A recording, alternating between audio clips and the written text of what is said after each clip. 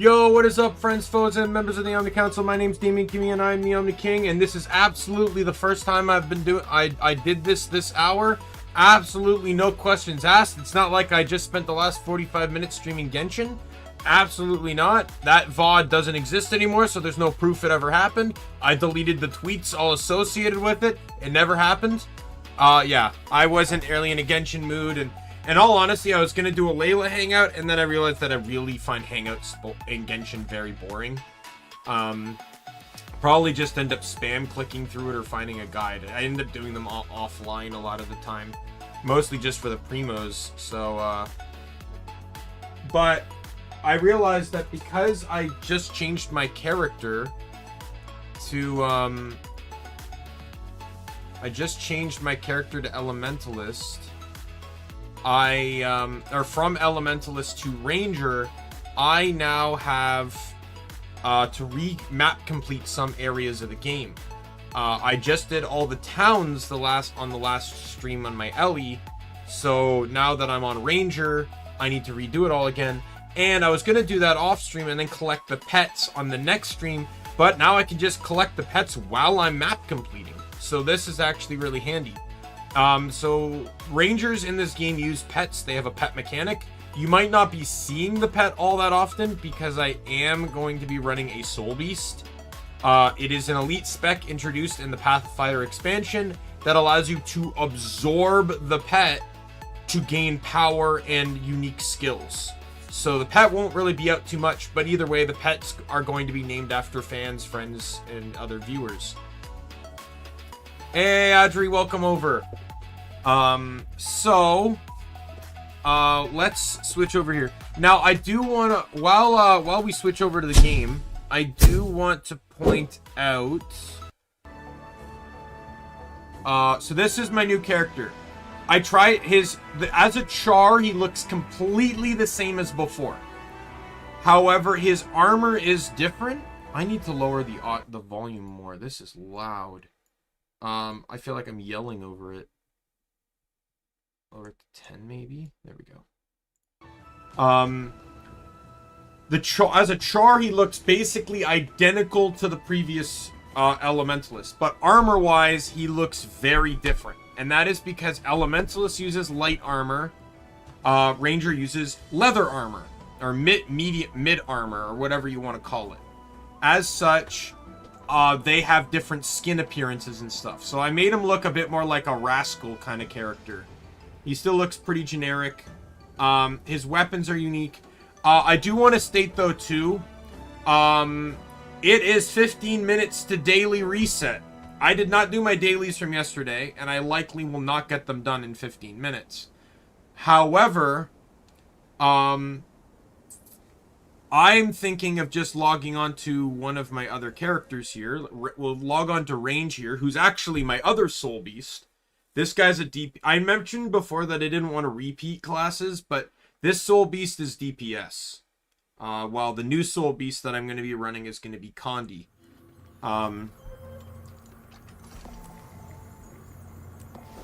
Yeah, Sanctum Scramble is a daily. There's no way I'm getting them done in 15 minutes.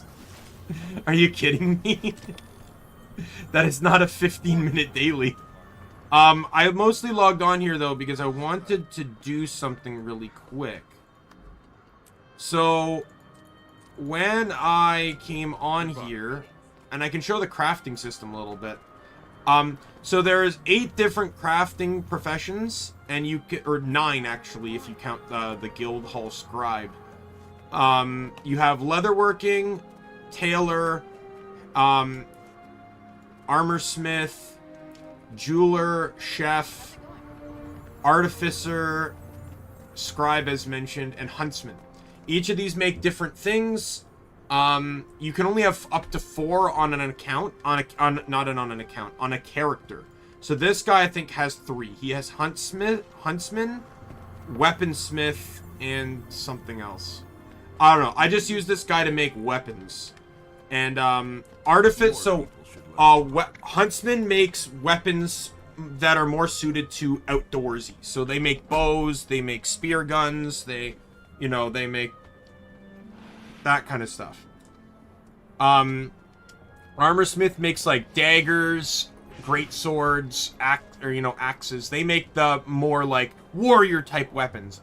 Artificer makes the magic stuff. Tridents, scepters, staves, focuses, things like that. Tailor makes light armor. Leatherwork makes medium armor. Armorsmith makes heavy armor. Jeweler makes trinkets, which is, if I can open up the right menu, is this stuff over here. Now, I'm running all ascended trinkets, so you'll never see me have to make that. Chef makes food. Food is actually insanely valuable in this game. Like, insanely so. If you're looking to min-max, you're fooding. You're turning into a foodie in this game.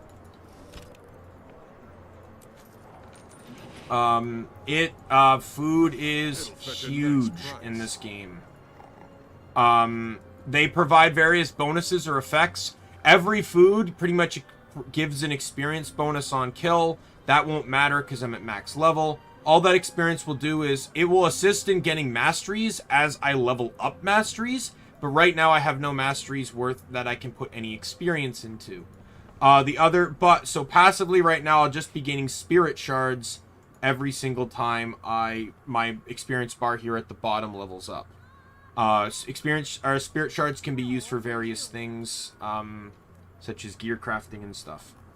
I need, let me just check, Guild Wars 2,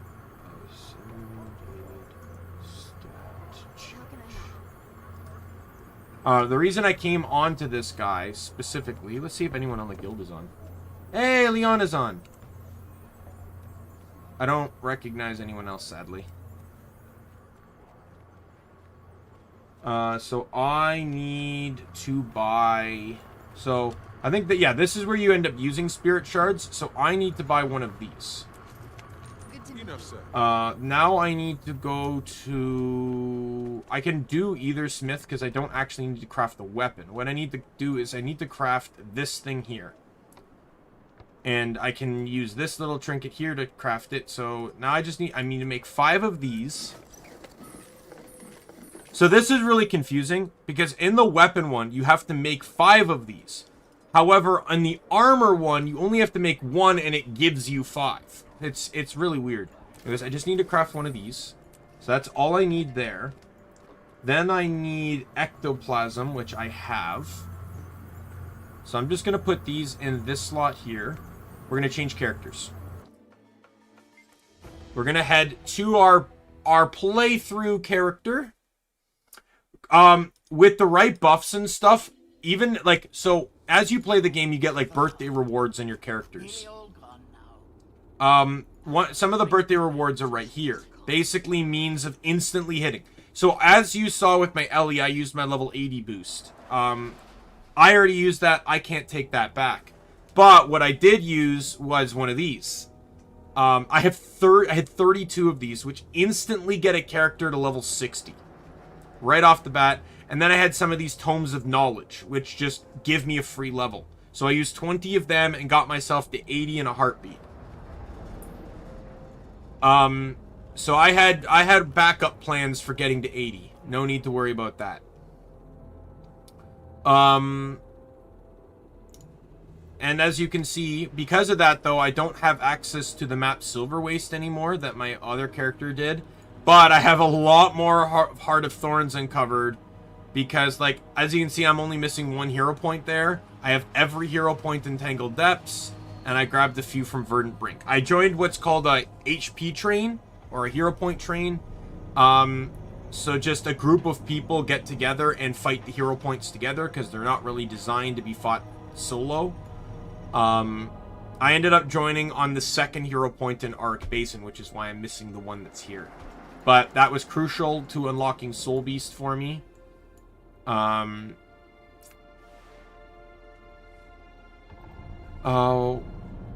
what I can do is, so I have some items here. So the Mystic Forge is something you normally have to go to. I have an item that basically allows me to summon the Mystic Forge from anywhere.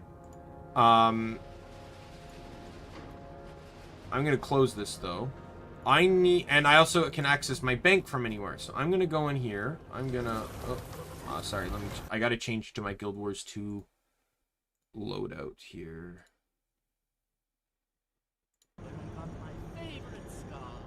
Alright. I need 5 ectoplasms, and then I have my weapon here. I'm gonna use an extractor really quick.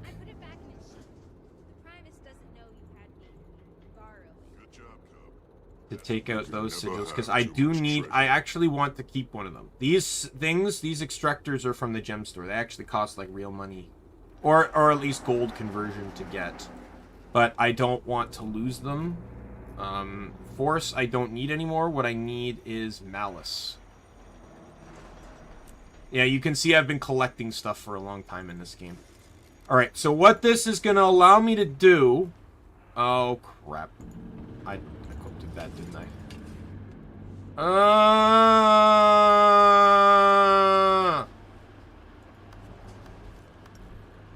Unequipped. Unequipped. Alice. Earth. Thank you.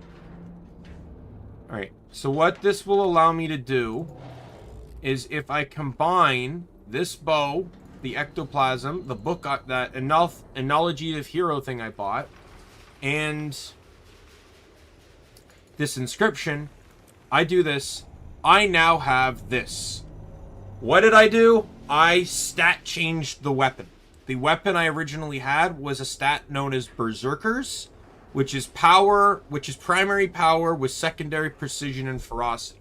It is the best straight DPS stat in the game.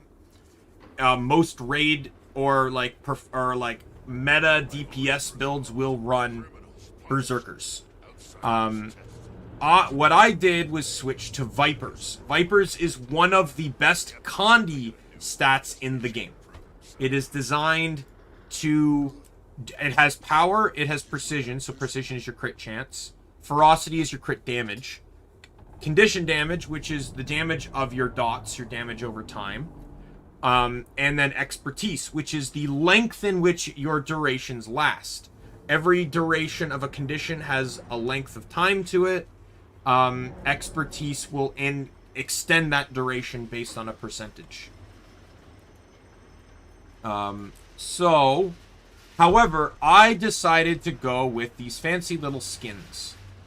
These Zenith skins.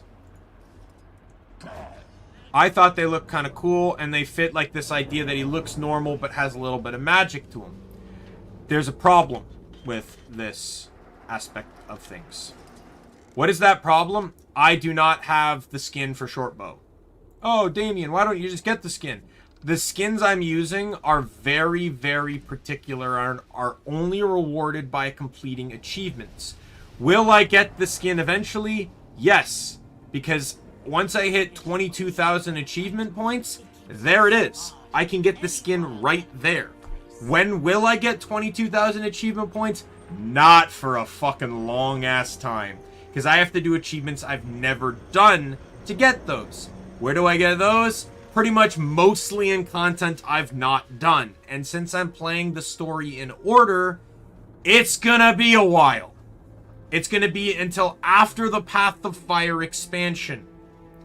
To give you an idea, I have the main story. I have Living Story Season 2. I have Heart of Thorns. I have Living Story Season 3. Living Story Season 4. And then it's Icebrood Saga. That is the Living Story Season 3. And then 4. Then Path of Fire, I think. No, Path of Fire, then 4, I believe. Yeah, Path of Fire, then 4. So the second expansion, then Living Story Season 4, then Icebrood Saga. Season 5, then whatever the order is. Either way, it's a long-ass fucking time. Oh, title. I left this blank because I wanted us to figure out what a good title for this character is. I have a lot of titles. I usually kind of try to make the title more lore-based.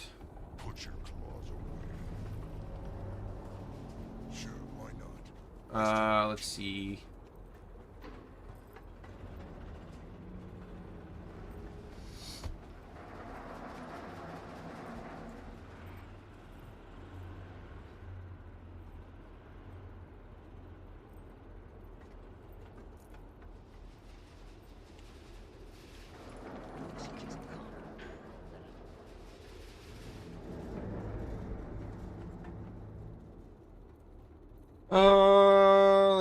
Let's see, what should our title be?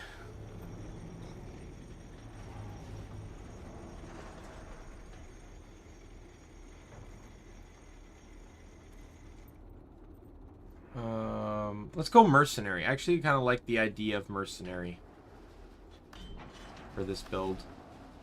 Alright, so what we got to do is figure out a bow skin that can resemble this bow, resemble this weapon, until we can get it. Now, the closest one I was thinking of is the Sab one. It kind of has the similar glowy effect. Now, the bow is not going to really be that important, I should say. Hey, Nick, welcome. The bow is not going to be... So, right now, I'm just deciding... I just stat reset the short bow for this guy, so it fits within the stats of his build. However, the weapon skins I want to use, I don't have one for short bow yet, and it's going to be a long time before I can get it. So I'm just looking at a temporary skin to equip that kind of matches. To give you an idea, let's load up the skin on the side here. Two-handed short bow, going to be way at the bottom. Preview, weapon only. So this is the short bow I'm going to get eventually one day. Whoops. I just need to find a skin I have that I can temporarily...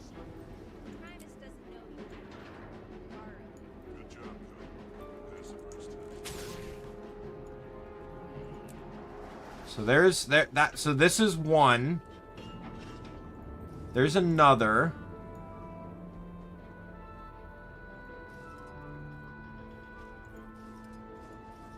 Oh, I have immortal short bow? I feel like we have to go immortal, since I'm not using the immortal weapons anymore.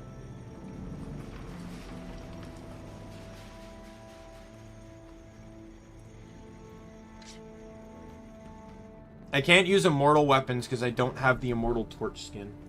How do I get the immortal skins?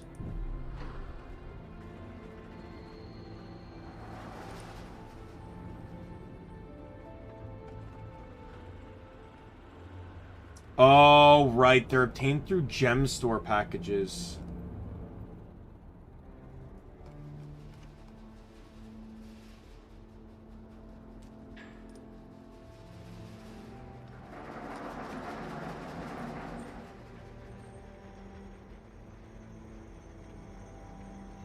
You have to buy, like, specific packages to get them, if I recall correctly.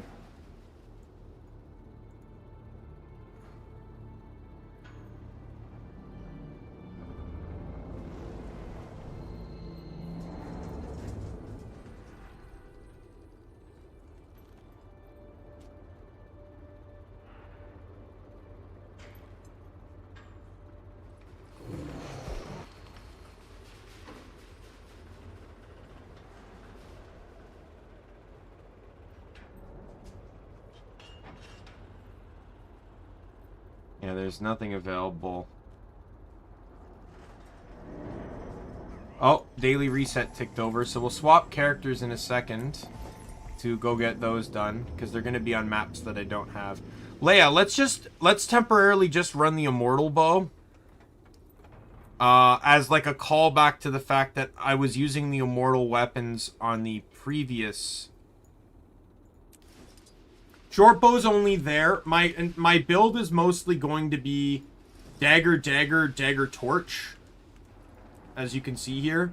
Short bow is just there in case I need range. There are some enemies that are not necessarily, due to AoEs and stuff, not very easy to fight at close range. So Anyways, let me swap characters because we got dailies to do. Some of these guys are going to be in the PvE lobbies. Let's go on Mystic.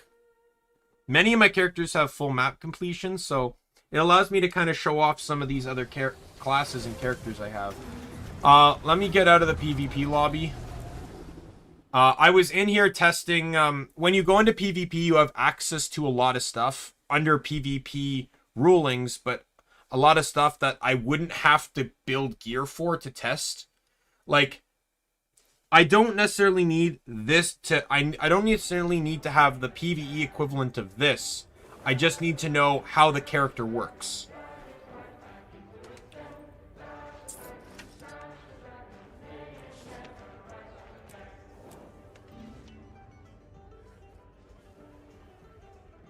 So this guy's axe, torch, pistol, or axe, torch, scepter, pistol. He is the Mirage. Mirage's mechanic is that they don't dodge roll. They dodge on the spot. They're also very heavy in the Condi department. Very illusionary. But that's what Mesmers do in general, so. Alright, so the daily is... Dailies you can see in the top corner. One is... I think it was Maguma Forest Forager. And I can go to a home instance for that. Now, I can go to either Radisum or not Kaladin Forest, the Grove. Because both cities are in the same location. And I can enter... It can... There's different... There are a few classes that do have different dodge mechanics. The new Renegade, or the Vindicator on the Revenant has a new one where when you dodge, you basically leap in the air and ground pound down to damage enemies. Daredevil was the first one that got it. Or Daredevil got it first in Heart of Thorns. Daredevil's mechanic is that they get a third dodge, and their dodge is now used as utility. So, basically, in the final tier, you get to choose between 3 different dodges. And after you dodge, you gain a buff. One is where you do a small dodge and damage the area around you, and then boosts your strike damage, your physical damage. Then, the other one is a dodge that, like, sends out, like, knives, and it, like, inflicts, like, bleed and stuff. And that one will inflict your... boost your Condi damage afterwards. And then finally, you have the other dodge, which is sort of like a dash. And that one boosts, I think, your movement speed afterwards. That one's generally used more for people that are trying to get from point A to B. Alright. Oh, no, it's Ascalon Forager. Sorry, I was gravely misinformed. Well, we can get the whole brick Vista Viewer. So all Vista Viewer is that you just need to find one of those red triangle things on the map and in the area specifically, and then view it. So Shiver Peaks are basically the snowy region maps. So like basically all of this is Shiver Peaks. So I just always pick this Vista because it's the closest to a waypoint. That's all you have to do and you get it. You don't even have to look at the Vista, you just have to trigger the cutscene. So it's Ascalon Forager, so I can go to the Black Citadel.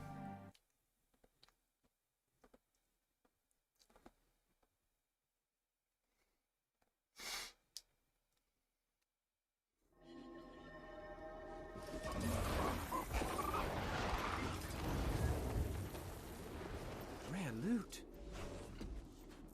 We can enter into here. And all of the nodes I spent a grave amount of time buying, spent time and money getting, are all available here.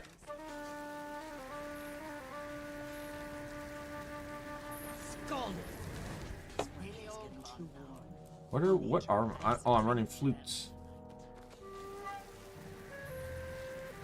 Rare loot. I'm debating whether I want to run flutes on this guy. Since I deleted so many characters, all I have is these... All I have are fucking thingamabobs here. I'm debating whether I maybe try, like, what if I want to run the cosmic ones?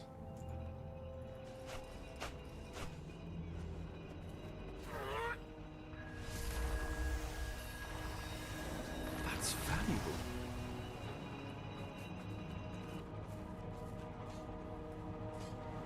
Yo, Mario! Time for the Digimon conversations to begin.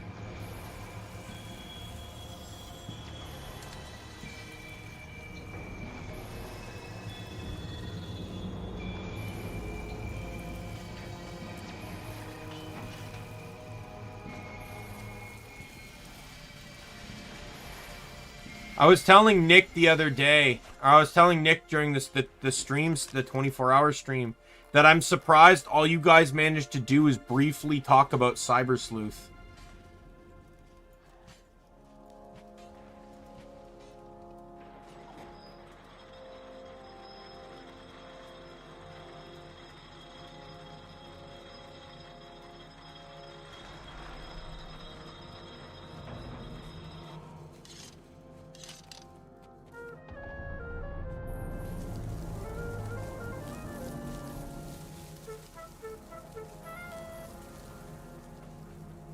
I don't know how that would work. I feel like that would be very tricky, because sometimes you can just get, like, screwed over.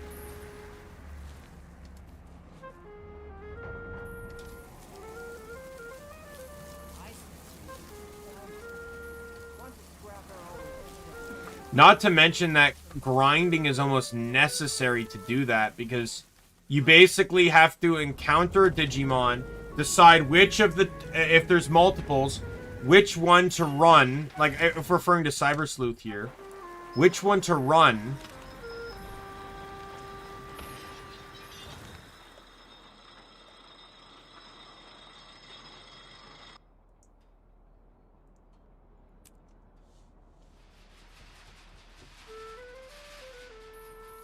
Sometimes I wish I was kind of... You'd have to decide which one to run, and then have to repeatedly keep encountering it until you get it. And that becomes increasingly more difficult as you find higher Digimon. I don't know. I wouldn't want... If I did it, I don't know if I'd want to do it in Cyber Sleuth. That's a very long game to want to do a Nuzlocke in.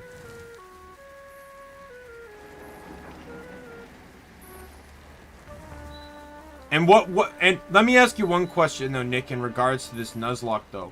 What are the rules on Digivolution? Because theoretically, I could get Agumon, like I could get a Koromon, which I could evolve to War Greymon, but then subsequently I could also like reverse Digivolve him into like fucking Impmon, right? Like one Digimon can literally turn into any Digimon. So do you have to do, like, lock-in Digivolutions? Like, once you Digivolve it, that's what that's what its champion form is?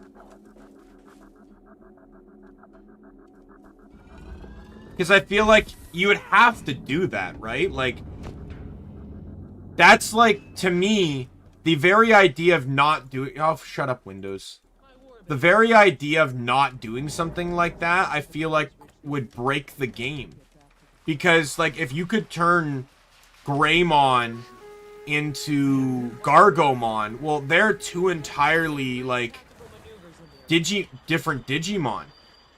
In terms of, like, I think one's Vaccine and one's Data, right? On top of the fact that one is air and the other's wind, right? That would be a massive, like, game changer.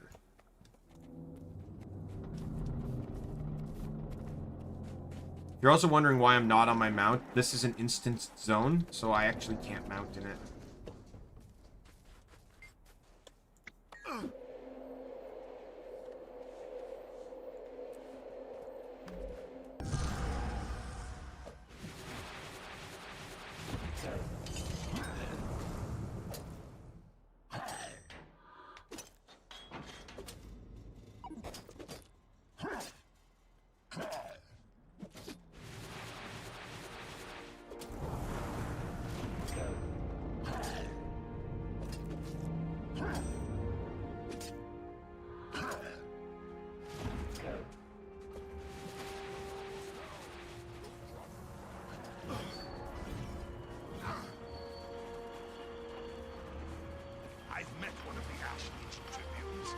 She looked like she could gut me just by looking at me. But wouldn't you agree, Nick, though, as to, like, that idea, though? That you'd have to lock in Digimon?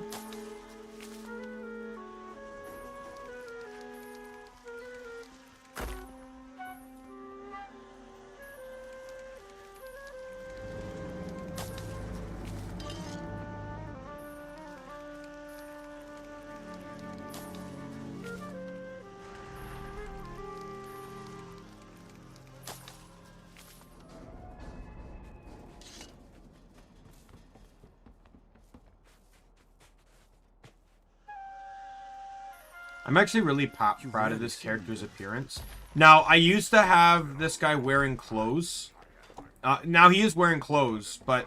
So, in this game, there was something called cultural gear.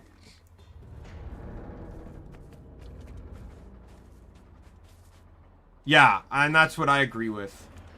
There's something in this game called cultural gear, which basically means it's gear designed only for that one race.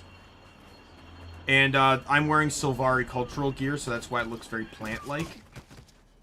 Originally he was wearing clothes, but this is one of the first characters I ever had that didn't use the same colors. I remember, I used to always use the exact same purple, green, and orange in every character. Exact same one. And then I got this guy, and it all changed. I realized I wanted a bit more of a lighter tone to fit with the Mesmer aesthetic. So I only have to do 3 of the 4 dailies, and all dailies fit under the same realm of completion. So there is 4 PvE dailies, 4 World v World dailies, and 4 PvP dailies. I only have to do 3 out of those 12 to establish completed dailies. I normally just do all the PvP or PvE ones. Occasionally, I'll do a World v World one because there's some easy ones. Like if we go to dailies, which we can see down here, daily World v World or daily here. Sometimes there's like this one, Veteran Creature Slayer. This is a super easy one to do, and you can get it like really right out of the gate. Right? You don't have to worry about getting ganked by people or anything. Most primary bases have a veteran that's like right outside or near it. Land Claimer's not hard to do either. Some of these are a bit hard. Like this one you have to rank up. This one's defending a castle or a tower, which is a bit harder to do. But right now we have an event completer, so I just have to complete four events on the map. Desolation, which I believe is here. Or I can do Tears of Akado mini dungeon, which I believe is in Kaladin Forest. It is right over here. Now, the cool thing about this is you can actually find out what the dailies are before the reset. And a lot of people will get a Mesmer to the event, to the end of it, and you literally just have to sit here and wait, and they will portal you up.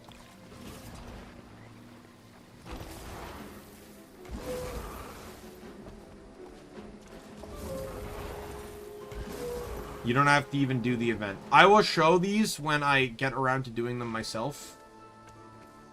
I count this as like a jumping puzzle, so actually, they might not even portal here, because this is a super easy one. Especially with the amount of players here. Oh no, yeah, there is going to be a portal, I think. You Mesmer? No, you're a Revenant. This one's going to be super easy. So the gate will be open. Oh, nope, the gate closed. Okay, well, you just need to throw a rock at the gong.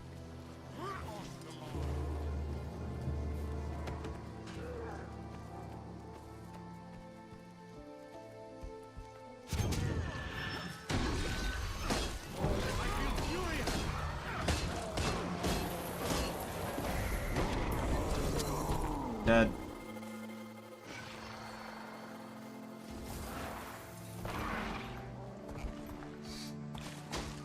This is a lot easier with mounts now.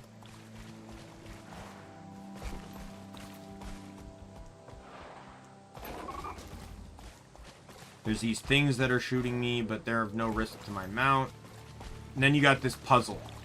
So up in the top are lights. You need to drop these tiers on the pedestals.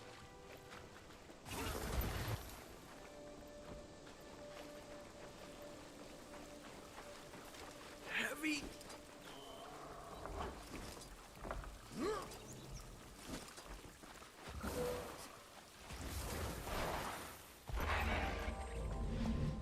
There we go.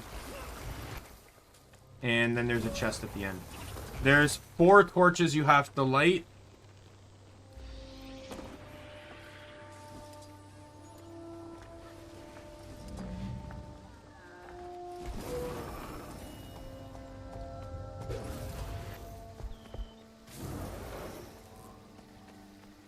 Oh, that's why there was no... Because you have to, So they wanted you to get up here first. Well, that's kind of dumb for those that can't get up there. Like, why not just portal down here? Yeah, so Mesmers have an ability right here called Portal, where they can create a portal, go a distance away, portal again, and warp everyone, and anyone can travel through that portal to wherever they wish to go. So I've gotten my dailies done. So I'm not going to worry about the event completer one. You rarely see me do that. Event completer I usually only end up doing if it's more convenient over, like, for time reasons. Because sometimes you end up with an event where it's just like, or one of the dailies is, hey, defeat this boss. And it's like, okay, well, but the world boss timer has it not being defeated for 4 hours. Like, you have to wait 4 hours before the boss is up. Some of them are really easy. Like, I think it's the Coddle and...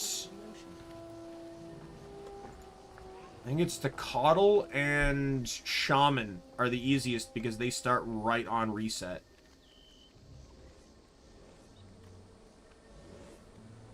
But there are some that it's literally can be like, you know, 2-hour wait until, I remember once I was doing dailies and, surprise, surprise, I fell asleep. The boss was Shaman. I'm at Shaman, waiting at Shaman, nodded off, woke up to them fighting Shaman, went to take a swing and I just needed to tag him. Just to tag him to get credit, and I missed and he died. He died just before the tag could make contact, and I didn't get credit. I had to wait 2 hours for that boss to reset.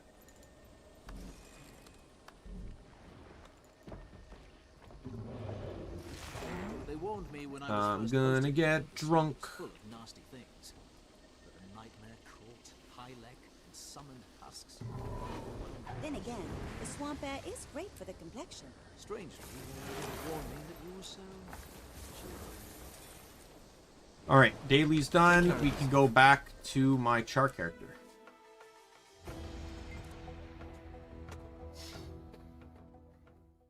So, yes. So his name is now, instead of, he was previously Adept Omni King. Now, he is now Beast Omni King. Right up there, Beast Omni King. So, like I said, I now need to remap complete all the towns. So, we will start with Black Citadel. There are juvenile animals in every town. I did point out a few in the previous playthrough. That VOD will stay up, by the way, because I do explain things. That's why I changed the name of this one is... Oh, Frome. Let me remove the typo that is in the title. From Elementalist to Ranger. And it's titled 1.5. Because it's literally just me playing catch-up on the game. So I already got some POIs. I pushed the story basically up to where I was, so we wouldn't have to re-see that. But the rest of this, it's all just going to be the same. So we're just going to be running around collecting all these things in town. Vigil Chapter House. So you'll right now there's some words you'll see frequently. Such as Vigil, Priory, Whisper, Order of Whispers, things like that. They will become story relevant in a bit. Around level 30, the level 30 storyline is when they become relevant.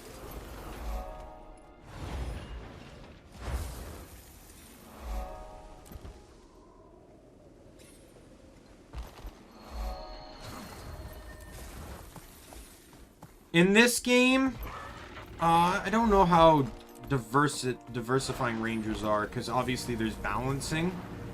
But rangers can do Condi, they can do DPS, they can do through Druid they can do support really well.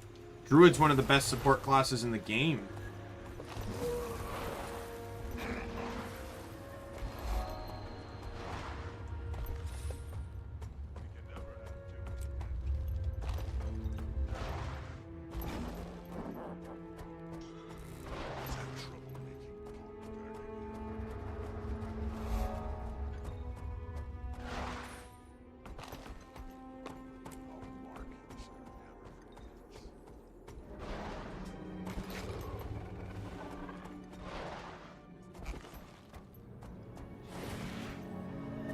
I assure you, sir, my game is perfectly secure. Nothing could go wrong.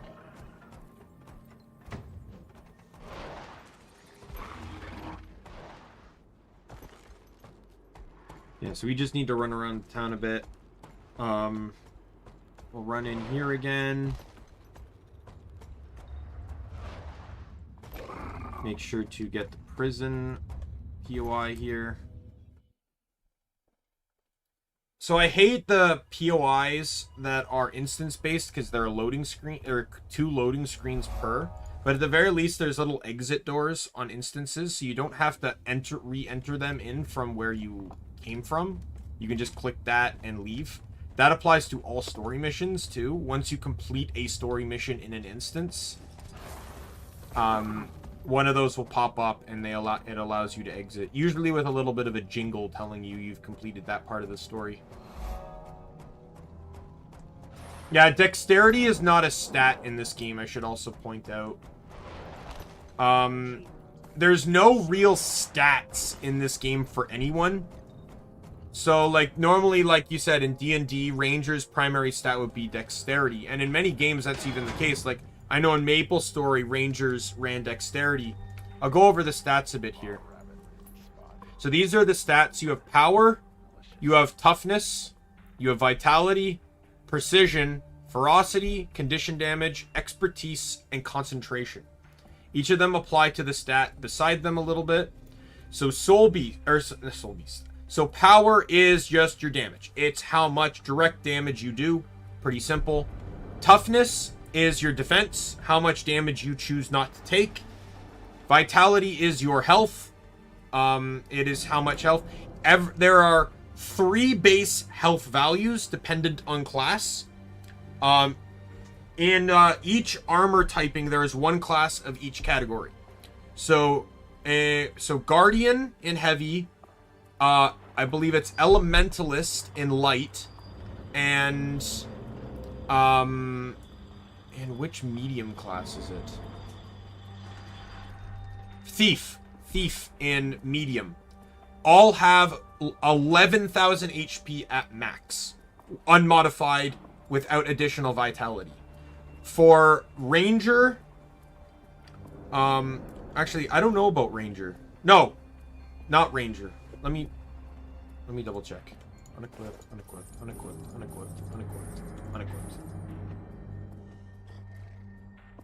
I do have a... Where's my additional vitality coming from? I'm not... Where... Oh! From my armor.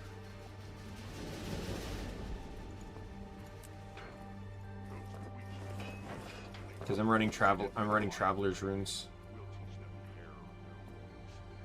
Oh, and I have a trait, too, that's increasing vitality. Yeah. I believe that should be it. Oh, I still have 50. Oh, well, whatever. It's about, like, I think, 15,000 or so is the mid tier, and I believe that's Warrior... No, Revenant, Mesmer, and I think it's either Ranger or Engineer. I could be wrong on that, though. And then there's classes that have 19,000 at default. That's Necromancer, Warrior, and whichever one of Ranger... I think it's not Ranger, because Ranger doesn't have 1,900 by default. Or 19,000 by default.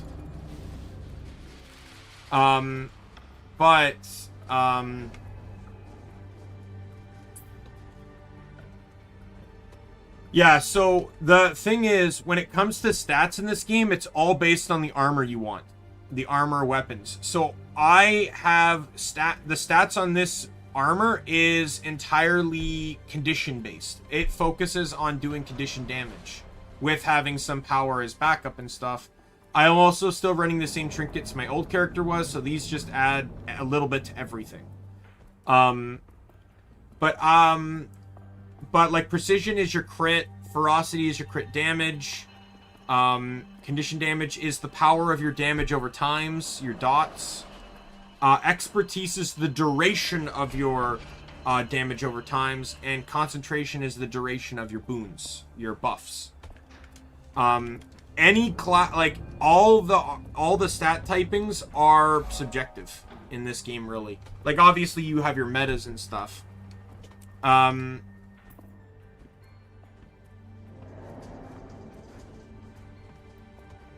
So it's just based on the gear you want and how it can complement your build.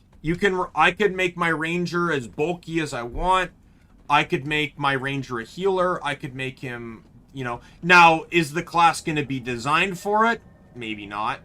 Not all classes can benefit from every armor type, but you could do it if you wanted to. At one point, there was a meta for healing a Deadeye, for a Deadeye healer. Now, I think Spectre is the new, is way better at healing. No, like actual healing. Like actual healing. Like they could team support.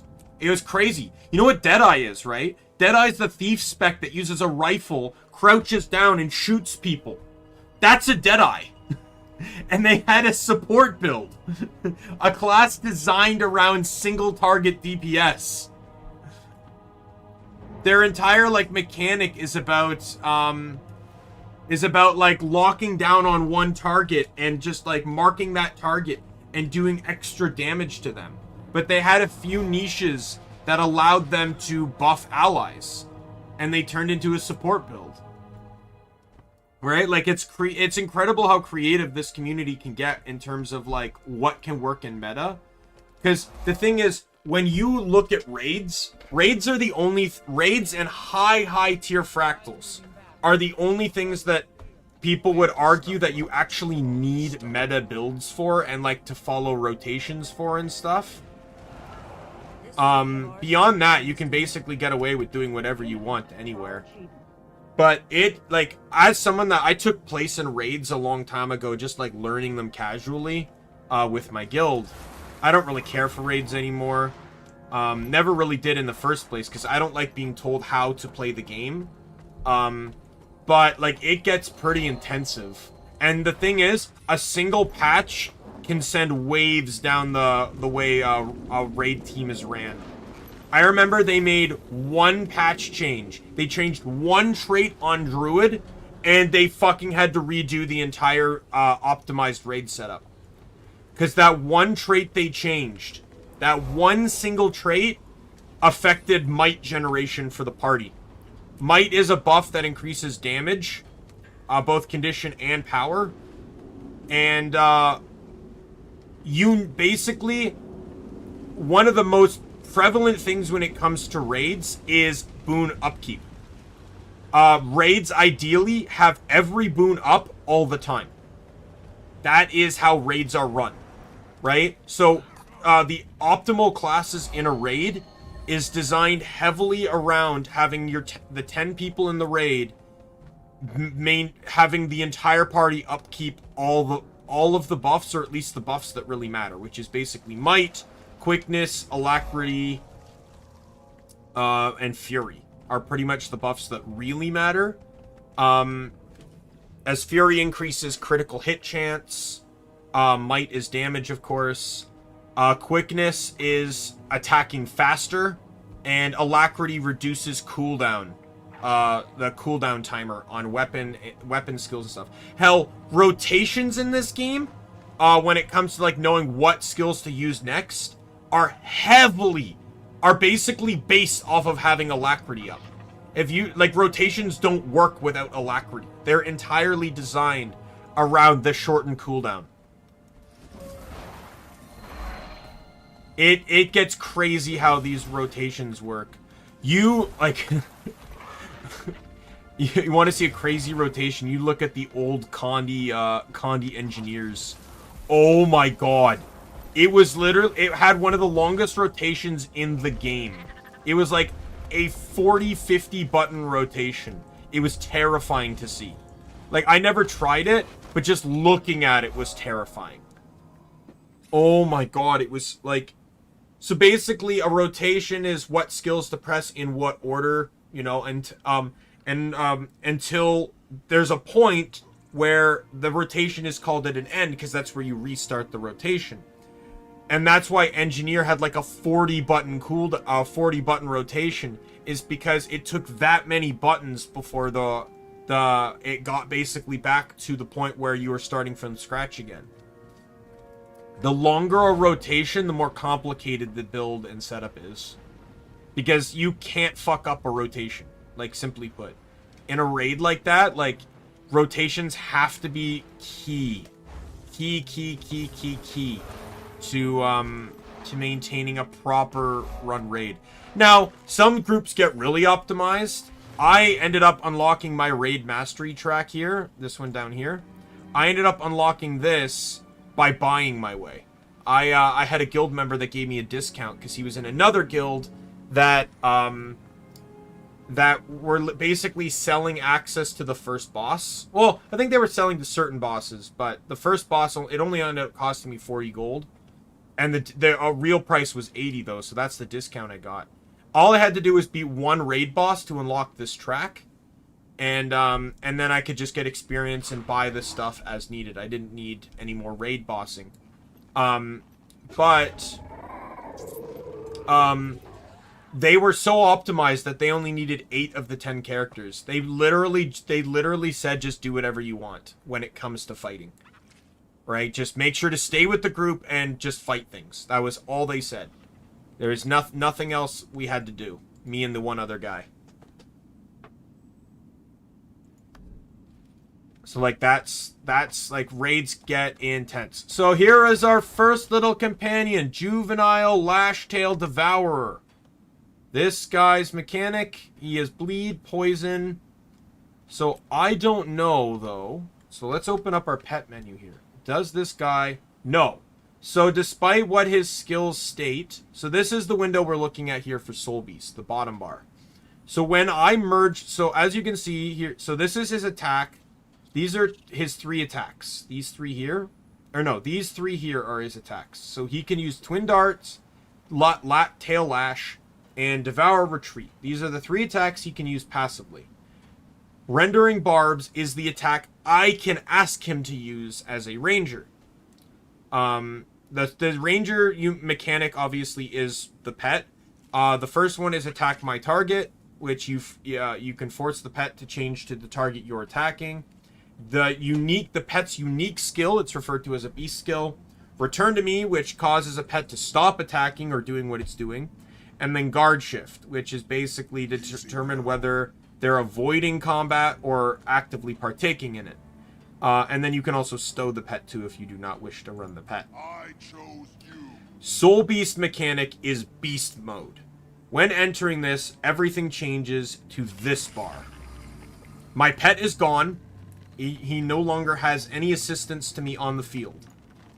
Instead, I now have 2 unique traits based on the pet, and a third one that is based off of the final stat of the pet, which is this one here. So in this case here, it is a combo leap that does damage. The Fury and Quickness are based off of a trait.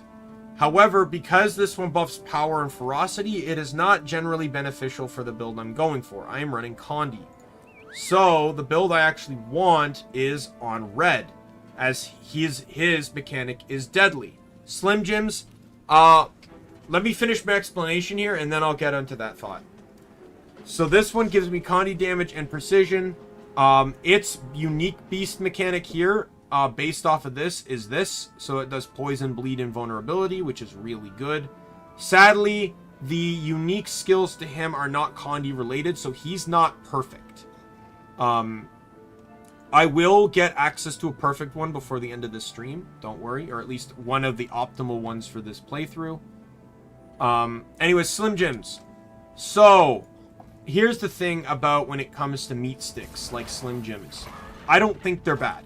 Don't get me wrong. But I have a very bad experience with Slim Jims. It actually has a little bit to do with Guild Wars 2 as well. Oh, look at that. There's another juvenile another devourer here too.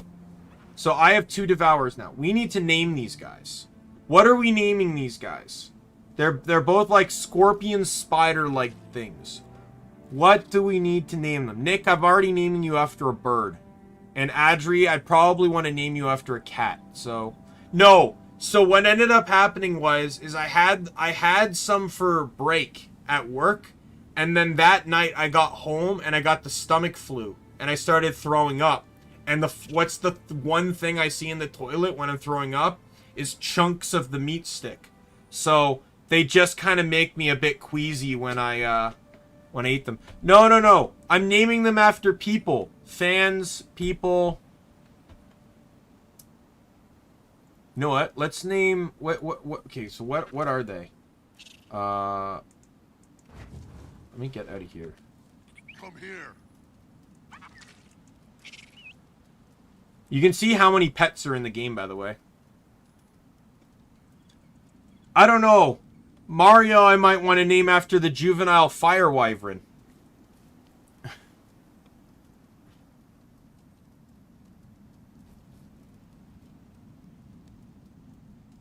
Like, there's a lot of pets here. Some of them I won't get. Like, I'm not going to get White Raven or Black Widow, because those are unique to a location in the game that requires you to play Guild Wars 1. Choco? Sure, why not? Alright, whoops. Choco Neko. Alright, and then we got to rename the other one too. You know what? On a different character I did this too. Cytex. So he's a guild member of mine and a dear friend. Now let me get red back out, because I need red for my... No, wait, let me check something actually. Come here. That one is vitality and concentration. So the vitality mechanic is this one. Damage and immobilize and a pull. That one actually might be useful for having for CC reasons.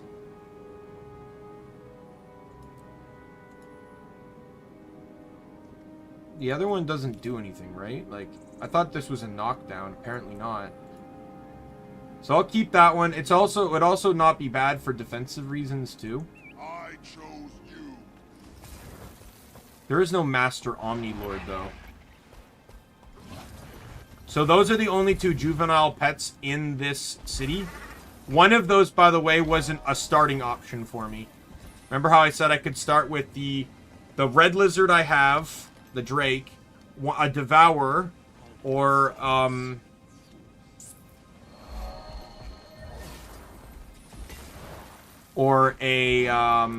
cat. Oh, it's a good name, sure, but what did I miss? I'm missing a POI. Where is it? Oh, of course.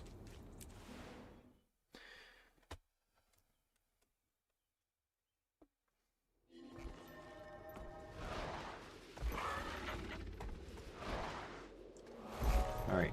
Map completed. Alright, now we go to the next map. Let's go to Divinity's Reach next. Divinity's Reach, I believe, has 2 pets. Ugh, I don't feel so good.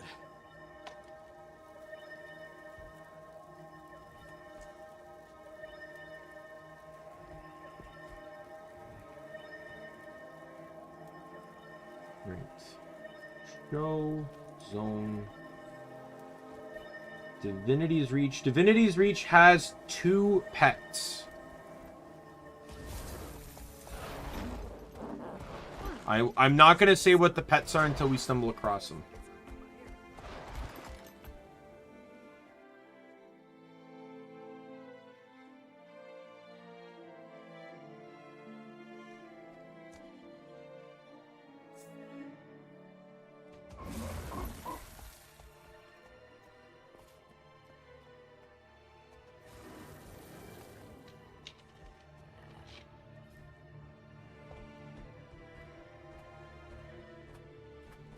Okay, one is in Eastern Commons and the other is Rurickton.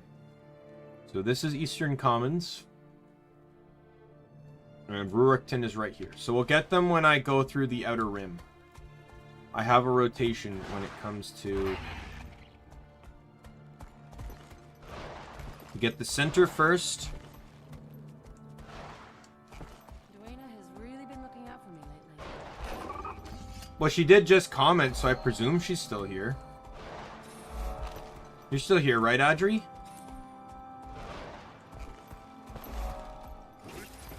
Why is this child under stealth?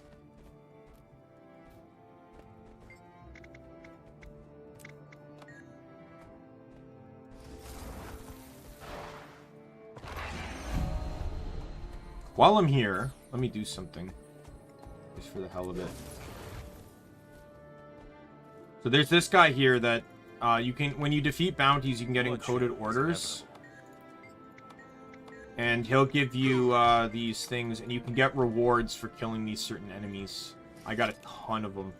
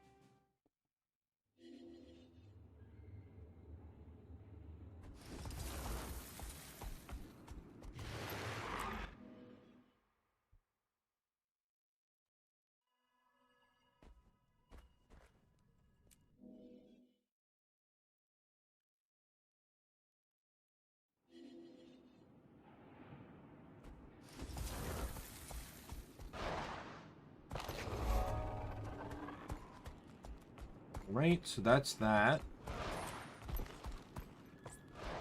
By the way, what do you guys think of my new look on the character? Does it look rustic enough?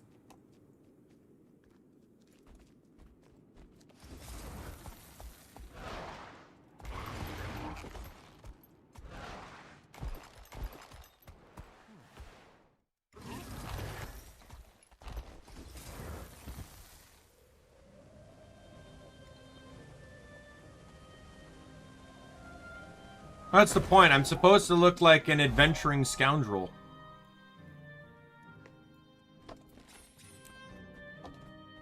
I wanted to look very underassuming.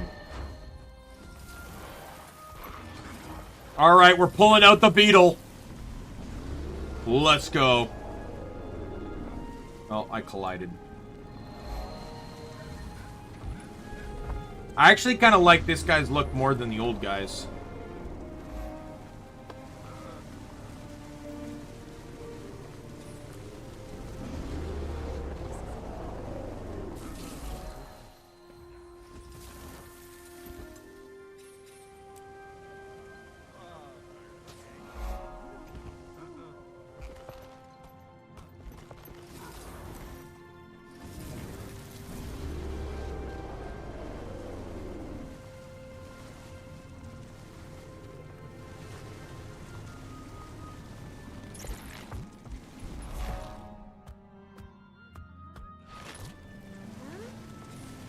I think we all have an unhealthy addiction to something.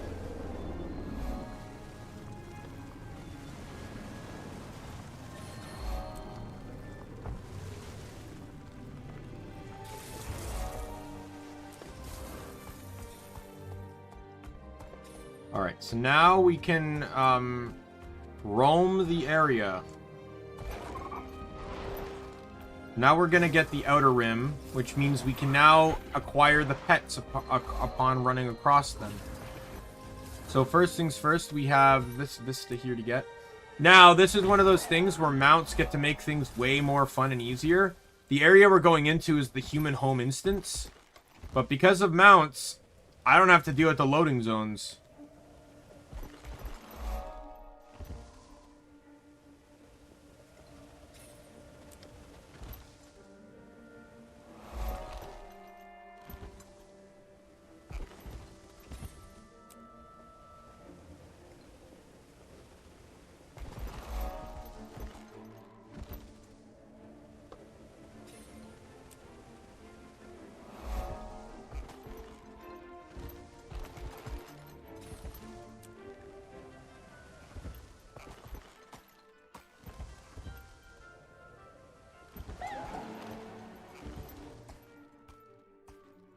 I find that Canada Dry is like way better than Schweppes or whatever it's called. Like I like Canada Dry like better than the Pepsi one.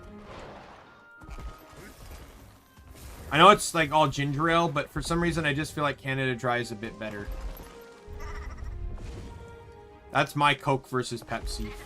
In all honesty, I'd say I like Coke more than Pepsi either way, but I'll drink both.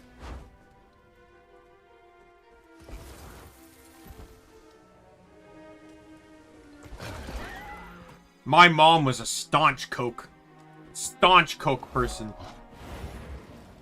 She wouldn't even dare have Pepsi in her house.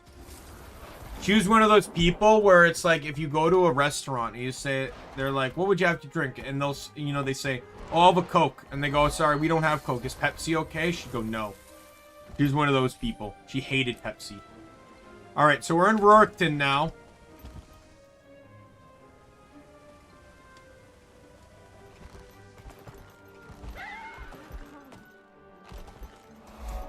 The location of the first pet.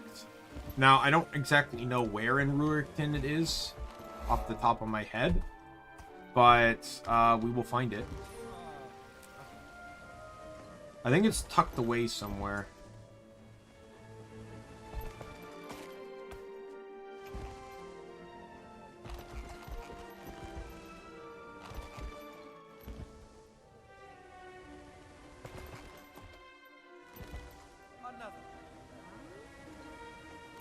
There it is. It's a Drakehound.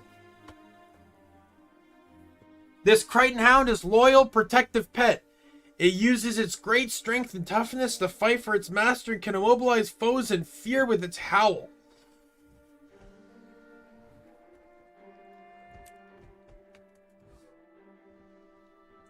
I chose you.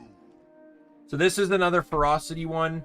So its three skills here are bite, crippling leap, and brutal charge, and it also has access to intimidating howl, and its two unique skills upon merge is crippling leap and brutal charge. So I basically get access to these two. It is a DPS and it is ferocious, so it is a power one. What are we naming this beloved dog? This is a doggo of doggo proportions. What are we naming him?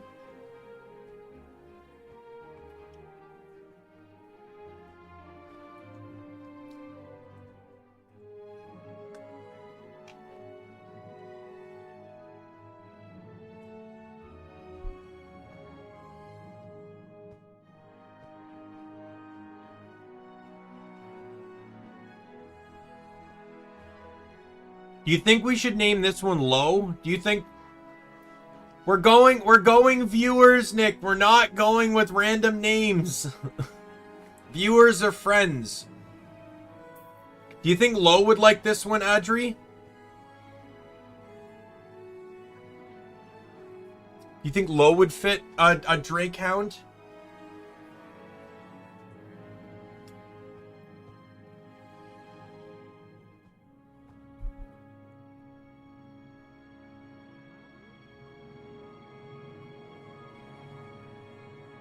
Yeah, alright, Low it is then. Alright, I will never be using him, but good to know. I chose you.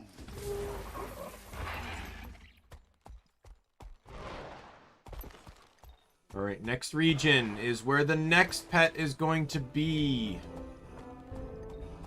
Oh, whoops. I made a mistake. I forgot to go up top to get the waypoint.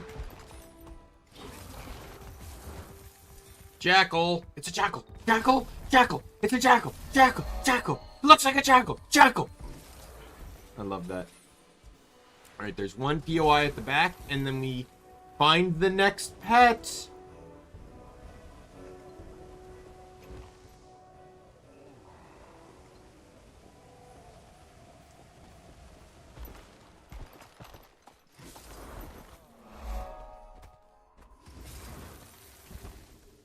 You get your honey from Germany? Some say she's ineffective against the centaurs, and that bandits lurk around her. Alright, this guy I know is tucked around a corner somewhere.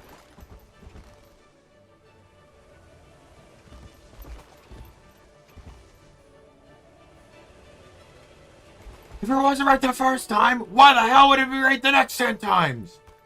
God!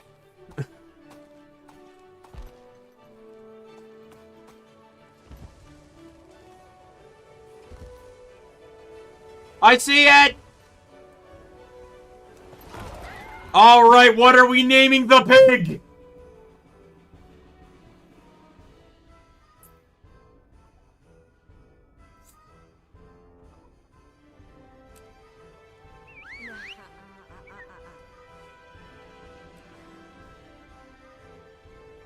Who are we naming the pig that won't be insulted? Red's already named! Red's the Drake.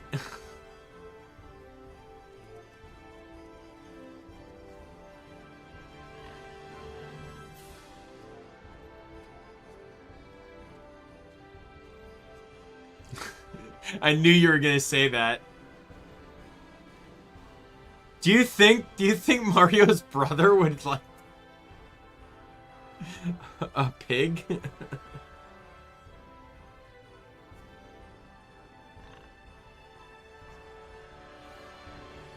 I did indeed know you were gonna say that, Adri. Keep in mind, I knew what the pets were before you did. I knew it was gonna be dog and pig. I was thinking Lo could be the dog, but I wanted your opinion on it.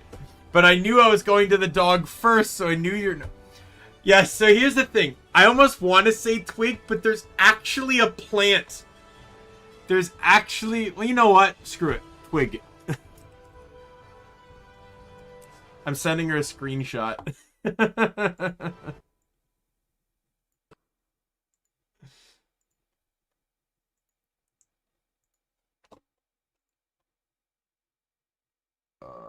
Desktop.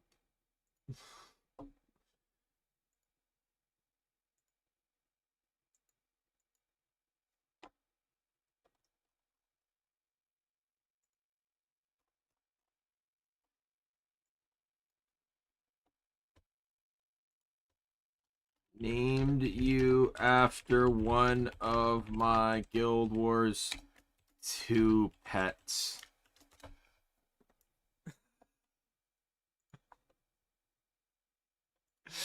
Can't wait to see that response. there is a green drake. It's a marsh drake. We can name that one Luigi.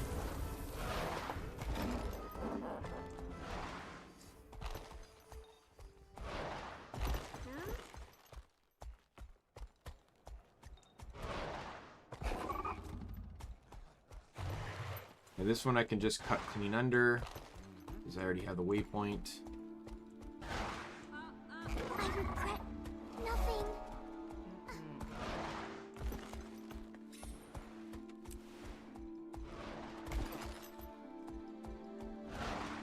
Is it? I believe it's hate as in this is my sibling kind of hate.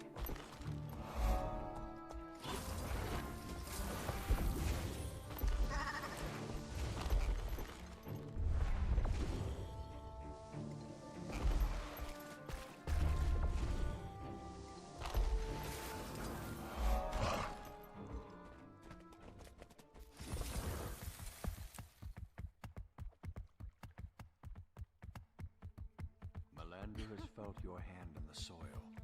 Tend your land as the seasons change. Don't worry. I have my own ways to turn the tables.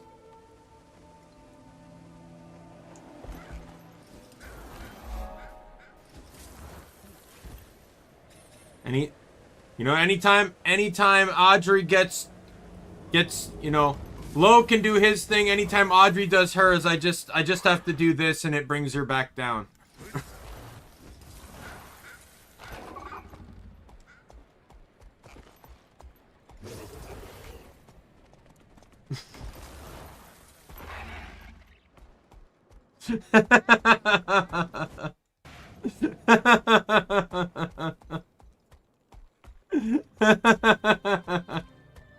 All I have to to do is share the wonderful fan art she did of me.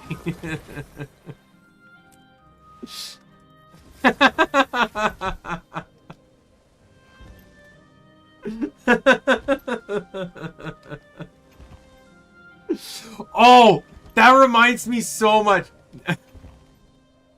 Nick, what Audrey just did, it reminded me of something that happened. So, this was a while ago, but Audrey came into my stream, right? Audrey came into my stream, and she goes, "Hey, Daimien!" Right? Like, just "hey" spelled normal, but Damien's all in capitals. And I'm like, why did you spell my name all in capitals? And then we realized that she would type in caps so much with including my name that her phone auto-corrected my name to all capitals. And when I pointed that out, she goes, I says like, "I think you type in caps too much, your phone auto-corrected you."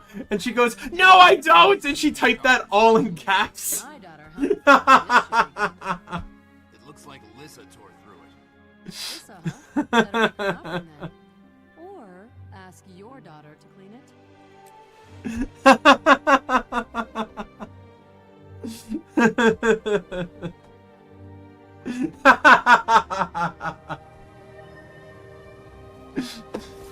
But that was funny. Like, I'd never seen someone type a name in like caps so much that their phone thought that was the proper way to spell it.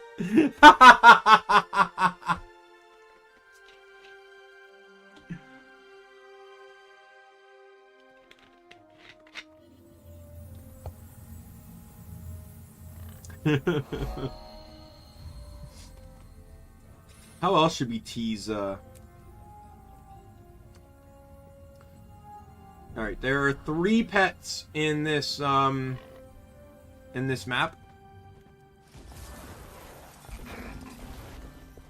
heard a rumor that a Vtuber. How are you this morning? Can you imagine if that had happened before? I don't know how I'm being mean. Nick thought it was funny. How could I be mean if Nick thought it was funny?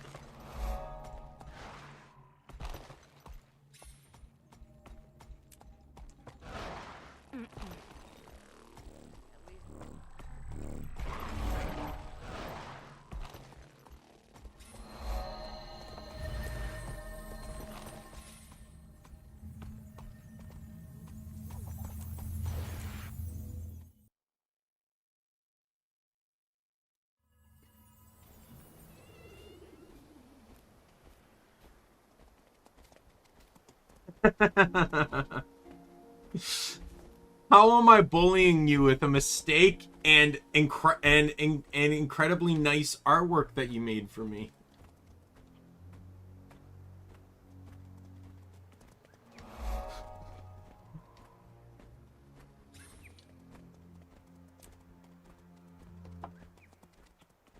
Like, as much as I tease you about it, I do really like the art. That's why I tease you about it so much. Do you think, like, when you made that for me, remember, I put it up for the rest of the stream. The Pokemon Coliseum stream I was doing. It was up there for the whole time. I made a highlight short. You know, showing how happy I was that you made that. So obviously I like the art.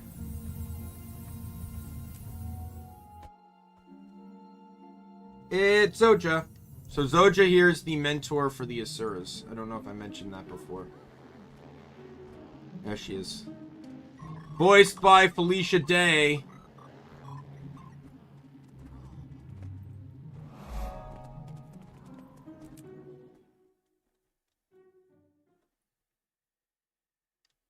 Yeah, there's 4 pets locked behind Hall of Monuments, which requires playing Guild Wars 1. White Raven, Rainbow Jellyfish, Black Moa, and Black Widow Spider.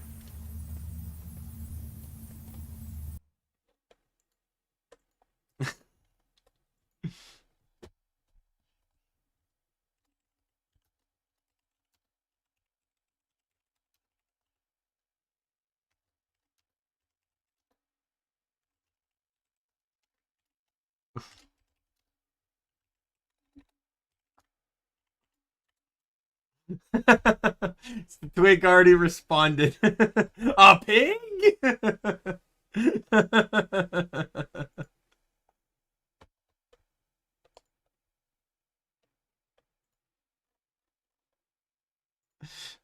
And then she reacted with a crying emote.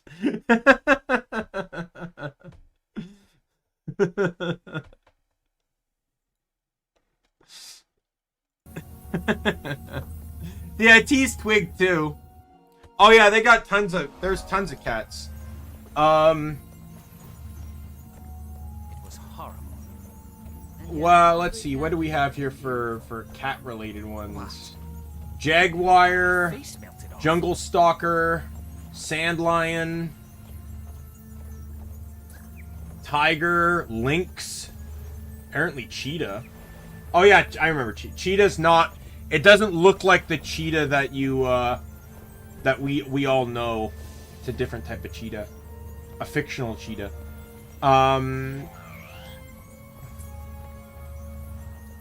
White tiger, though that one I've never gotten because that's in a new area.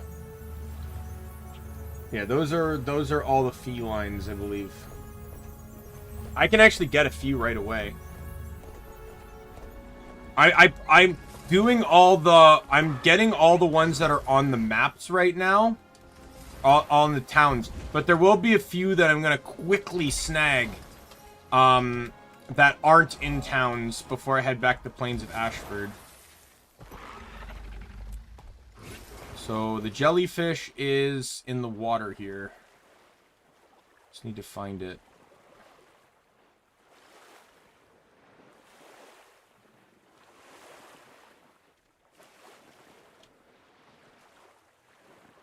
I don't remember exactly where.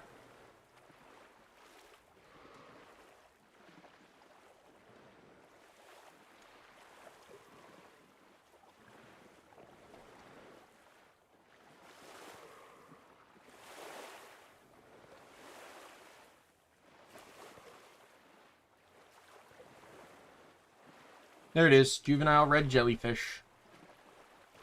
Alright, so who are we naming the jellyfish after? Oh, you know, I already know it. No. There's a juvenile blue one. I'll name that one after the blue one.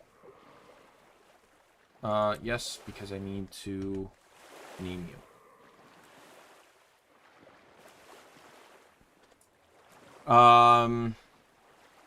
Who do we know that has a red motif? Now, this one's only underwater, so I don't want it...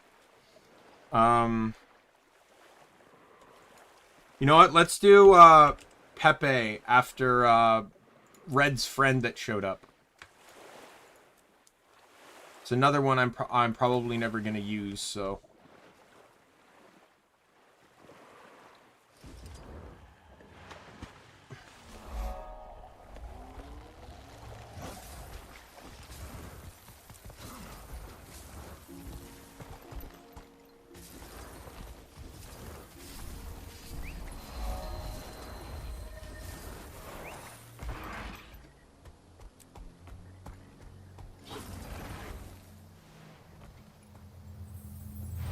Because there is a plant-related... I cannot ride them, no. There is a plant-related pet, but I realized I actually have another more... Twig is a mushroom, but I do have a another plant-related VTuber friend that I can name after the... after that one when I get to it. That's like end of Path of Fire, though. Like, that pet doesn't show up for a long time. I don't plan to just jump the gun to get pets. I'm only going to get a couple that I can get like immediately upon like near respawning on the map.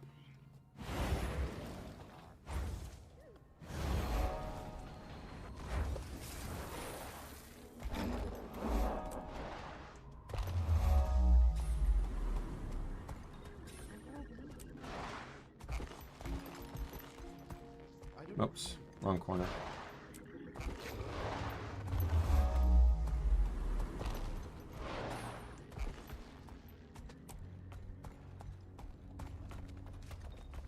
You know, the other pets are on lower levels. I know that, I believe, on the lowest level.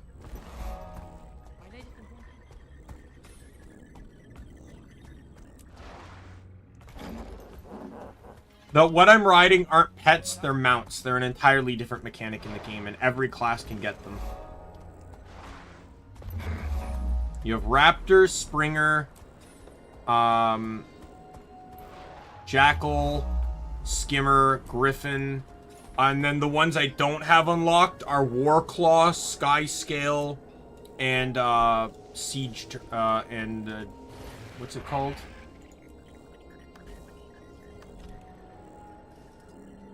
Whatever this one is. Siege Turtle, something like that. And then there's a Jade Skiff, which isn't really a mount, it's more just of a boat.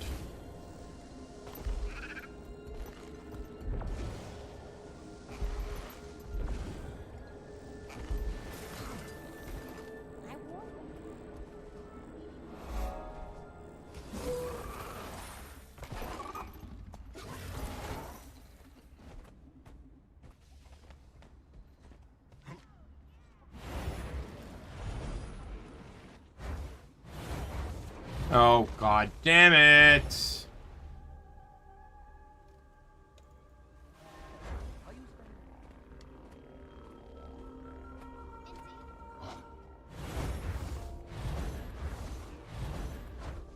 I went on the wrong one.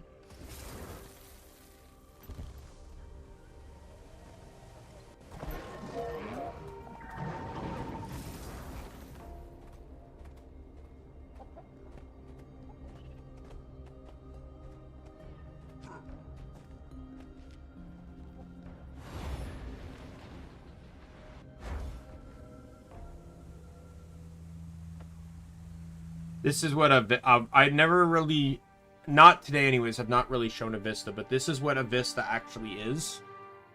It's basically just a point of interest that pans out the camera to show you interesting pieces of the terrain. Oh, I died. Well, it was all for the Vista, so who cares?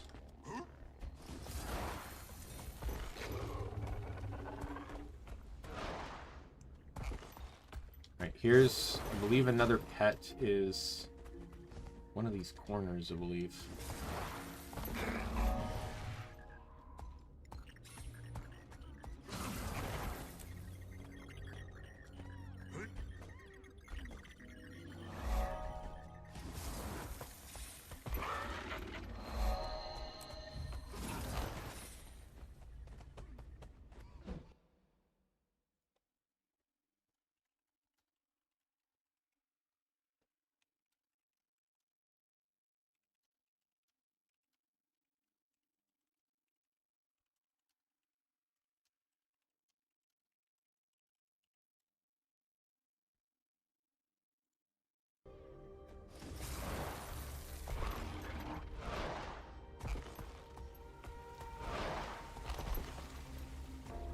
Where is...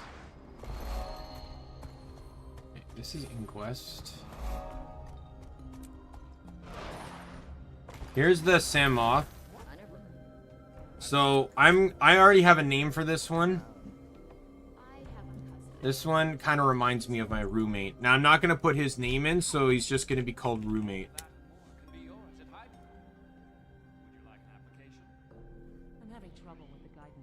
So this is a tanky one. This is our first tank one. Shrugs off all movement and pairing conditions and becomes unflinching in the face of attacks. So basically you become invulnerable for 4 seconds and you break stun and remove all movement and pairing natures. So cripple, chill, and immobilize.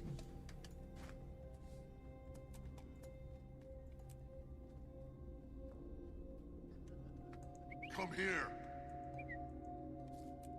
I'm actually going to run that one for a little bit. I can't run him underwater, though.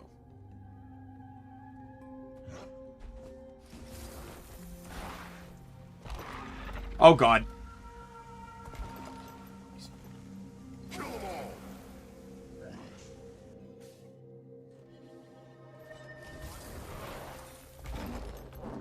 Okay, so it's just Pink Moa that's left.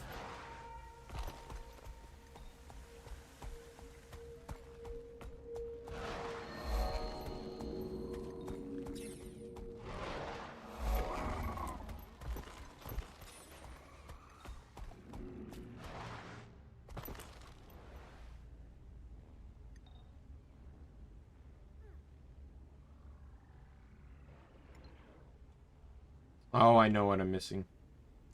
Well, so let's look for that Moa. There it is. Pink Moa.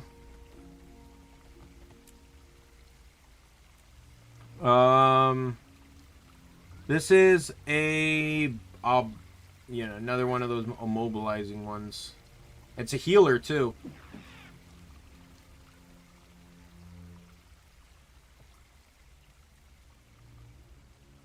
And its normal skills a daze too.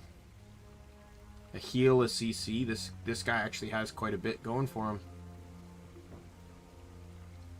Double CC too, because Prelude Lash also is a pull.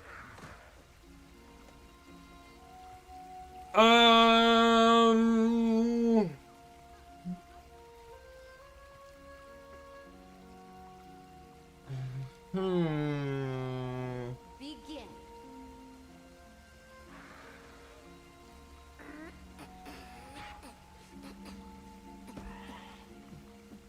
Desist movement.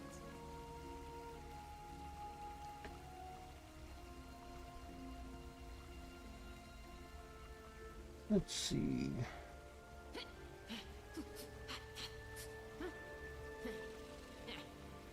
Let's go Calliope. What pets? So these ones plus a jellyfish. All the ones that like actually have images.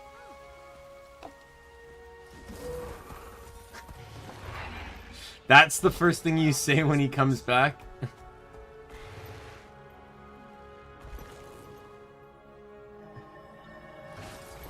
By the way, Twig responded to the fact that I named her after a pig. She's just like, a pig? And then I said, well, Nick suggested it. I just thought, why not? And she responded with a crying emote. And then I said, well, someone had to be the pig, and at least you'll roll with the teasing. And then she responded again with a crying emote.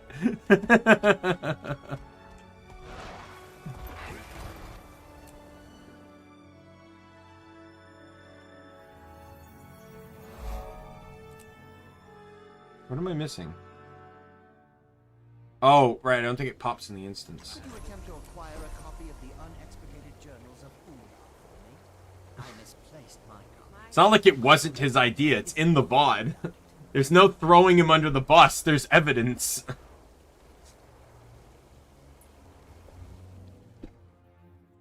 I already know what I'm naming one of the next pets in this city here. This is one I'm going to name after an old Guild Wars 2 friend.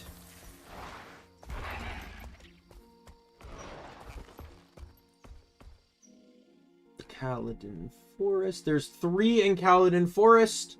Marsh Drake, Jungle Stalker, and Jungle... oh, no, that's Kaladin Forest, sorry. I wanted the Grove. Yeah, there's only 1 in the Grove. Upper Commons. Where's Upper Commons? Oh, it's in the middle.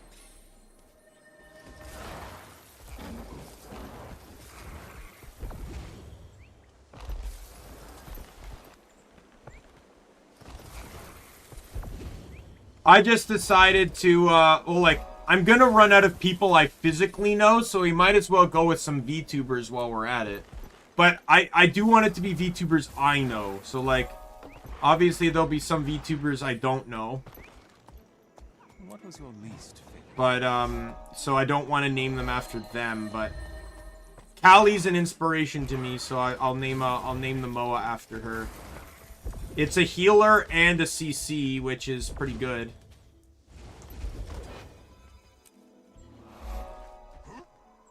Seize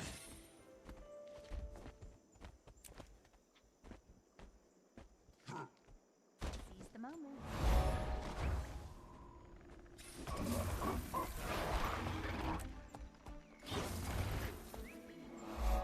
Did I limit my frames here? Yeah, I did. Okay. Is VSync on?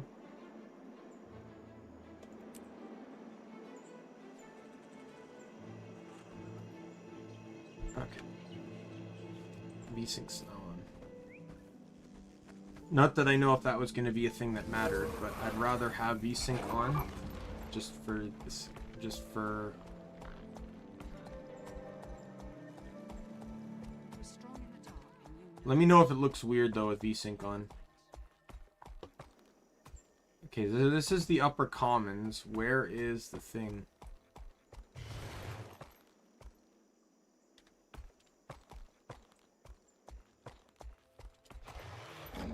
Hello, Fasta. Hello. Thank you for stopping by. Wishing me luck.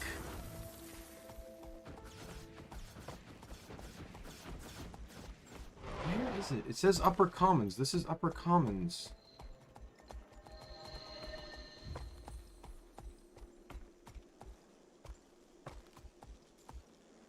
I don't know. Let me turn VSync off because I feel like it's affecting things. Could just be playing on my mind though.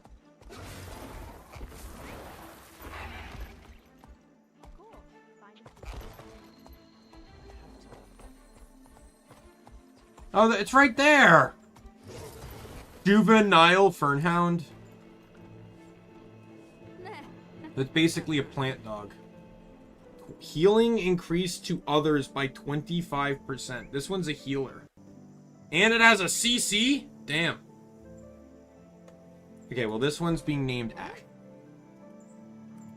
I had a good friend that played Guild Wars 2. And I've named Ash. Named her after Ash. So Ash is what she will be. Alright, let's go in here.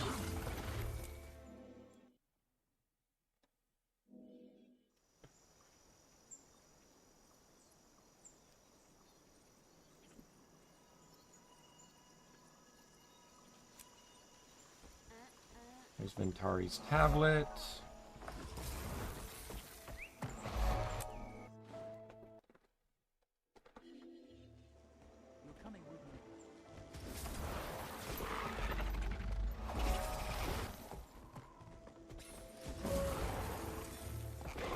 Alright, did I get everything on this floor? Yes, I can go down then.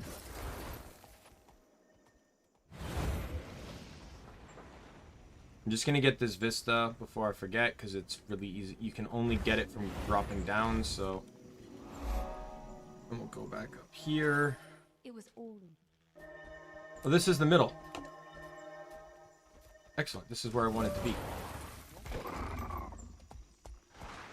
Okay, so I don't need to go over here.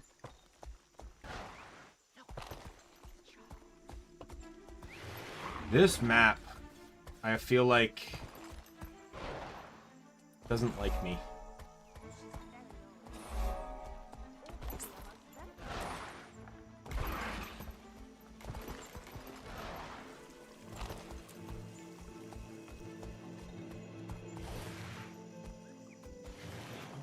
The only thing you should Nick. do is respond to your own calling. Not everyone has the same.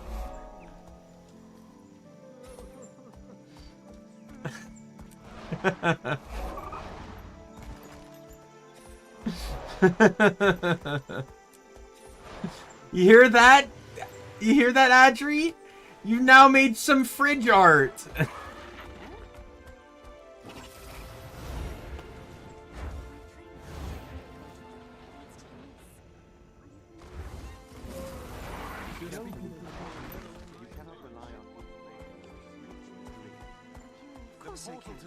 It's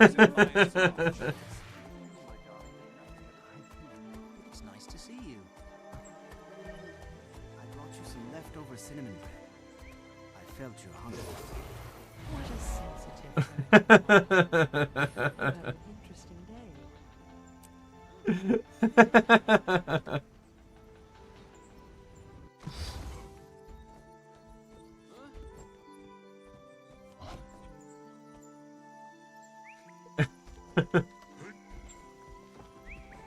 And if they ask who Adriana is, you just say, "Oh, you know, just this incredibly talented artist that that drew this for a streamer I like."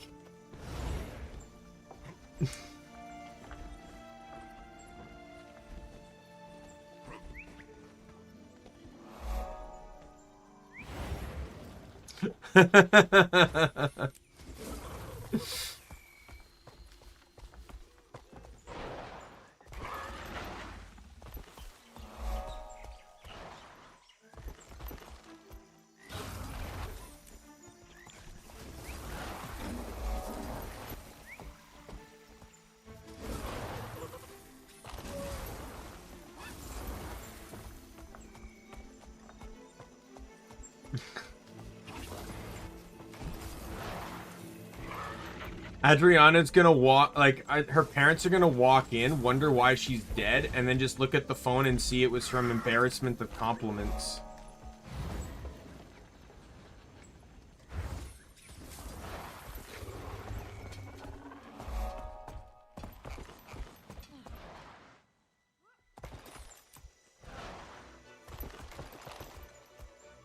Don't forget.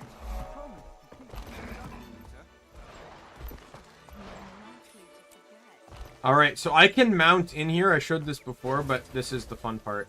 You never had to mount in here. You can just straight up clip out.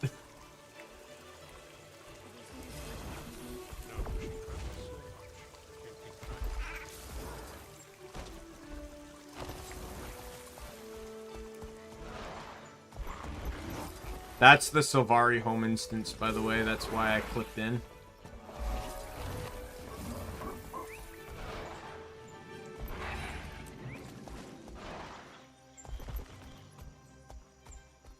And that's the map.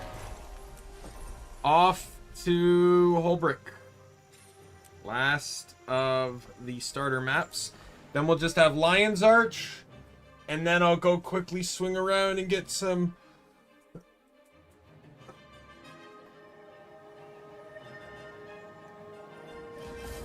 some pets from other maps that I can quickly duck into to grab. I'll probably grab... I'm going to grab at least 3. 3 for sure.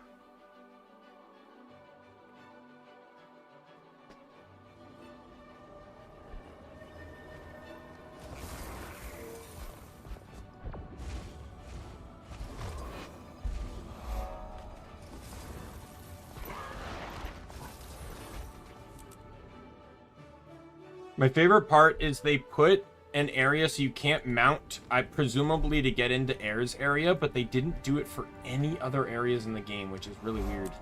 Except for maybe Radisum. I think Radisum they heavily blocked off, but that's like heavy gliding you have to do that.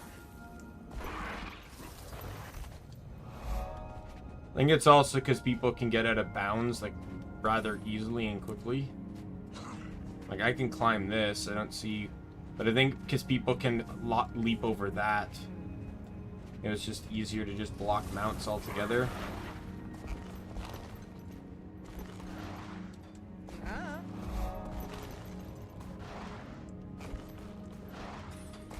The funny thing too, Nick, here's a little bit of tidbit of information in regards to that fan art. Based on what Adri told me, that's not even her artistic style. She only drew it like that because I preferred more of a cartoony look. She knew I preferred more of a cartoony look than an anime look. So she drew that out of her own style. Or outside of her own style.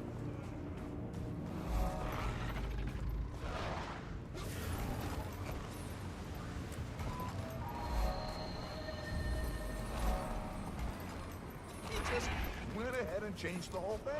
See, I tell her that. She doesn't seem to like to believe me. In the speech. Or give me credit. And the biggest insult? He paid me in Zytaffy. Zytaffy. What am I supposed to do with all this stick shit? Time the awesome. I know he's new flight there.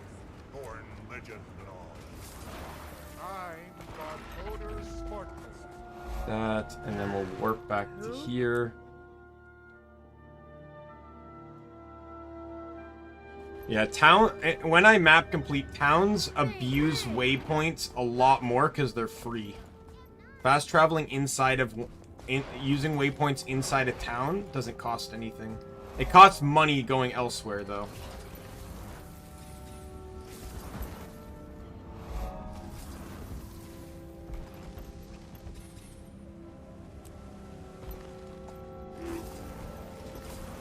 Yep, that's how that works.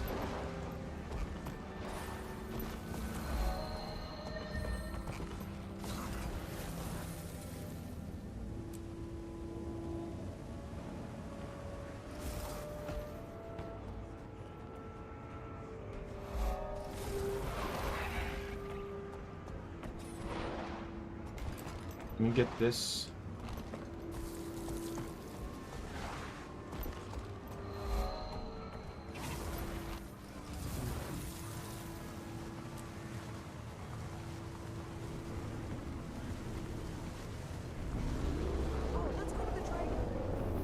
Oh, god damn it.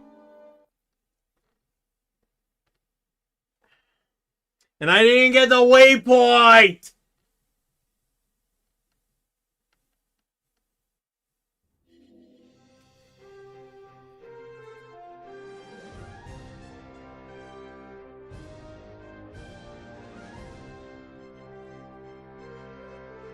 So what pets are in Holbrick while this is loading? There are 4 pets in Holbrick. Polar bear, raven, alpine wolf, and snow leopard.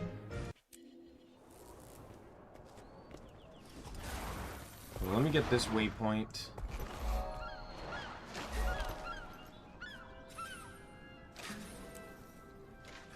Yo, is that Yoldi?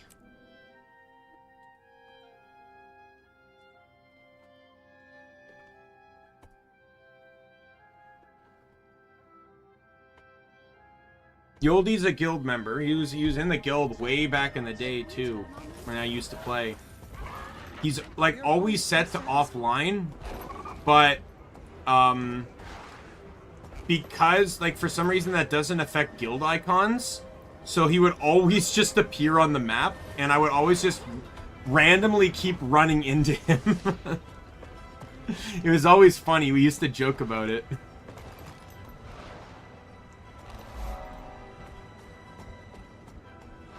There's a lot of people that probably don't even know who I am anymore because I rebranded.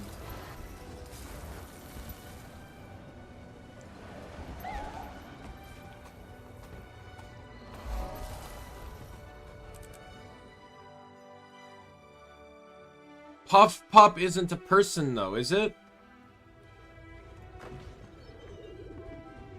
Like, it's not someone I know.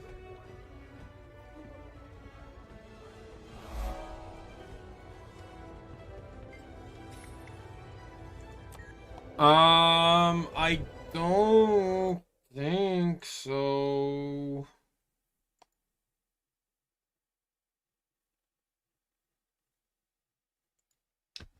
I don't think so. Let me check.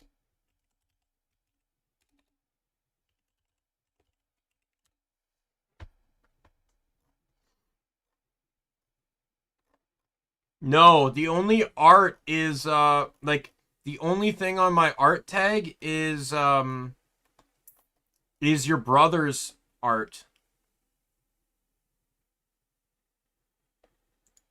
Your account very well could have been straight up deleted. Oh, Buff Pup? I could. But this is like a white wolf. I don't know if that would fit her aesthetic. I do know of Buff Pup, though, yeah.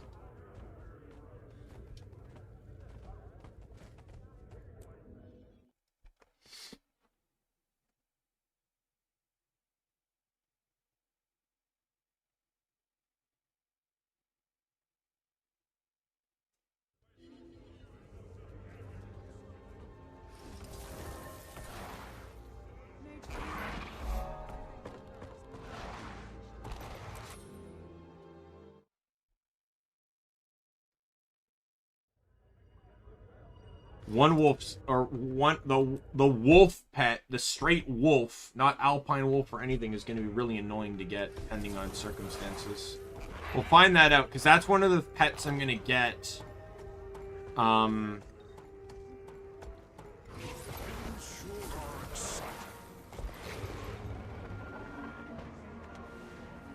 That's one of the pets I'm going to try and get after this.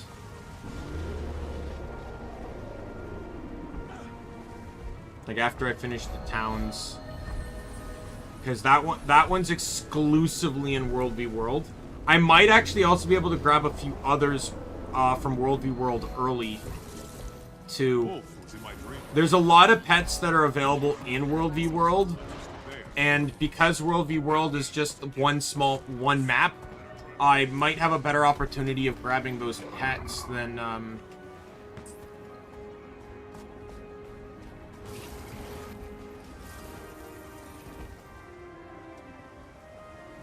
waiting until I get to certain maps. Alright, one sec. I gotta head back to the Wolf Lodge. That's where the wolf was. I don't know. I think that just kind of became a thing. Didn't that start with Staraptor? You were just in, I think weren't you in chat when I caught the Starly, so I just named it after you. Oh yeah, they're on like a higher floor. Yep, there they are.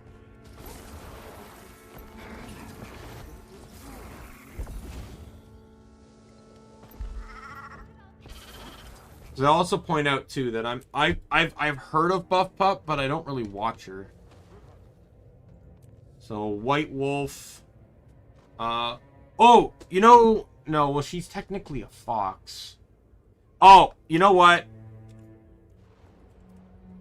Fubuki. I think Fubuki works. So this is a defensive pet. Interesting.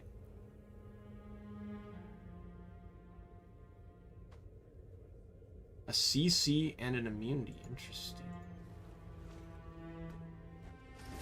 There's no white fox. There's no fox in the game, so I think that's the closest we're going to get to Fubuki. Staraptor is cool, don't get me wrong. But I just thought, like, you know, since you were Staraptor, I could just name you after another pet. Or another bird, I mean. I understand your challenge. There,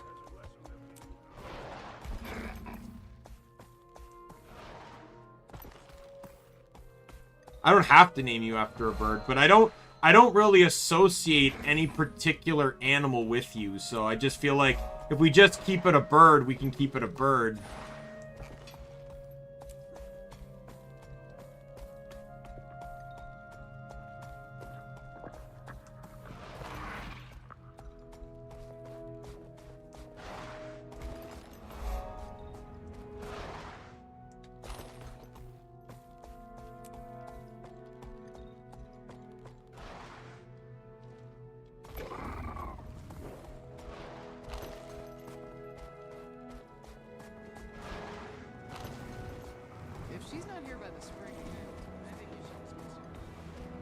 Oh, I screwed up again. I didn't get the polar bear.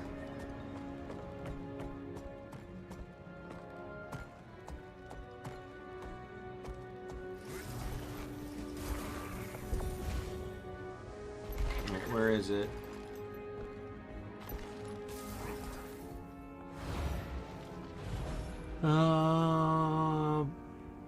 Oh no, it's not at the Bear Lodge, the polar bear.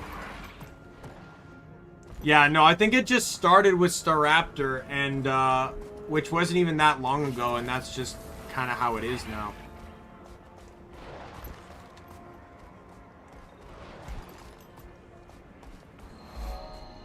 Alright, here's the Raven. So do we know any, like, Ravens, or people that could fit Raven, or...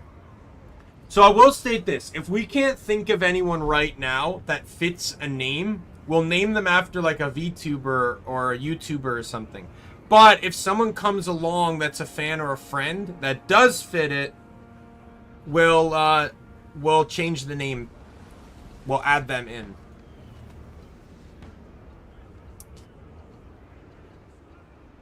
I'm trying to...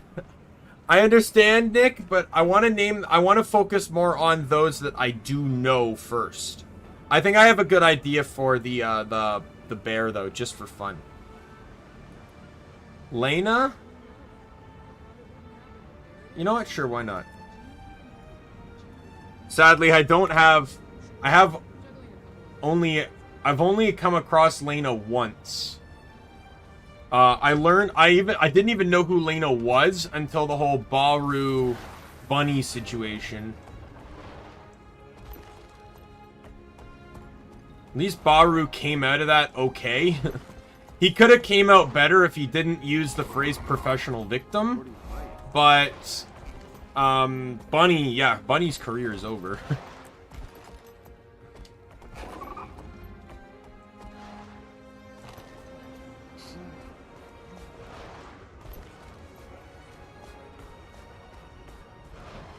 There is no bunny pet, no. If there was, I probably would have named it after, Peppa. So here's the snow leopard. I think it's outside, too.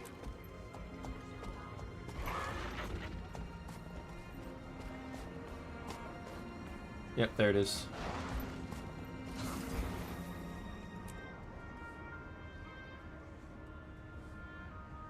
All right. Do we know any, like, white cats?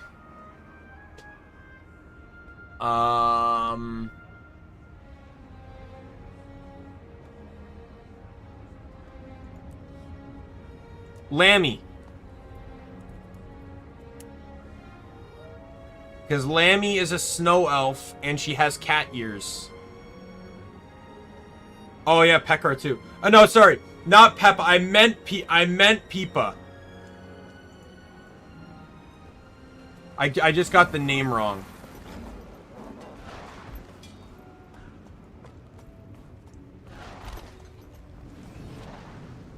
But Pekra would have been good too.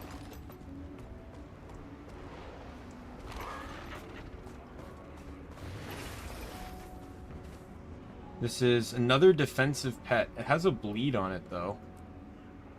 So I'll probably switch the oops. No, we're getting out of that.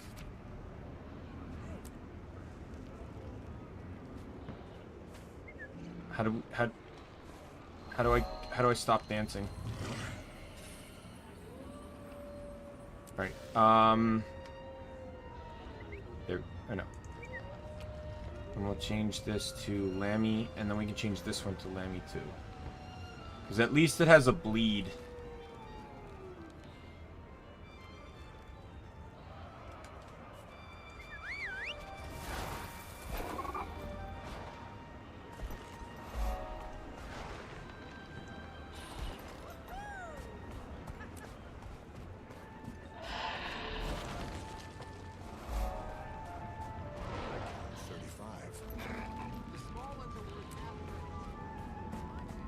And here's the polar bear.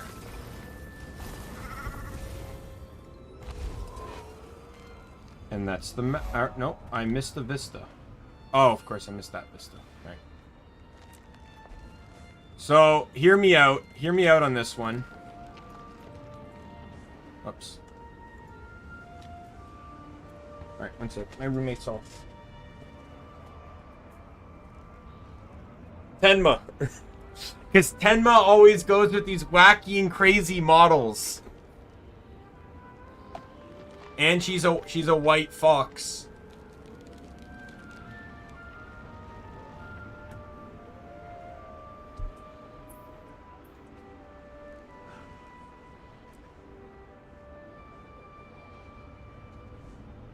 I don't know who Yuka is though, so I'm not gonna pick her.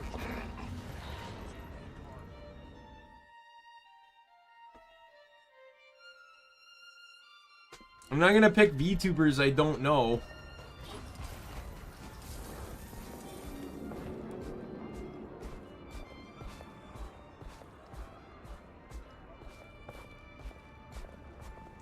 Like Tenma is constantly like changing and adjusting to meme with the game she's playing, so I think Polar Bear is kind of funny. Especially the fact polar bears are predominantly found in Canada, and you know, Tenma is Canadian after all, right? Oh, it's up to, oh, right, that one.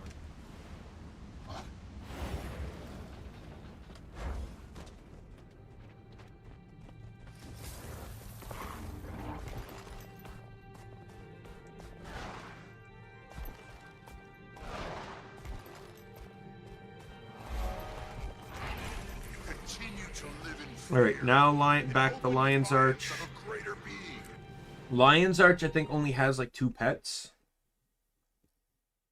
Yes, blue jellyfish and armorfish. So both underwater. We'll get them last.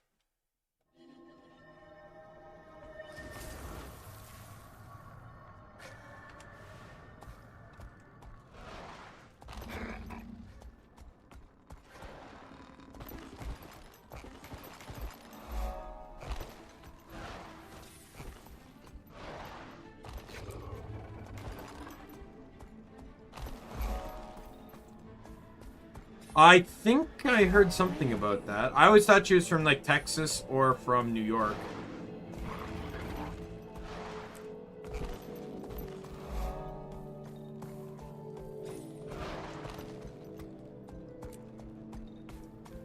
Followed me in your new account.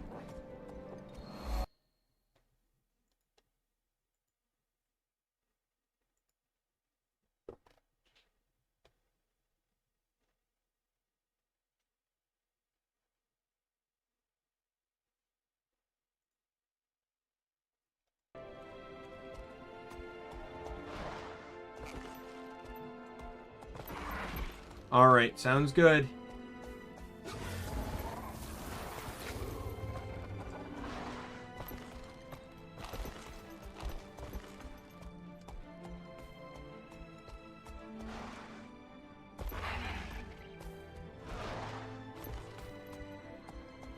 I clicked off the screen. This is one of those games where it only captures audio when the game is prioritized.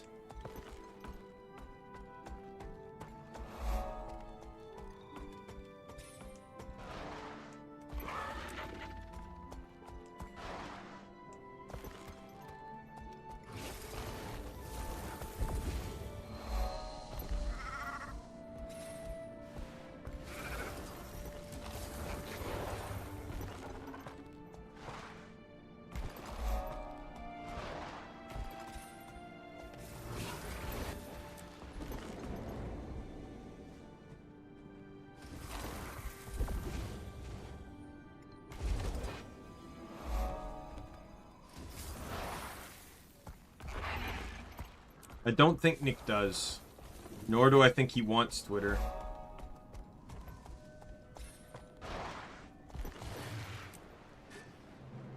Well, I downloaded the fan art and I still have it, so.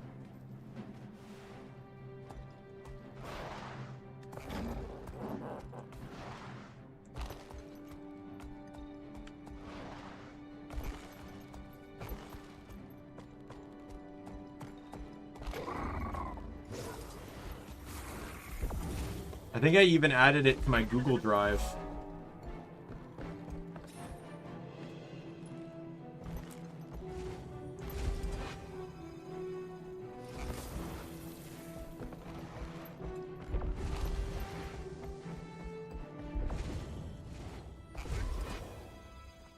If I get the notification of you following me on Twitter, I can DM it to you, yeah. But I haven't gotten a notification yet.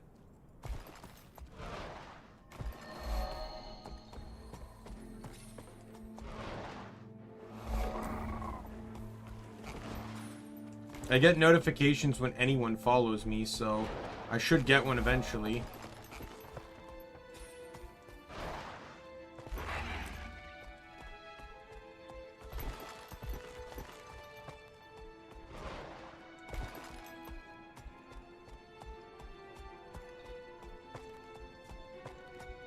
May I bother you for just a moment?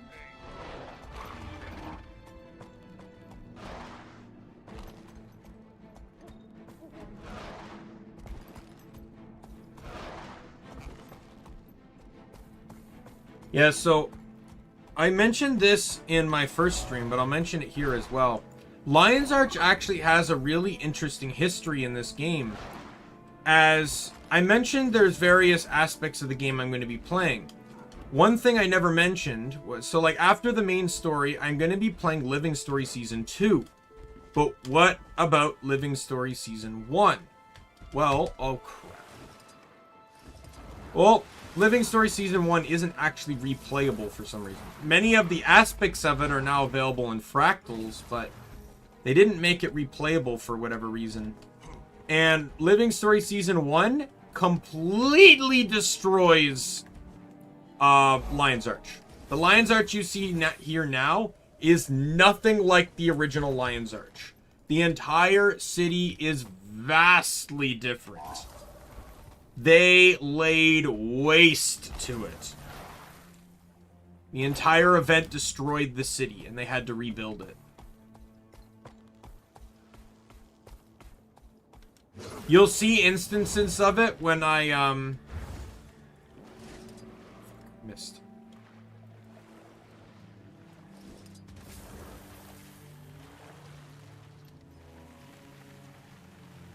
Oh, someone finally got their sky scale. I'll get my sky scale too. That'll become a priority once I unlock the collection.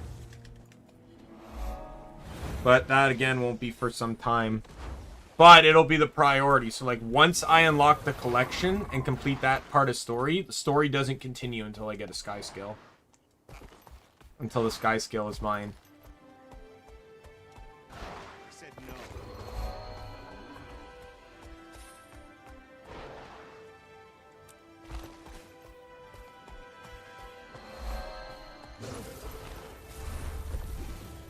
Yeah, they just there's gonna be in the main story. There's gonna be missions that require you to be in the old Lion's Arch, and they'll be instanced, and they'll also actually be grayed out. Like you're almost like you're looking like into a flashback. Like there's a little bit of a filter to show you, hey, this is not the current Lion's Arch. It's actually kind of cool.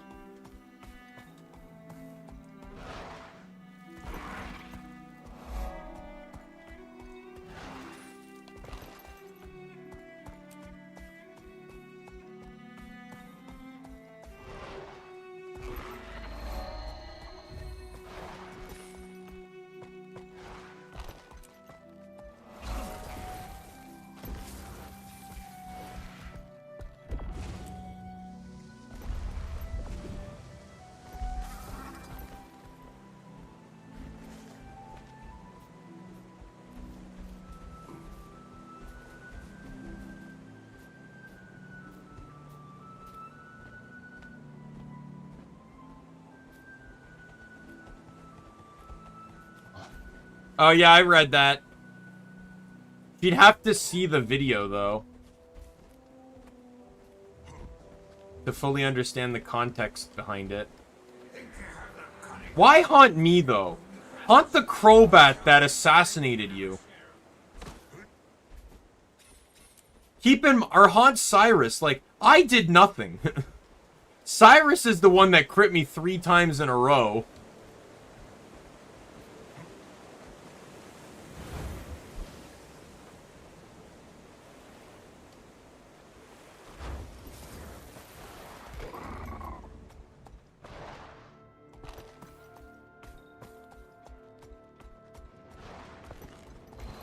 How? I don't control crits. It's not my fault Crobat's one of the fastest fucking Pokemon in the game. There was literally nothing I could do under the circumstances. 30% chance and he did it 3 times in a row. There's nothing I could have done to block that.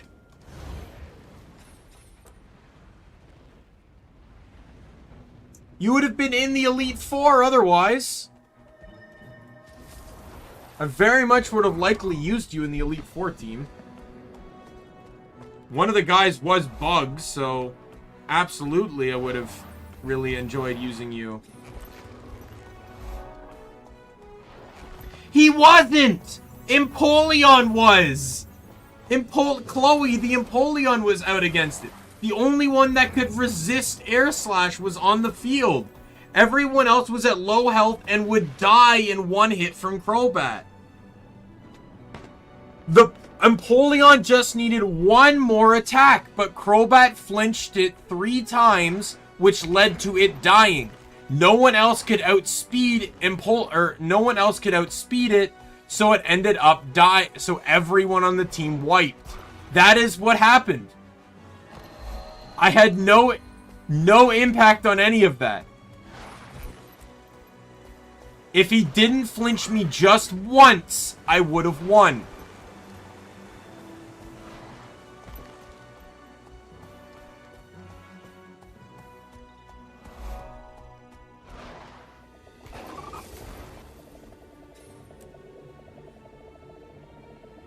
Is this a great sword?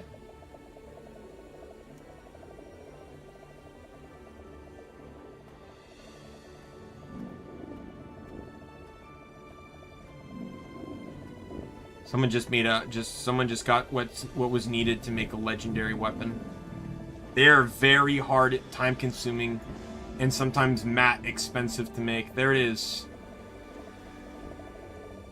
Oh, that is a nice sword. Oh my god, that looks so beautiful. That is such a good sword.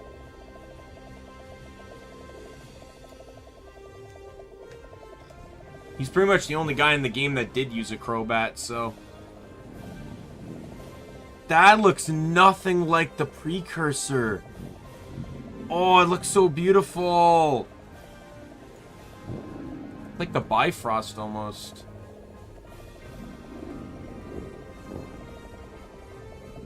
I have a few legendaries myself. I can show them to you.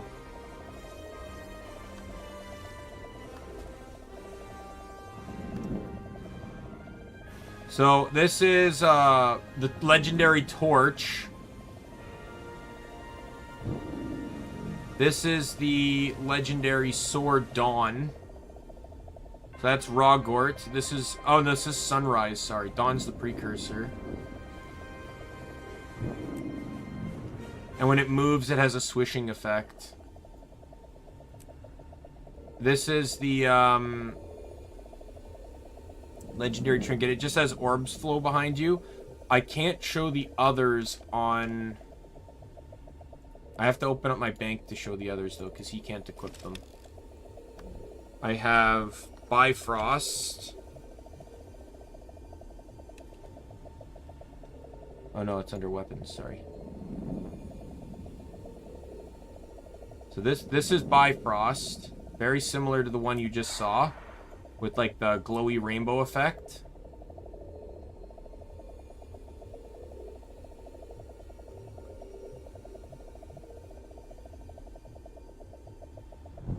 And then I have Moot. Party time! Do do do do do! This is a legendary mace. Many people did not like this mace because of how it looks. People like the epicness of legendary weapons, but this skin not many people liked. Not to mention mace wasn't in the base game. Mace wasn't used by many classes. It's pretty much used by warrior and guardian, and mace was really only used I think by warrior in PvP. Then when the first expansion came out, no one gained mace. So mace wasn't... Oh no, Revenant came out and mace became a Condi weapon for them. So it became very used on Condi Rev. Then the second expansion came out, didn't really change much. The third expansion though added mace as a main hand to engineer. And that is absolutely a very used class right now. Then we have Bolt, I believe.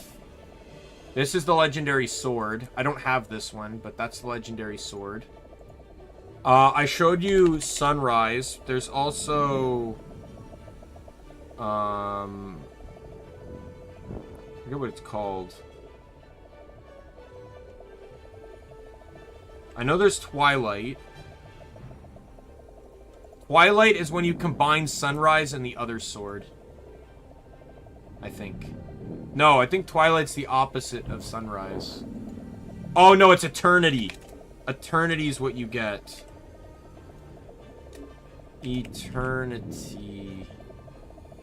When you combine... When you used to be able to combine Sunrise and Twilight, and this is what you got. I think the effect of the blade changed based on time of day.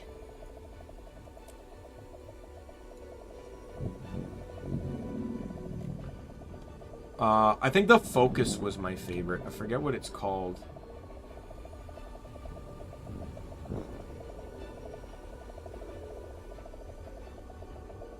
What other do I have other legendaries, don't I? Or is that... No, I think that's all the legendaries I have.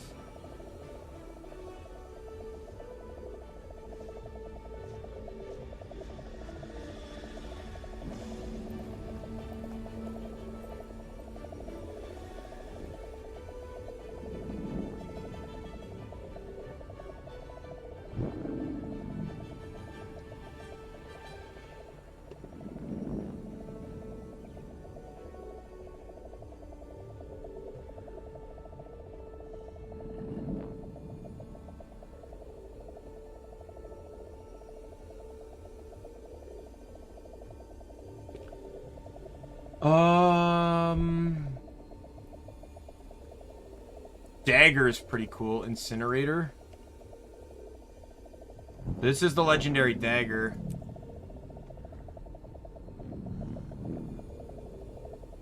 It's literally just like a lighter.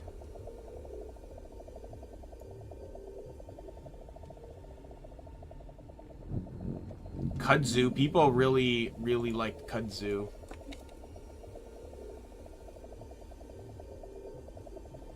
This is Kudzu. This is a legendary longbow.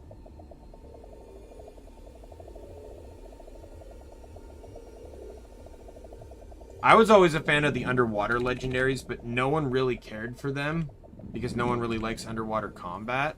But this is the legendary spear.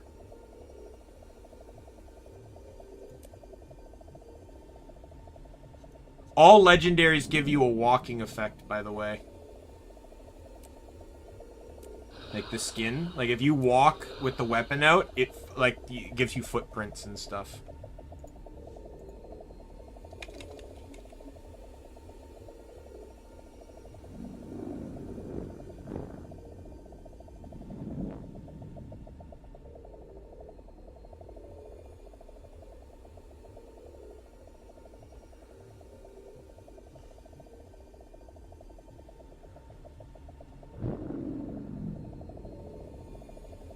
And then, as we quote the Raven,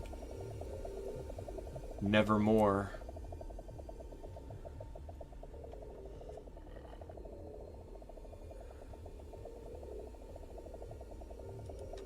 I had a friend, my friend Dan, you know, the guy I brought up many times, he always considered this shield, because he hates Quaggan. He hated Quaggan. But he almost wanted this shield specifically to pretend like the Quaggan was gonna get killed.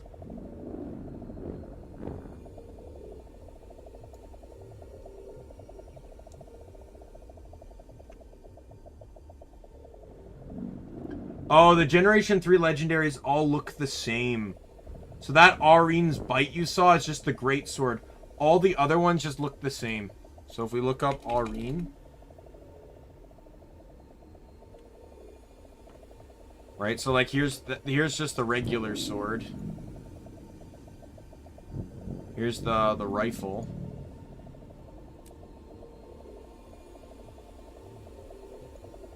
It's a cool sword, but I don't like the idea that they all the legendaries look the same. The whole point of the legendary is that they all look unique. Oh, there's variants though, where you can get Zaitan, Mordremoth, Krakatork, Jormeg, Primordish, and Suwong. All the Elder Dragons.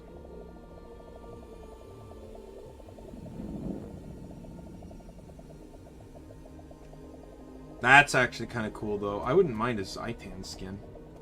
What do the Zaitan ones look like?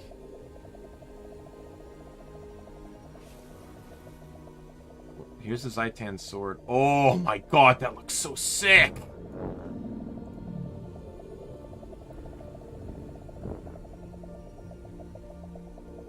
Warhorn? Oh my god, look at how gruesome that looks.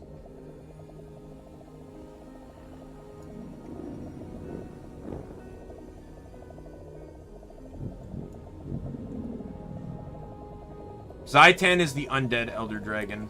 That's the one we're gonna see first.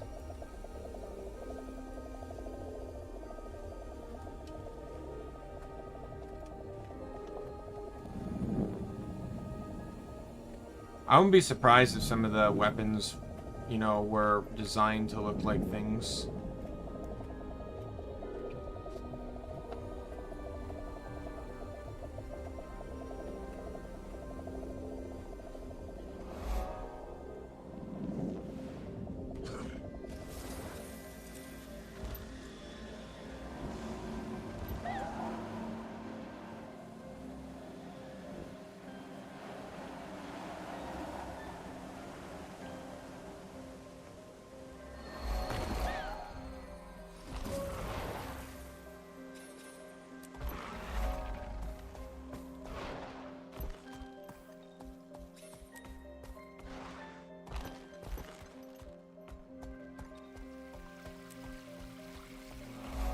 think I've seen Shaltier's lance. I've not seen Overlord, but I've seen Shaltier.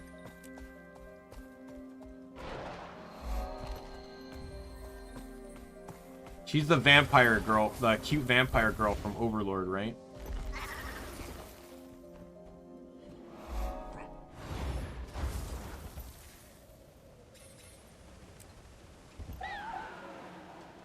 The one that's like super loyal to the main character, but somehow keeps getting brainwashed to fight against him. At least that's what I vaguely remember from the wiki page the one time I looked it up.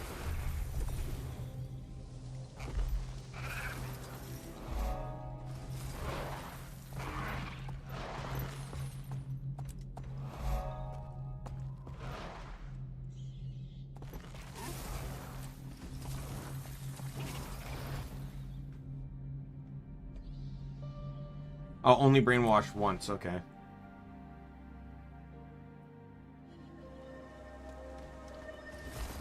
And then when she fought him, like, she used her strongest, like, setup, and he just annihilated her.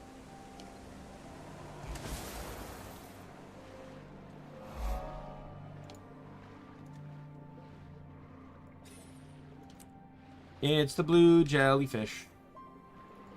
eBay! My dear sister eBay. My dear VTuber sister, I should say.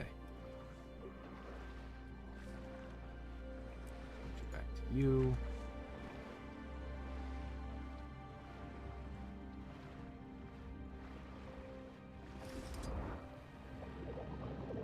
There's the next one.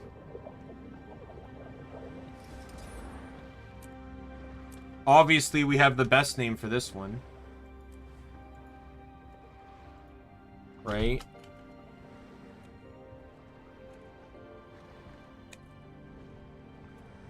That's how you spell it, right?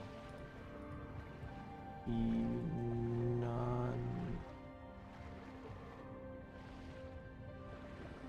it's only one second N.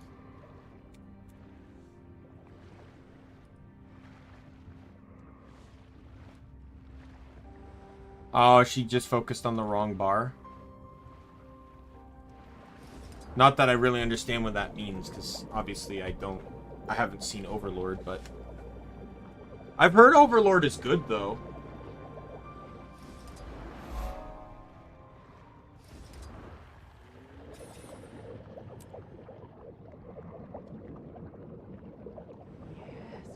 But from what I understand, like, if context is similar, it's almost like, in some ways, like a reincarnated as a slime, but all the characters are way more, like, thirsty for the main character.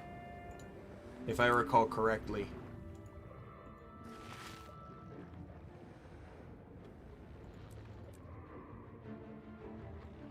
Does that work as an analogy, Nick? Alright, all the maps done. Let's quickly grab some pets. First pet I'm going to grab is over here in Orc Basin.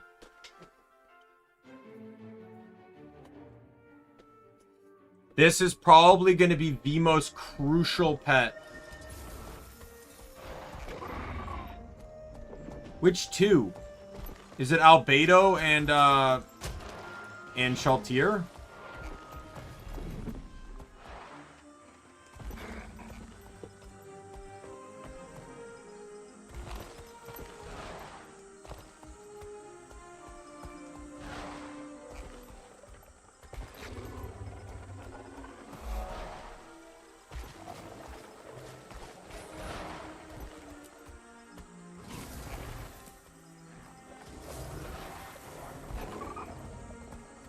I know Albedo because everyone seems to love Albedo. He's like the fan favorite.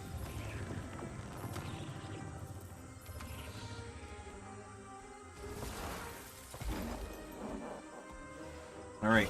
So this is pretty much one of the best pets I can get for this build.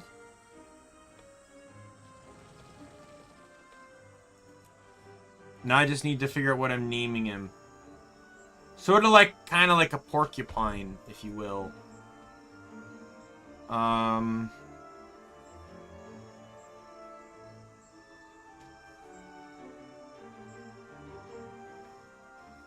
I'd prefer fan or friend over non though.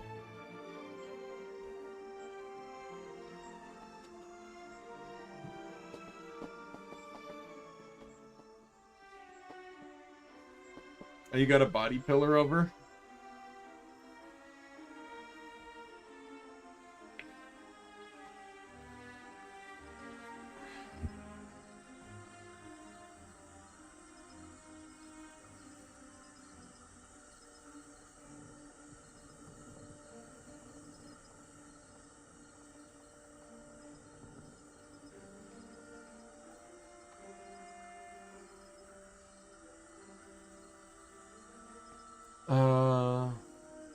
Coworker.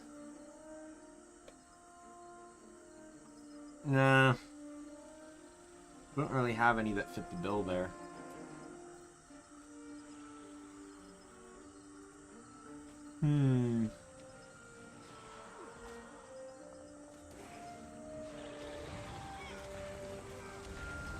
That's a hollowsmith. No, that's a weaver. No, this guy needs my help.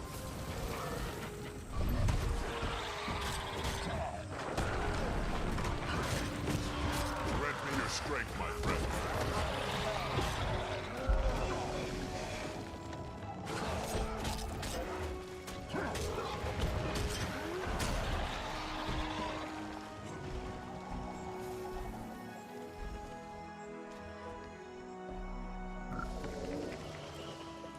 No, I already named one after my roommate.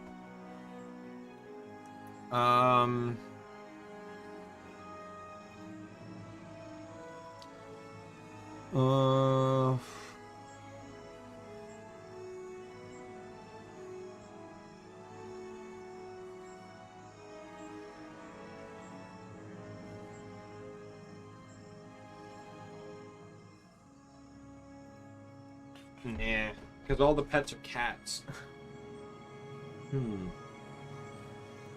Yeah, this is like a super important pet. Like this is probably gonna be like the pet I run. No joke.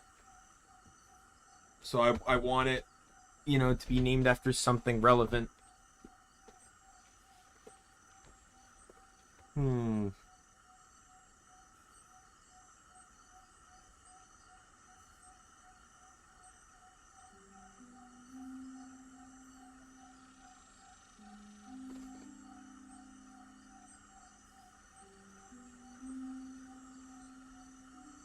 No, I don't think that's gonna work.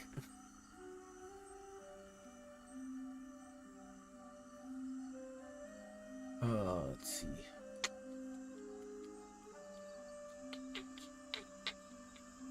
You know what? I know what I'm gonna do.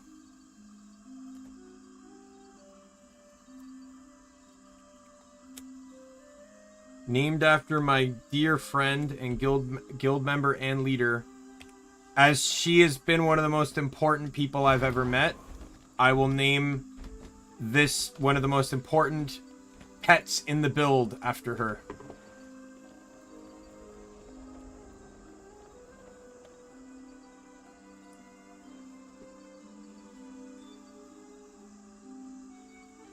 Next up is so this one's going to require a little bit of effort to get to, but I can get it now really quick, and it gets a name off my list.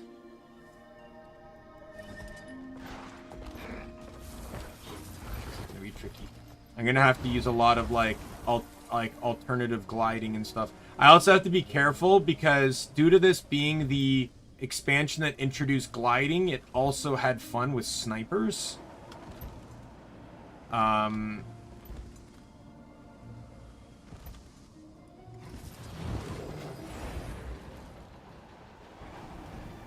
So there are Mordrum snipers, and if they tag you, they take you out of the air.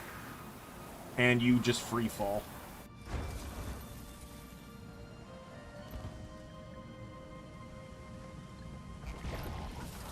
This is not a meta map, so I don't have to worry about intervening.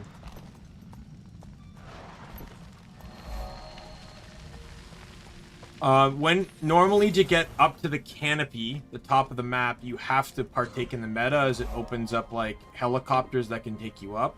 But with gliding and especially with mounts now, it's actually really easy to do. With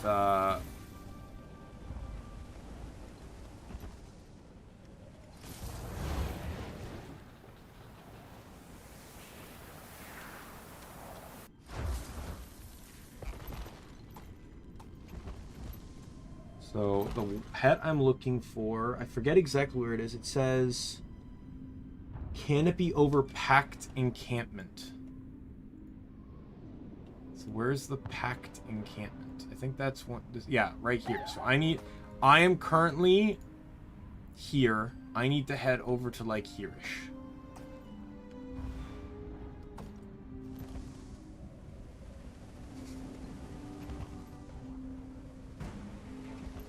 So the general mechanic of this map is that you need to collect pack supplies and run them to the various bases in preparation for night.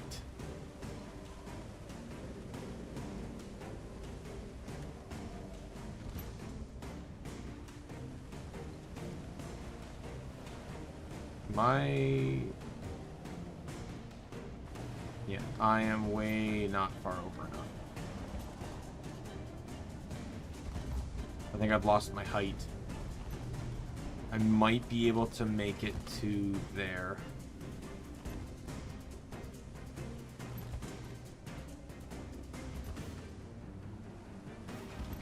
Ditch, glide, up I go. Perfect.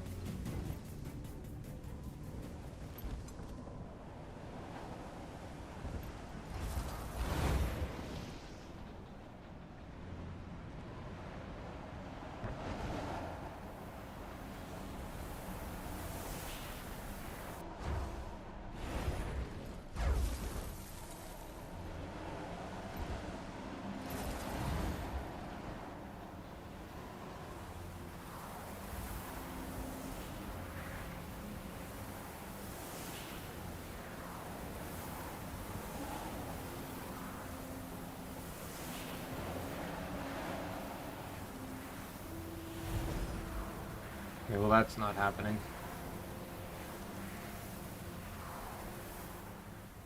Oh, I'm like way too far over.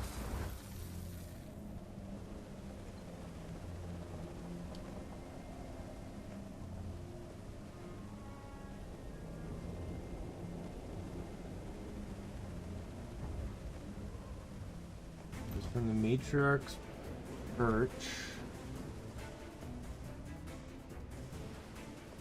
Glide west.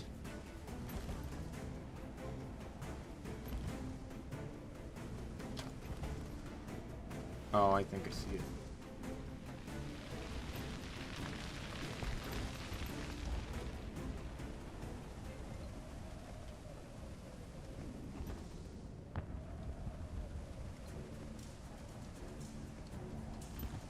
Oh, southeast. And land and look west.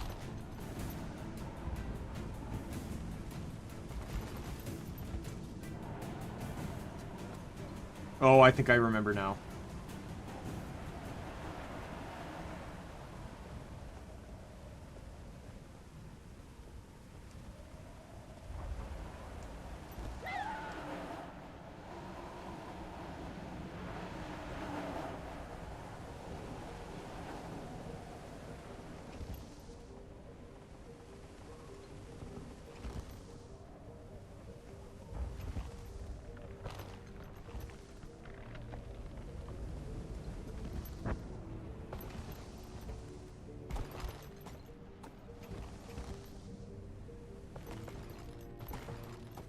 There it is!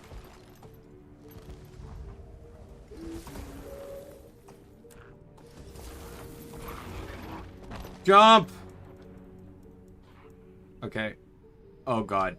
Raptor, I salute you. But I don't think I'm dying from this one. Nope. I'm not getting out of this either. Go! Burn the ground!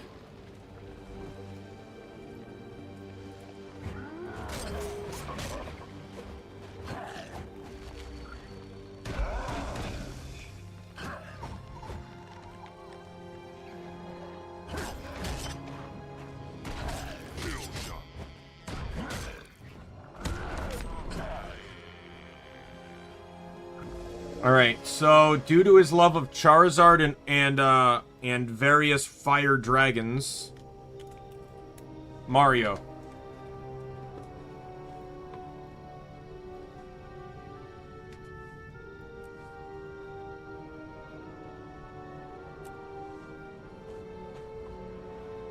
Alright, the last one I can quickly snag on a map that we won't get to for some time is if I go to Draconis Mons. So, if I don't snag this pet here, it'll be in a way different location, but it's super easy to grab here. Like, jokingly easy. Used to be one of the hardest pets to get, and now it's a joke.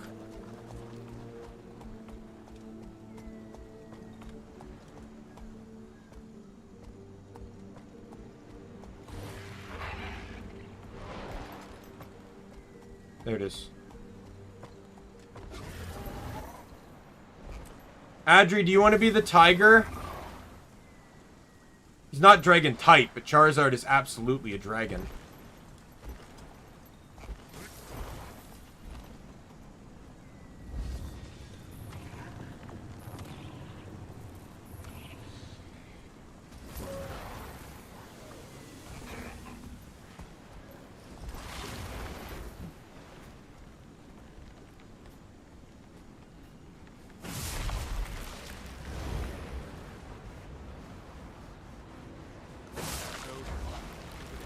And then you also have Mega X.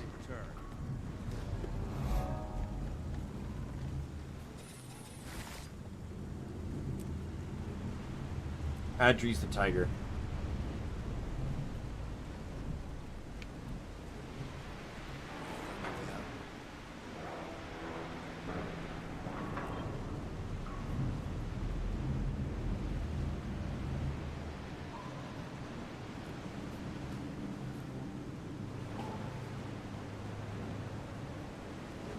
Alright, all the other ones, so we're gonna warp out back to Divinity's Reach.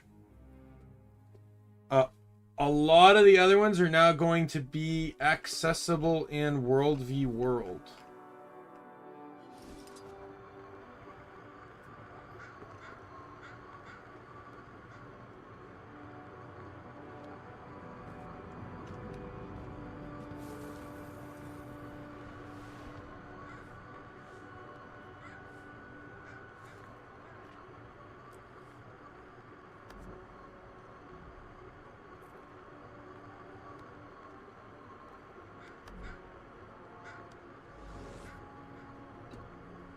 You must enter the map to see stats. For world restructuring.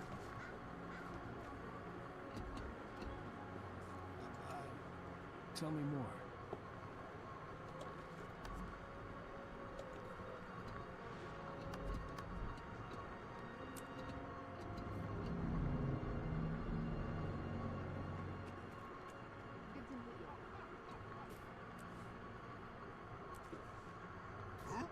One sec.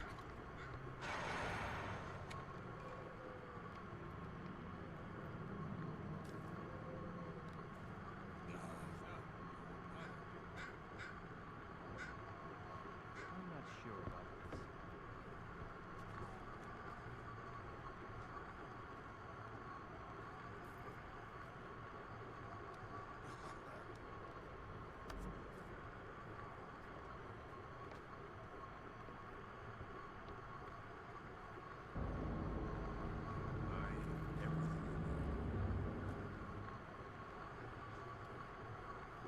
He's in Seven Pines.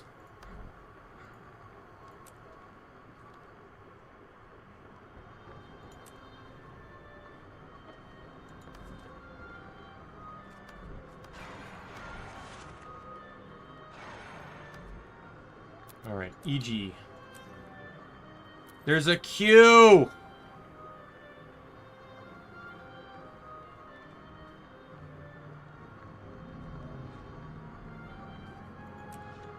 We can wait in the queue.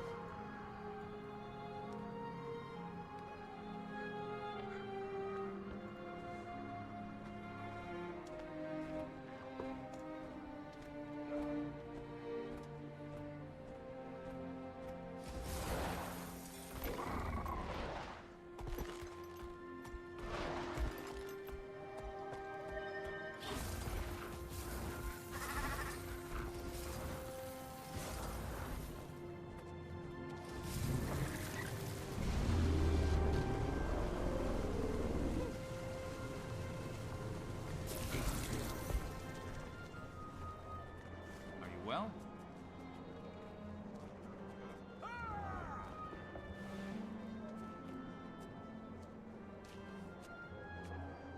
Hall of Chains, so she's in a raid, I think.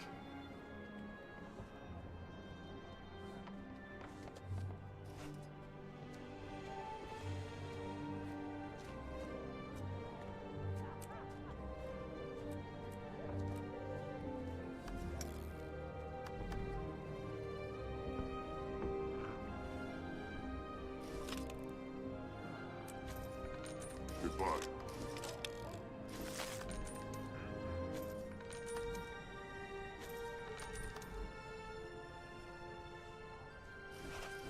Village.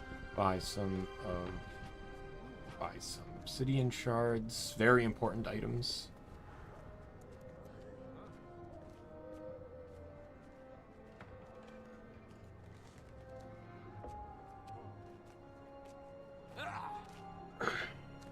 Now I just gotta wait to get into EB just to get a wolf.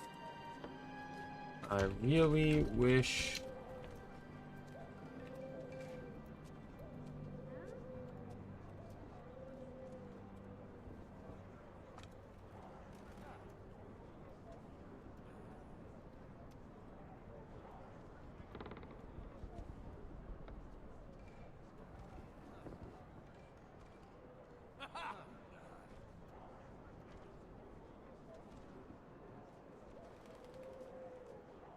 Yeah, now we basically just get the goof off until, what's my, 11. Oh, wow. I went up fast.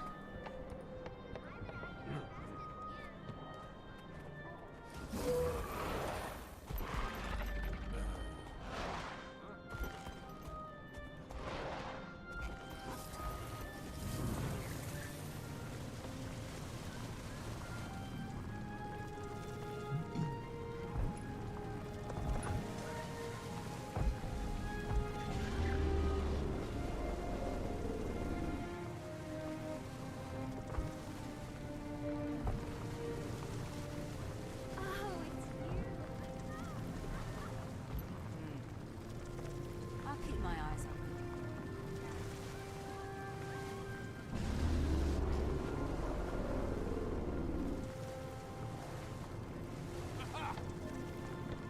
Run in circles.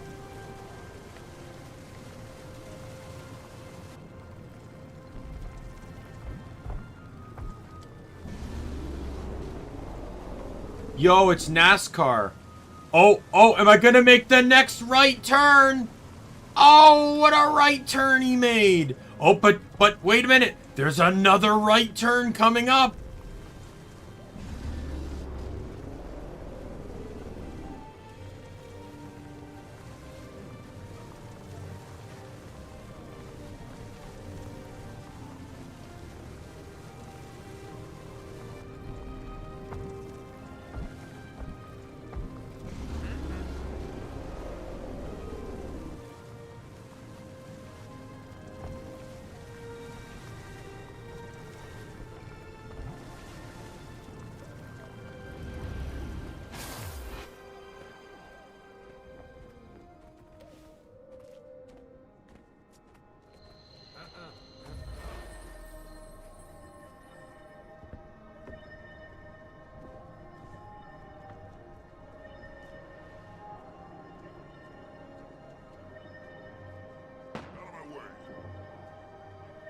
What's your problem?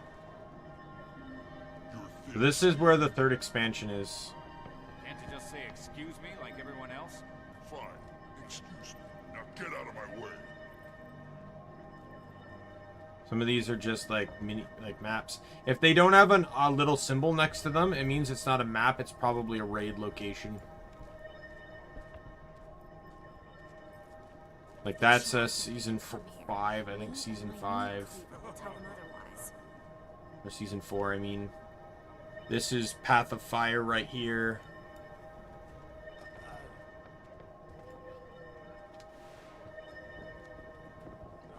I'm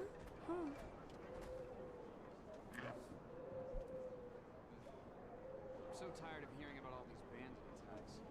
I should move someplace nicer. Alona. Haven't heard from them in decades. It might be nicer if anyone's still there. The door's so close. Oh, right. Well, what about Kim? Surely they can't have it. Tengu were the last ones to make that trip. That was over a century ago. And they There's a lot of game to do in this. And we're going to enjoy every single ounce of it.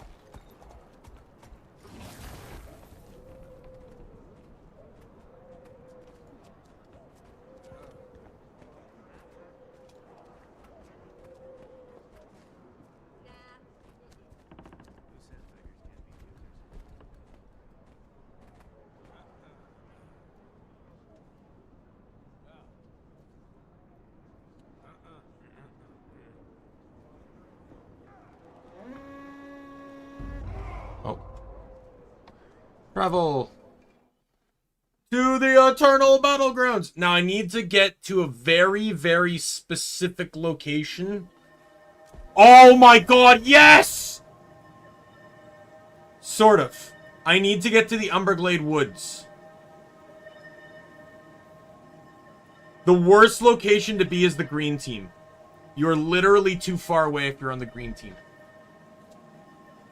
Blue team's the best. But I may be able to push just to get to the wolf. You can't mount in here, by the way. At least not conventionally.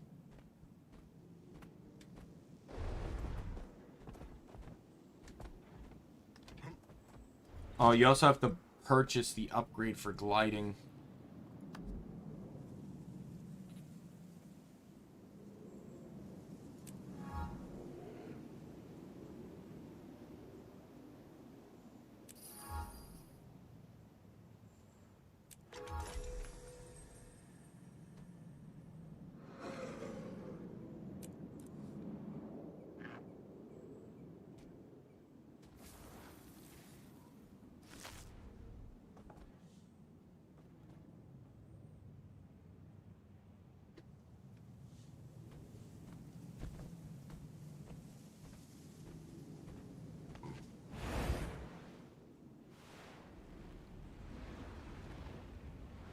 Alright, let me head into this tower. So, World v World is basically if PvE and PvP clashed.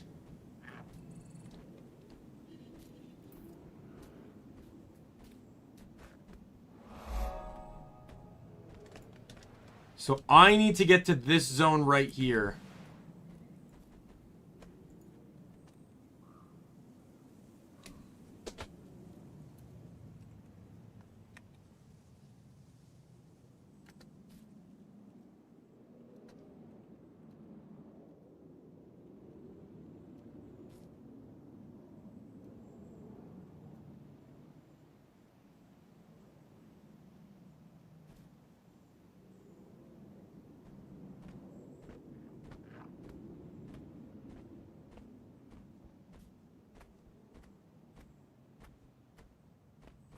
I love the toxic chat that's going on right now. EB seems to be under siege right now. Or, not Stone Mist. I think it's under siege right now. So, might be able to just kind of run through here.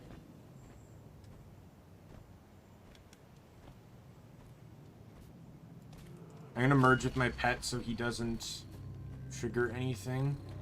But moment they see me, it's all like I'm just gonna start getting attacked. No! No! Don't! Come on!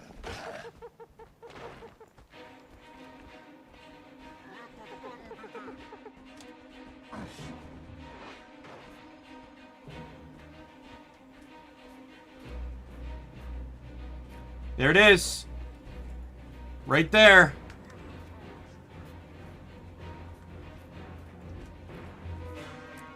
Got it.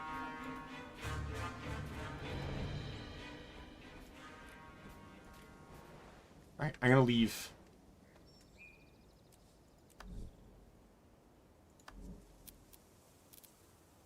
I am not, how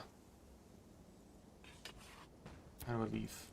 I'm not taking up a slot in EB when there's a waiting list. I got what I wanted.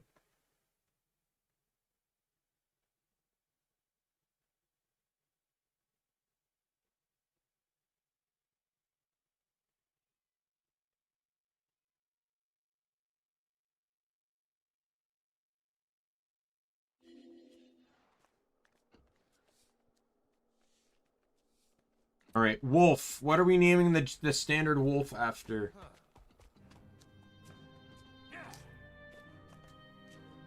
Oh, it's a Condi.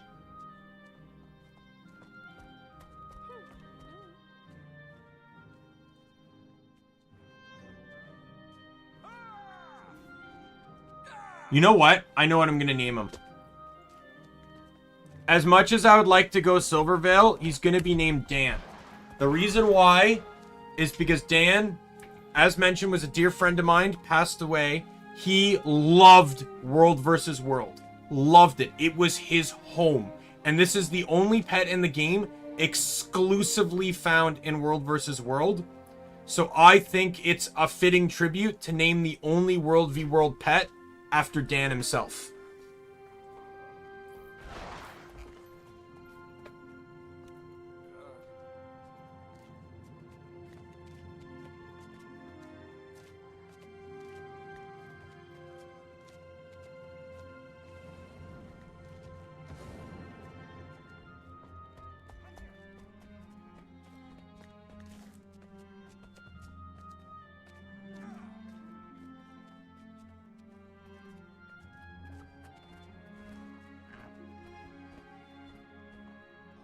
I think I'm actually going to run Dan as my backup pet, because it is Condi. It has a CC and another CC, and is also Condi on burst. I chose you.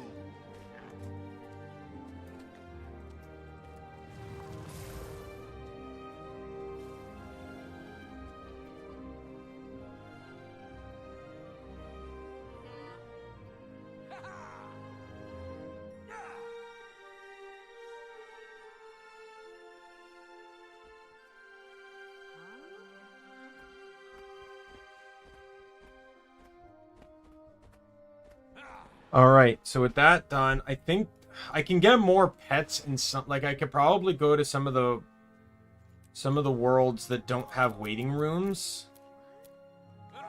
Like let's go to our Borderlands and see where we're positioned, and see where that puts World v World pet, like the pets and stuff.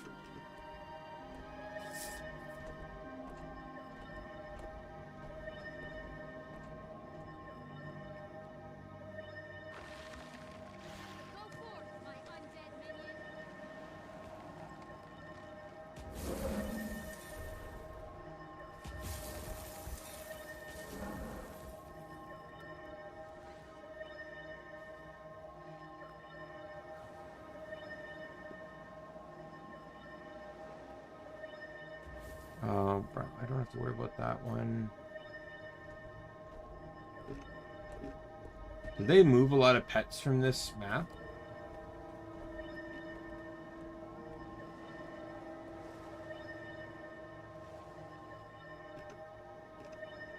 Anything in the mists is really only in... Oh, Desert Borderlands. Unblistering...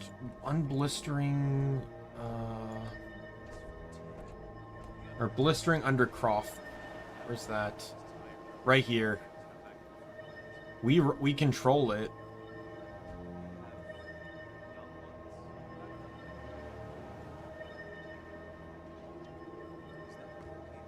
Overtop the fire keep in the desert area near the oasis.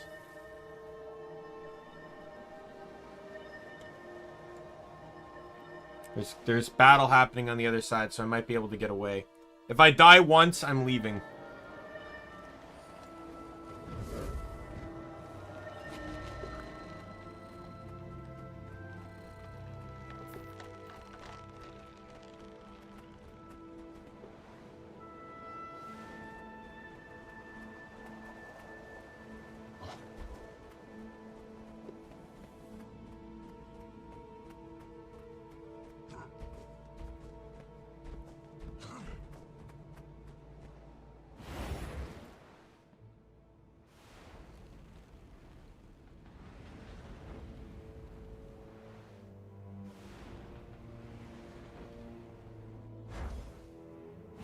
I have to pay attention to my gliding gauge, because I can't griffin to get it back.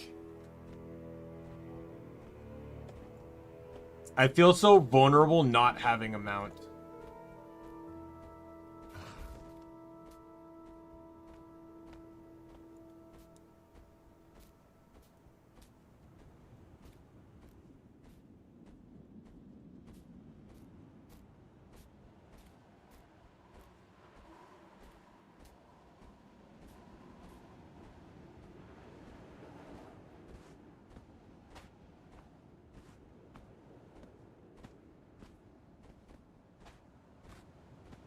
I see hyenas.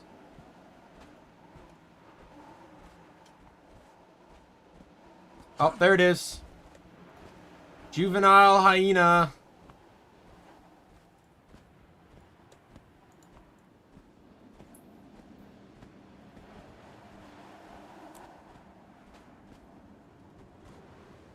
Alright, let's get out of here. I'd really rather not get ganked on the spot here.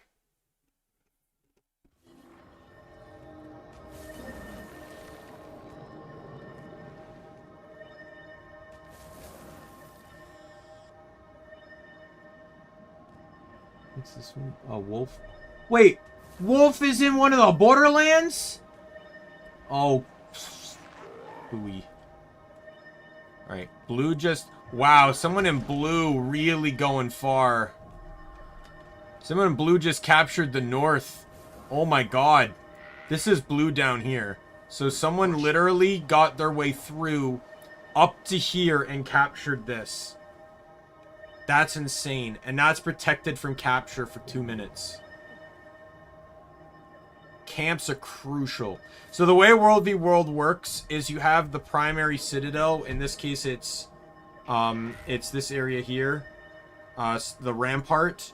Or no, you have keeps. So you have the rampart, the palace, and the undercroft. And then you have towers. Towers help reinforce, I guess, those things. Camps are what creates supplies, which get run to these locations so you can build siege equipment. Which is very important for helping defend.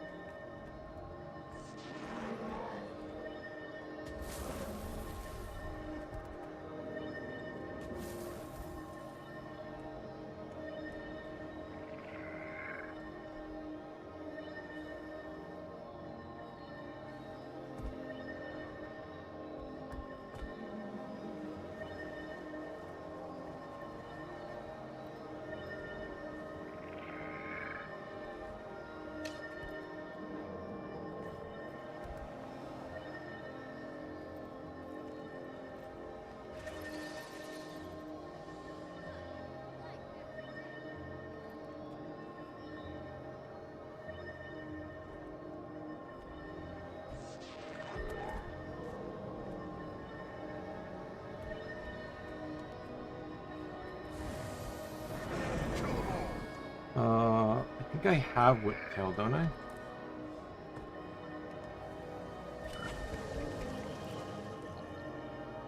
Yeah, I have Whiptail.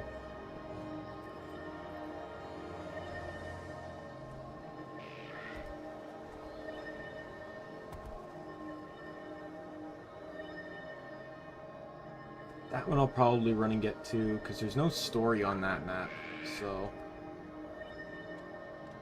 Hell, I might just map complete that one, like, right away. Because it's just, like, very little on that map.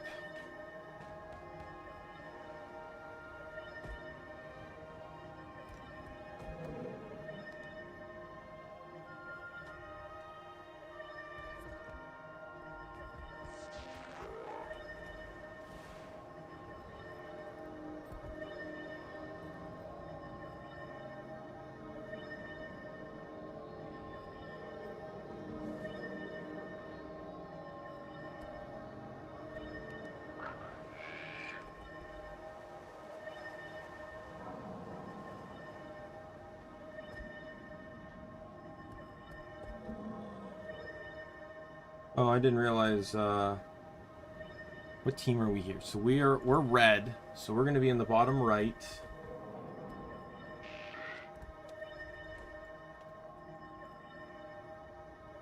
So this is green Borderlands.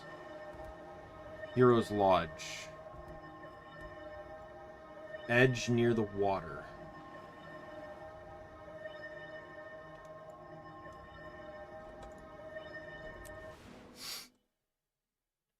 Sorry if I'm not paying attention to you guys in chat too much.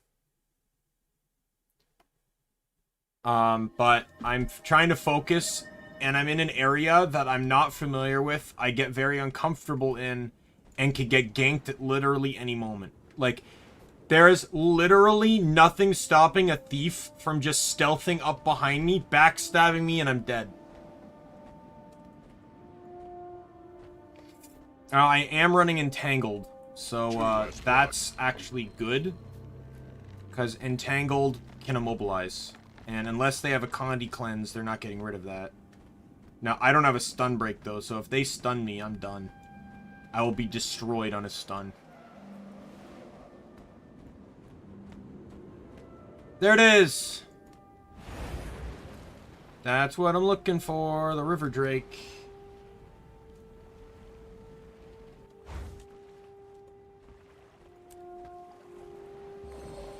Here.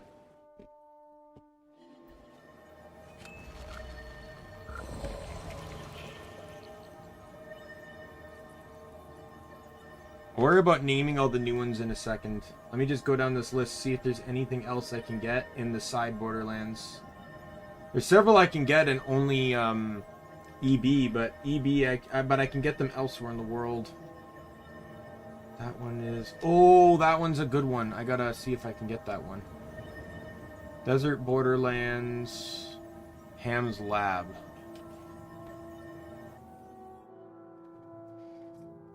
East of the lab on the grass.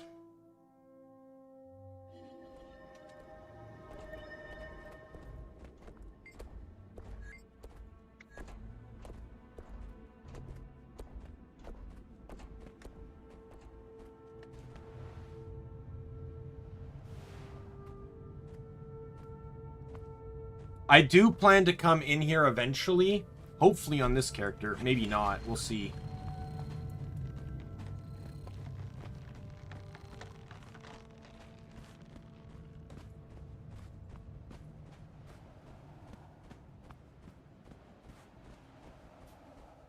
There it is!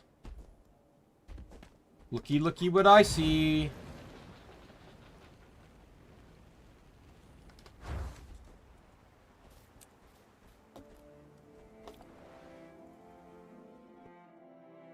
Oh, I'm saving myself so much time on getting some of these.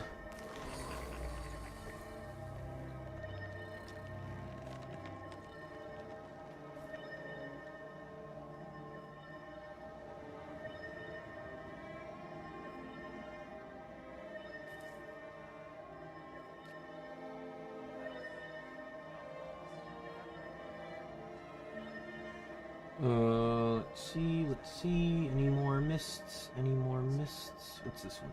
Red. Red Desert, Old Academy. Here. On hill to the east. Okay, let's just head this way and we'll see what we can do.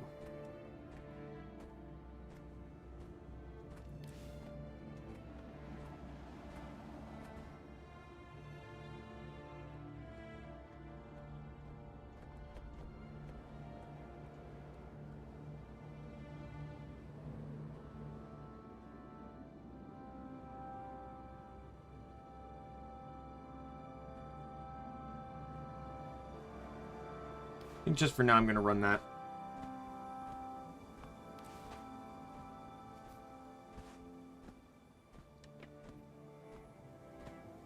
Short cooldown, removes immobilize, and it's a stun break, so it'll be really useful in case I get ganked. It's also a rollback too. So if I do get ganked, I can hit it even if stunned, and it'll roll me back, and then maybe I can hit entangled and get away from him. Let's see. So it said on the hill to the east. There it is. No, that's not it. There it is.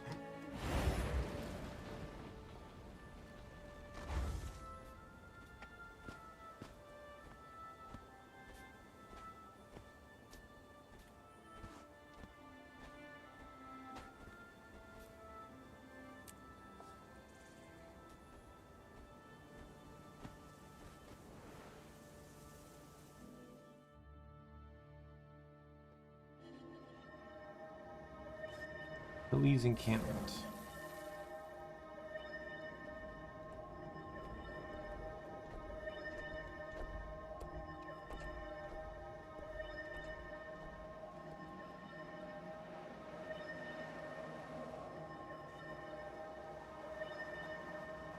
I head straight south here. In the southeast near the priory huts of the oasis.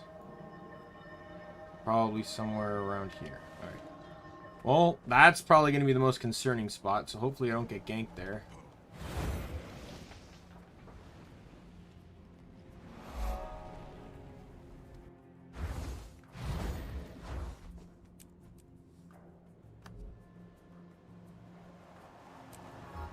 I'm going to put 1 point into everything.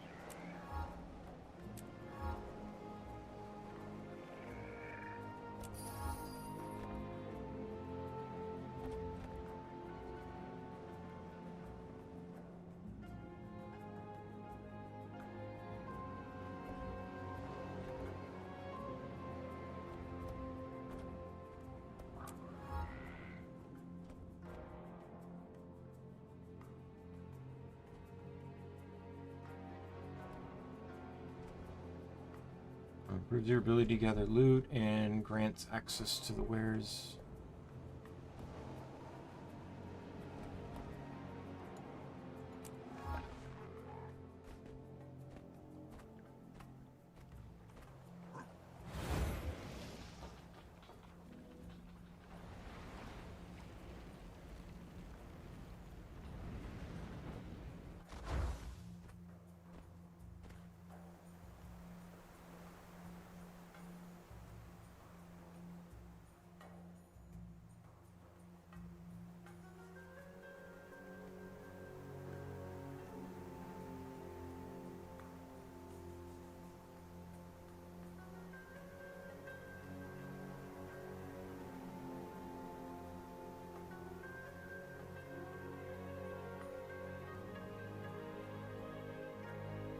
Hopefully I don't get caught to this.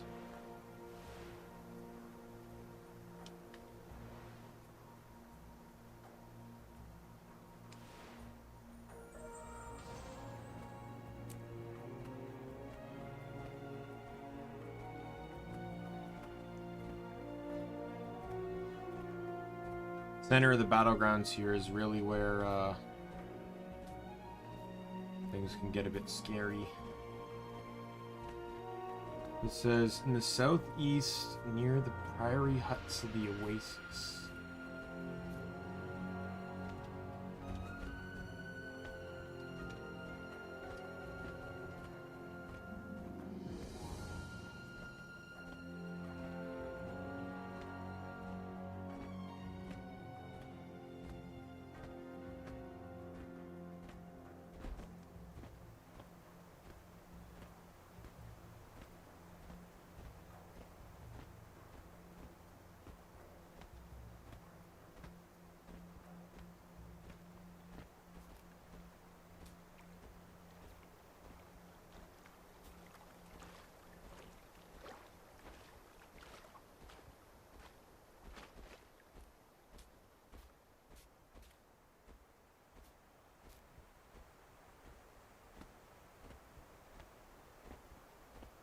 Maybe I can get a good viewpoint from up top.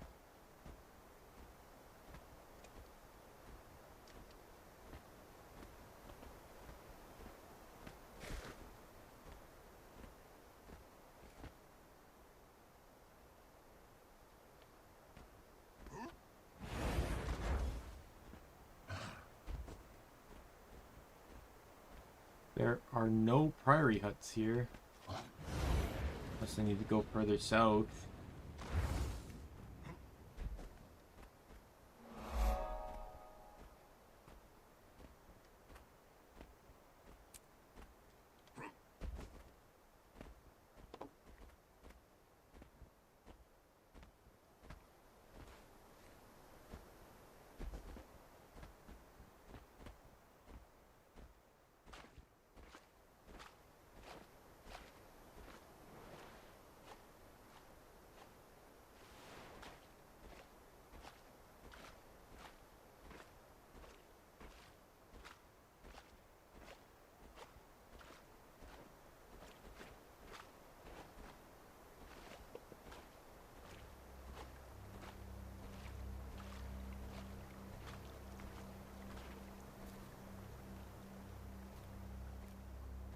Well, it might have been removed.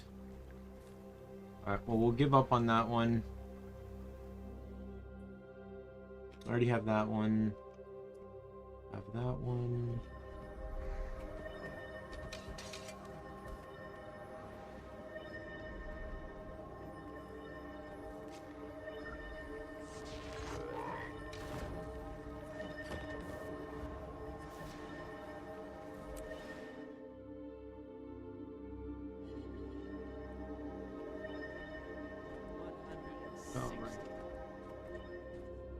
We will go, we can get the boar net, or the warthog next. This is gonna save time out of my routing when I map complete, because I don't have to break off from completion to seek for certain pets. So this one, it says it's in, should be around this area here.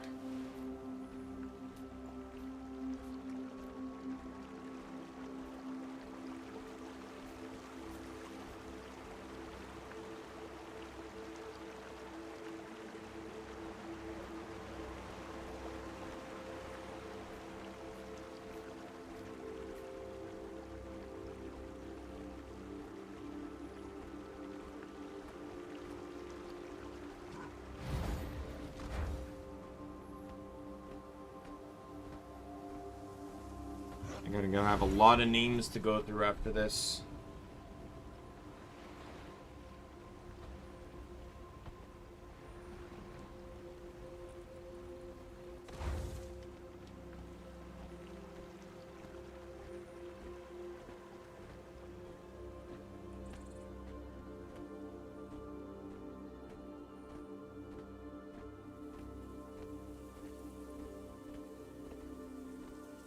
There it is.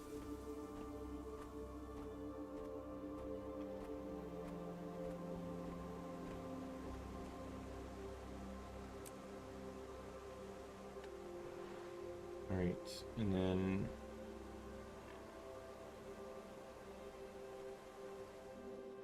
I'm gonna go here.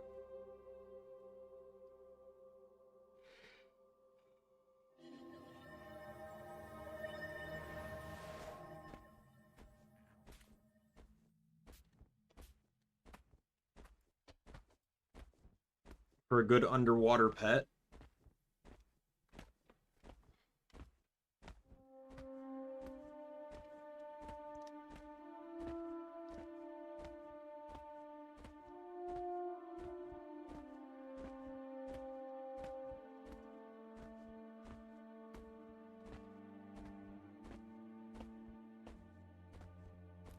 Due to the nature of underwater pet, I'll probably run slightly different ones, but here's the shark.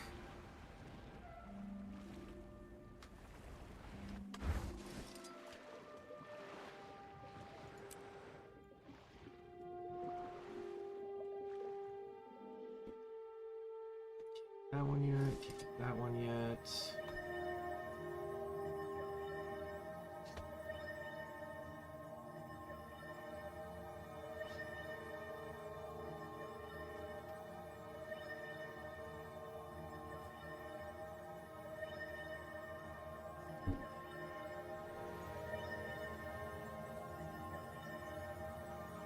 Not doing that one. Way too far south for me to care.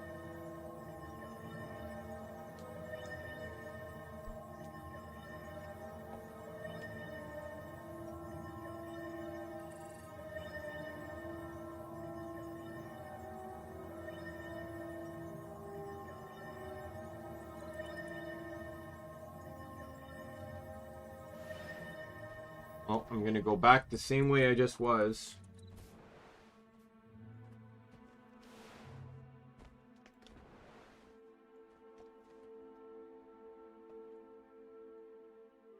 Man, red's not doing too hot in the other border, on the side borderlands.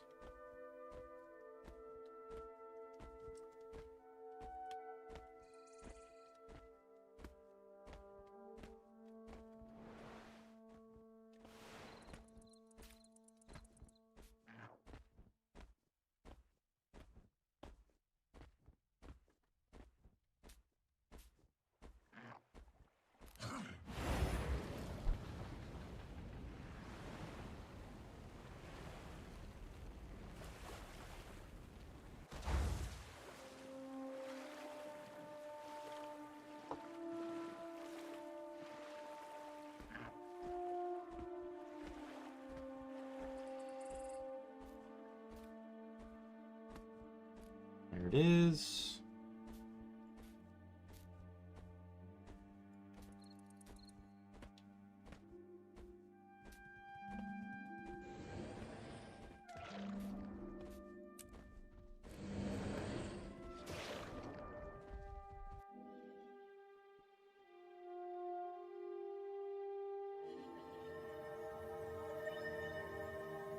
All right, I got all the ones I'm capable and willing to get right now. Oh, and did I rank? Oh no, I just have a point left. Okay. We are leaving.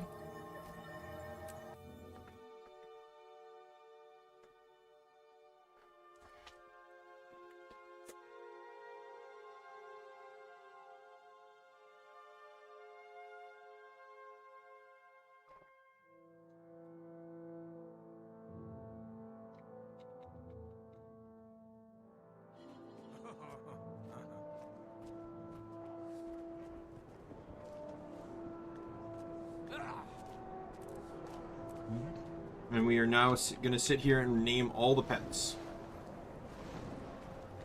I do need to move somewhere else, though. Because I need access to water to name some the underwater ones.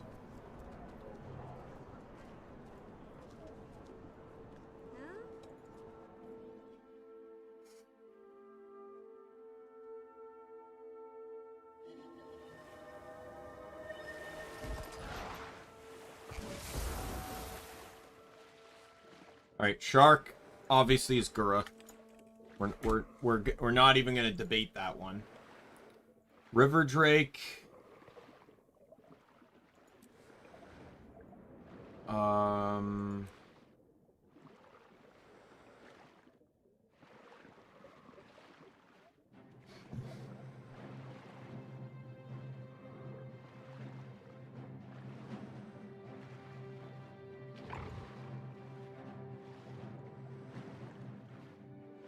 Hey, Mario. Mario, you want to see the pet I named after you? I'll show you in just a sec. What can we name the river drake? What can we name the river drake? River drake.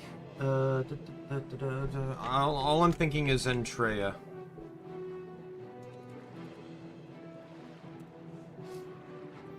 Alright. That is not the pets I'm keeping here, by the way. Oh, whoops. I'll probably keep running red. Because he's Condi. Come here. Underwater, though, I may want to... Thinking snow leopard, you're defensive. You don't have, defensive healer. Interesting. You're... No. Eh. Polar bear is support.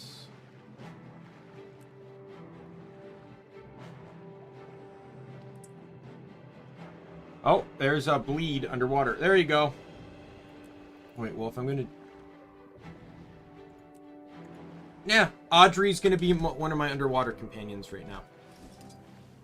Alright. You ready to see your pet, Mario? There he is. The Fire Wyvern.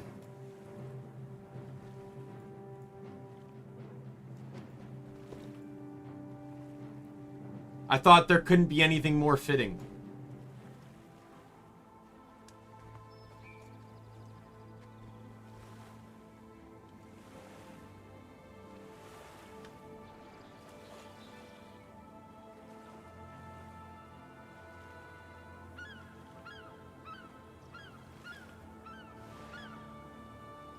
Look at his signature attack.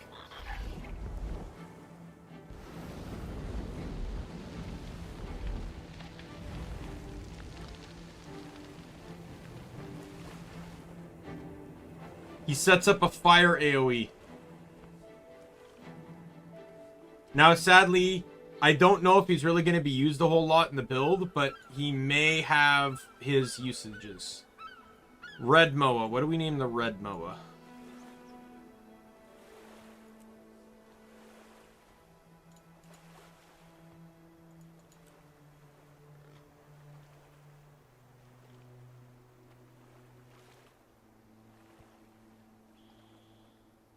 We need to name Red Moa, Lynx, Hyena,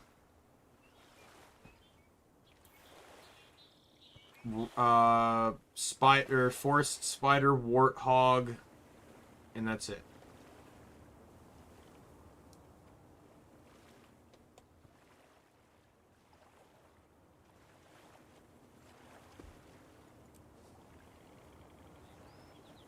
This one is a DPS support because it has a heal.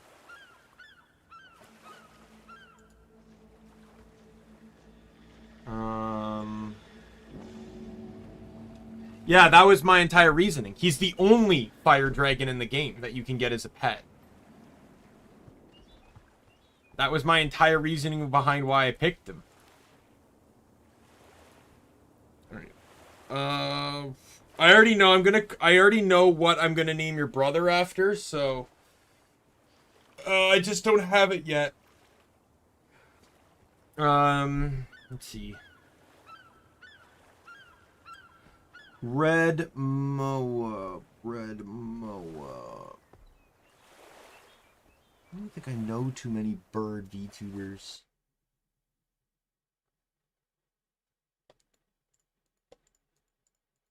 Like, I can't call it Kiara because there's actually a phoenix in the game. Like, that's just too fitting. And there's a blue Moa, which would be way better for Rene.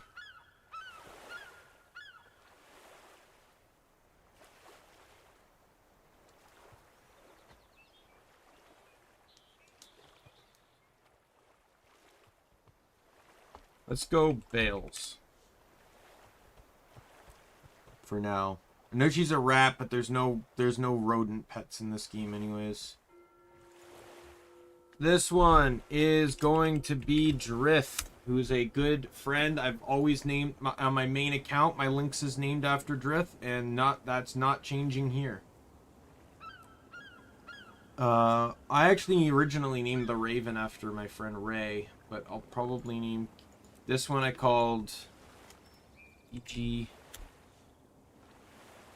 I have to give Fingal a new pet. That's right, because Fingal I named after the Fire Wyvern. Finger was all about fire and murder, and I think I've claimed the 2 fire pets.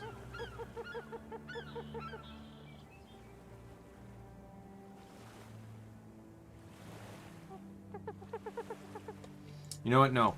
This one's going to be Ray. Alright, no problem, no problem.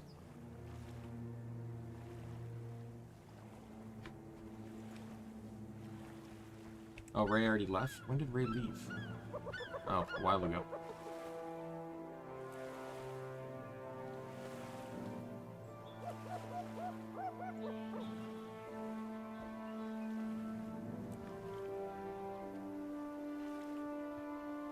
Yeah, so I got it. I got some pets. So I named the red moa after Bay.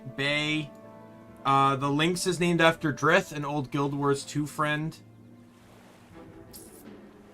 I named the River Drake Zentreya because it uses an electric attack and it's part dragon. Couldn't really think of anything else. The wolf I named after my friend Ray, or the hyena I mean, is named after my friend Ray. Now we got Spider. What are we naming the forest spire? Spider. Why is that? The city looks beautiful. What are you two gossiping about? I'm just saying, the lavish waterfront may not be the best use of our reconstruction funds. After everything Lion's Arch has been through, I think a makeover is just what we need.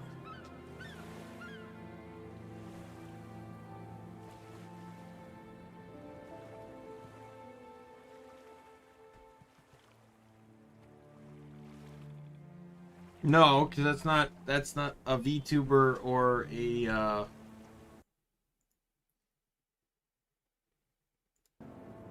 that's not a VTuber or a fan or a friend.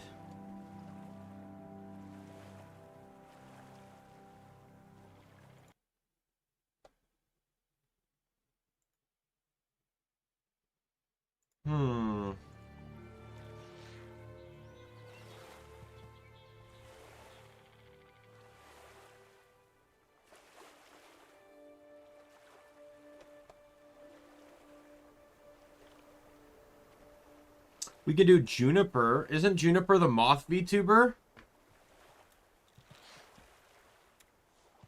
That's the closest to a bug we're gonna get in this. Between that, jungle spider, and cave spider.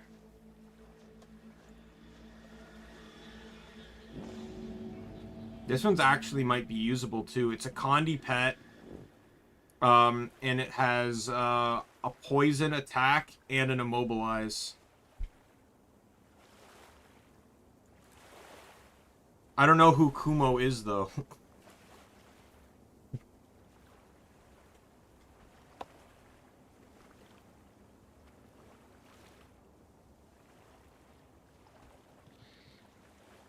Last but not least, we got the Warthog.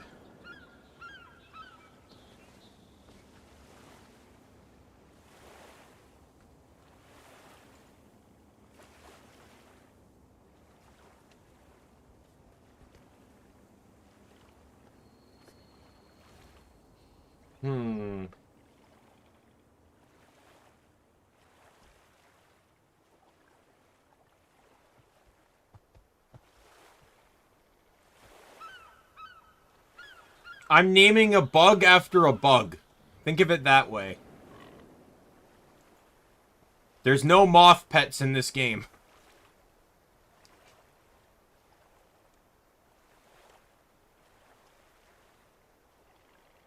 Warthog's also a really good pet. It's Condi as well, has a knockdown and has a bleed. It's not great off merge, though. Like, all you can do is search for an improvised weapons, which are garbage. Yeah, but there's no other bug that I can name a moth after, so that's what we're going with. Warthog.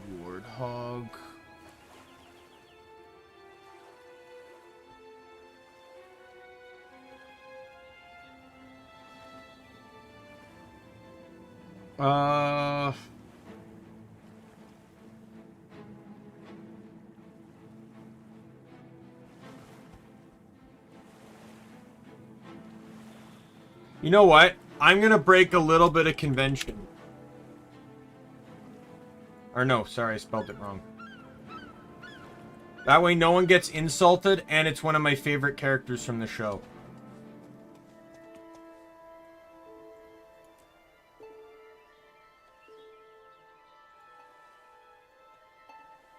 I chose you.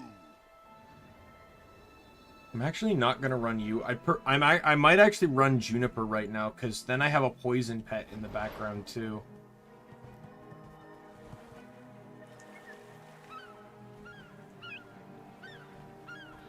Because this build's gonna be all about bleed and poison. So, and then the other pet I got too was Shark. I named it Gura. I chose you. Oh, I didn't realize Shark was a condition pet. Okay, well, we're keeping Shark then.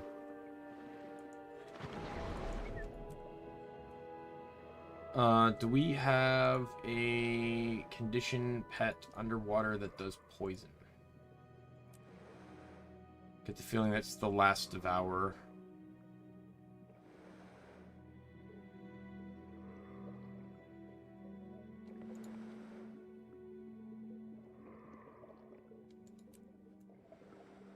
I feel like it's the only name for a shark. Okay, so there's one... Now there's one thing, one map I'm gonna do.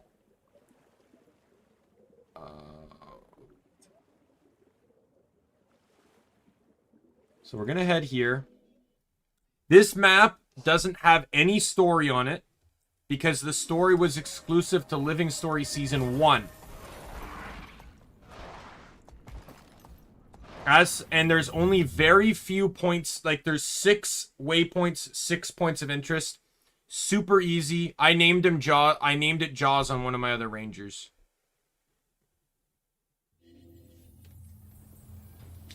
So this, and there's a pet here, so we're gonna get it all.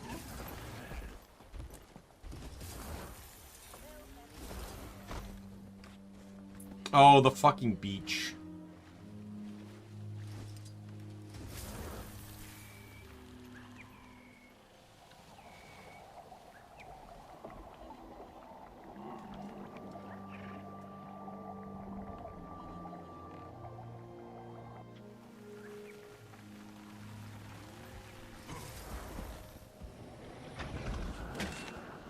Alright, let's do this.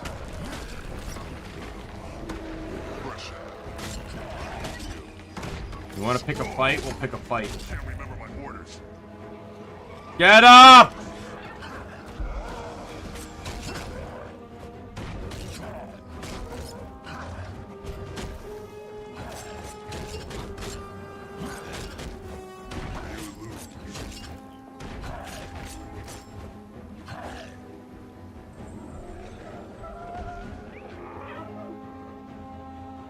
That looks valuable.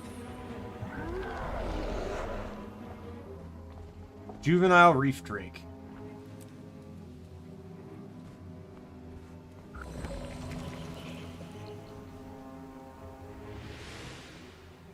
This one can do confusion. What do we name this one? I'm thinking.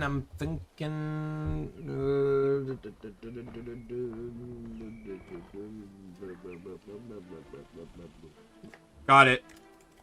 Closest thing I can think of to name her. Coco.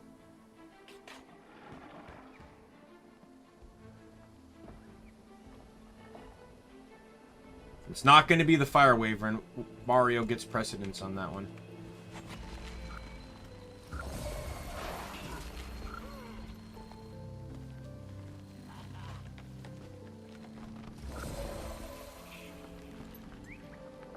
Alright, so I think I'm just going to skim around the map just to discover things. There is a meta on this map, but it ties to the world boss. So people generally only do it when the world boss is going to spawn.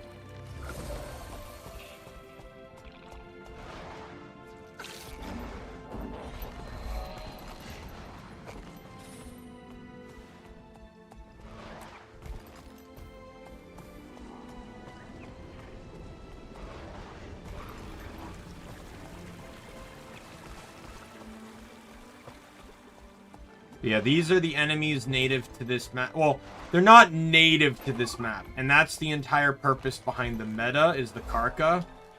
So basically, when the Water Elder Dragon in the Endless Oceans woke up, and as well as Zaitan raising ore, it threw off where the Karka originally lived. And as such, they migrated and ended up on this resort island called Sunsouth Cove, I believe. Yeah, Sunsouth Cove. South Sun Cove. And that's kind of the lore behind the whole meta here, is that they're basically invading to try and find a new home, and you have to fight them back. They're basically like crab creatures that can basically tighten it. The young ones like spit at you and stuff, like shoot projectiles. The large ones can tighten up their body, lean over to the side, and roll on you. And they're very annoying to fight.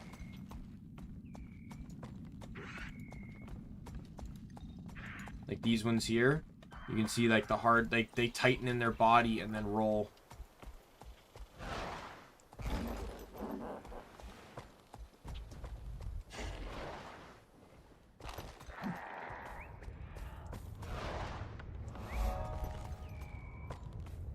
And when the meta is capable, you secure the settlements, and then Karka Queen will spawn.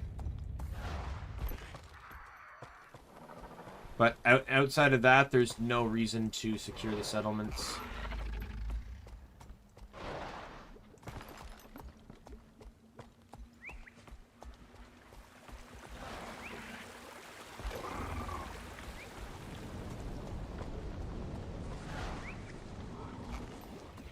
You really only ever come to this map for very specific and certain reasons.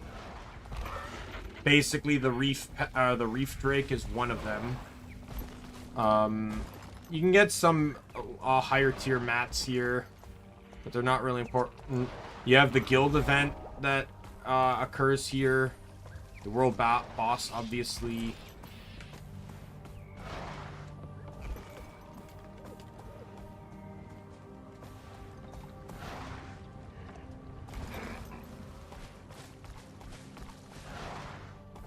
There is a jumping puzzle here.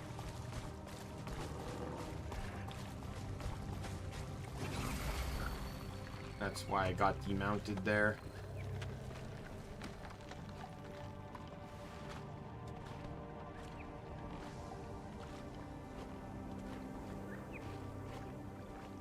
But basically, yeah, you have to jump on all these steam rocks before they, as they form and before they fall apart.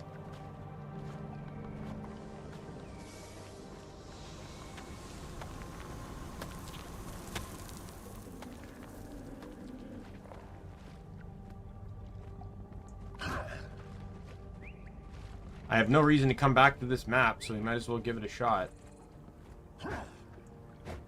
I will be swinging my weapon a lot, because Char's center is very off. I already fell. Why? I was in combat for some reason. If you get in combat, you move slower. But yeah, if Char out of combat, they walk on all four legs, which really throws off your ability to detect where their center is when jumping. But if you pull out their weapons, it's between their two legs. Why? Are you kidding me?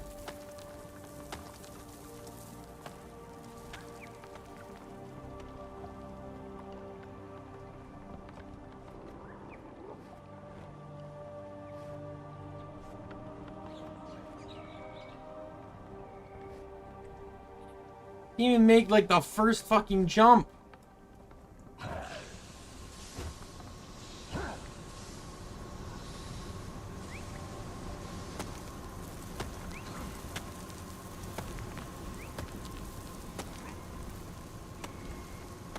Yeah, you don't get a lot of leeway here. Basically just gotta keep jumping.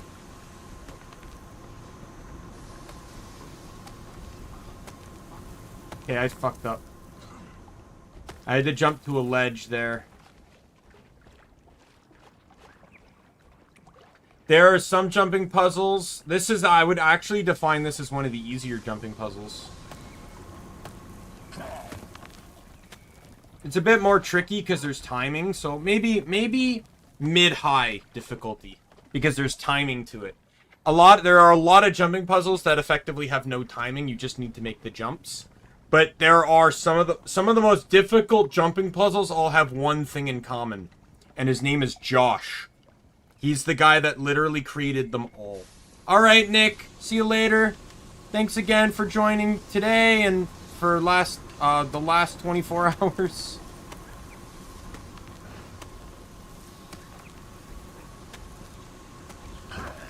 Oh, well, that was me being dumb because I didn't want to,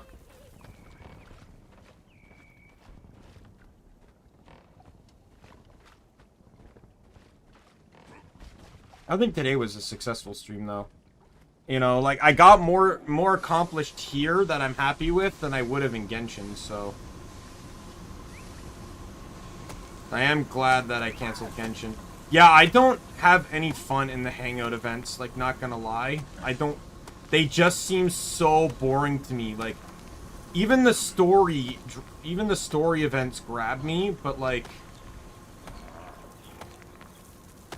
The Hangout events just don't. I just don't have... Oh my god, why?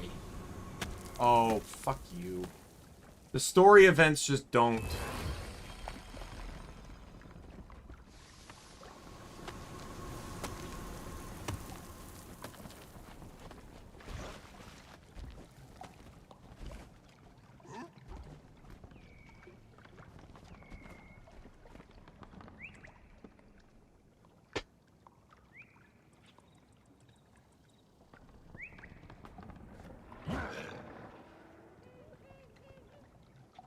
In combat.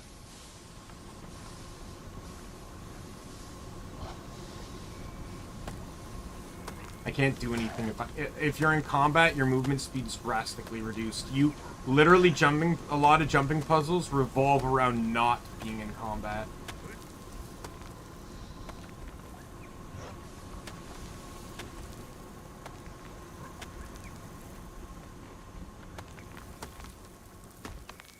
I think that's it, right? Or is there another part to it? Oh, there's another part to it.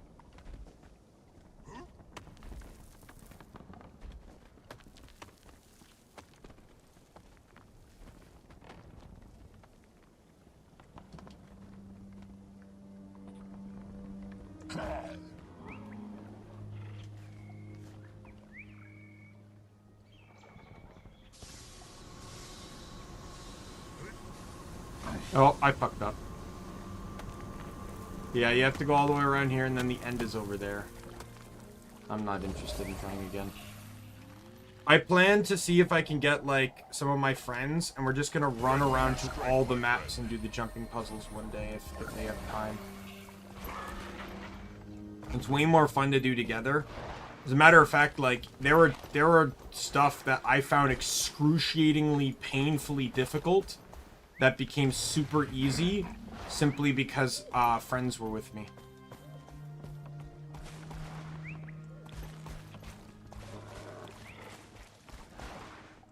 Like, I don't get as mad when I'm with other people. Oh, carcass shells, that's another thing too. There's an armor type that requires them, as well as I think they're just needed for some stuff too. What are carcass shells needed for? What are carcass used for? This is a currency for equipment with the settler prefix. Okay.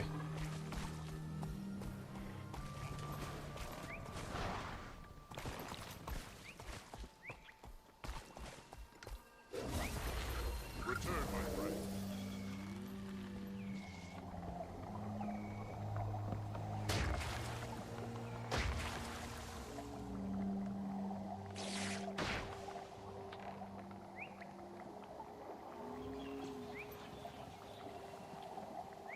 As long as there's just a little bit of water underneath, the skimmer goes.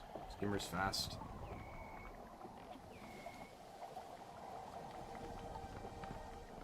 There's no real route. I wouldn't say there's really a route for this map because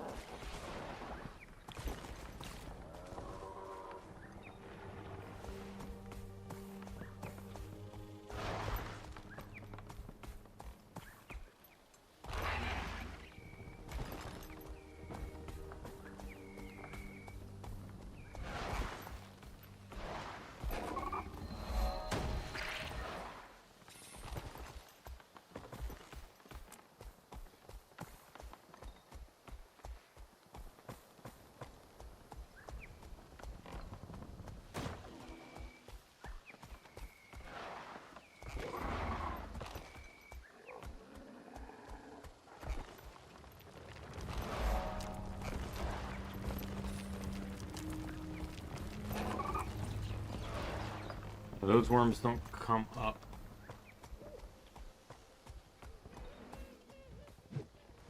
And I just got the one in Sharktooth Bay there. There's also a unique plant here too. Who are you guys? And why do you have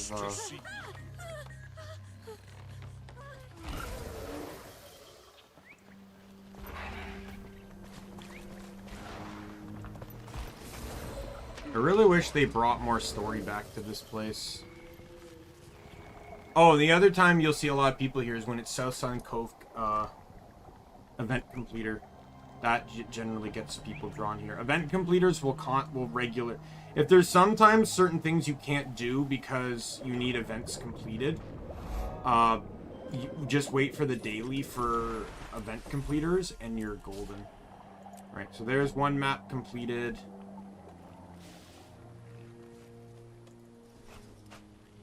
Begin destruction protocol.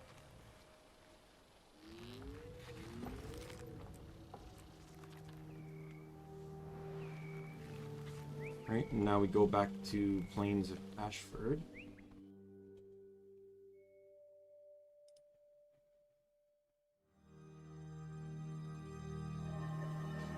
Hey, come talk to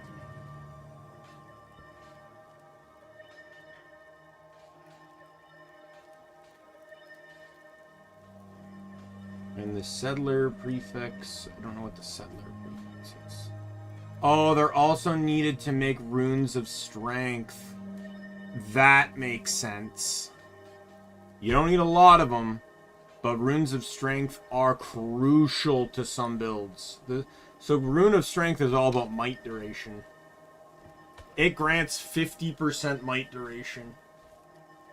In some ways, because a lot of, like in meta builds, they build for Zerkers pretty much. You don't get to run concentration to buff your might, or to buff boon duration. So you have to run like runes of strength to buff the party.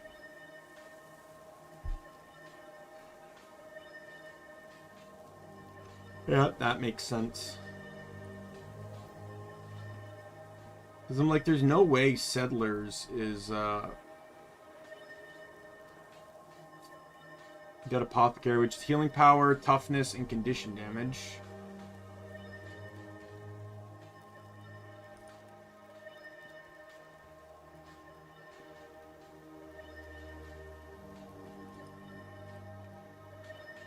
And then...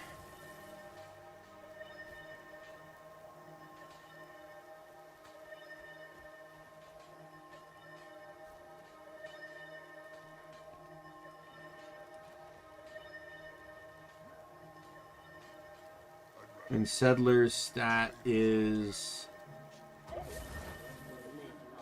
Toughness, condition, healing power.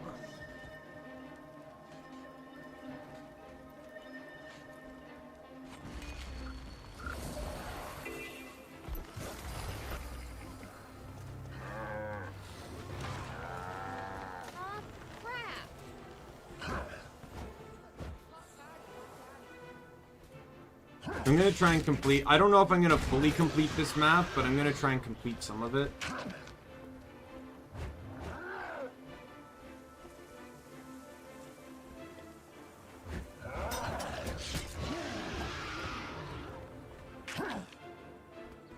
Yeah, my true opening is Moa Stance and then Instinctive Engage. Because Moa Stance will make the quickening last longer.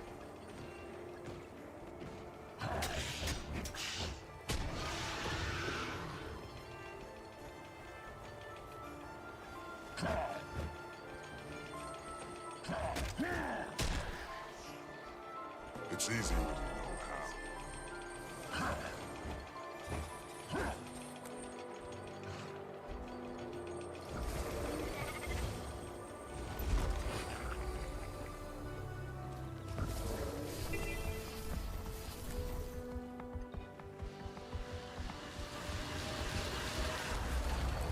I think, to be fair, what I'll do from now on is if I'm only traveling short distances,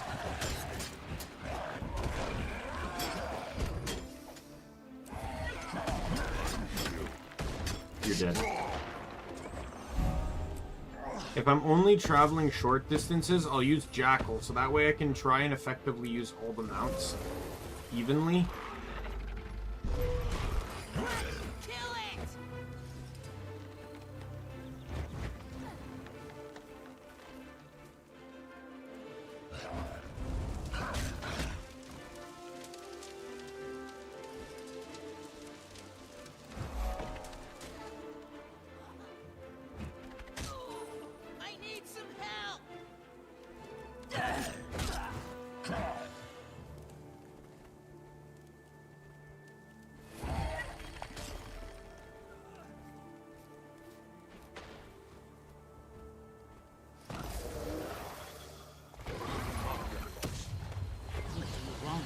Cannons are one of the fast ways, but they're not instanced. The range is for those who need practice. Keep trying, Engineer.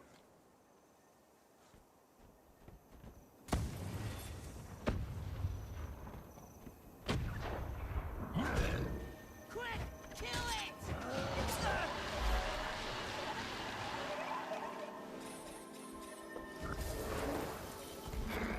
There are some stuff that I do need to do here that I didn't,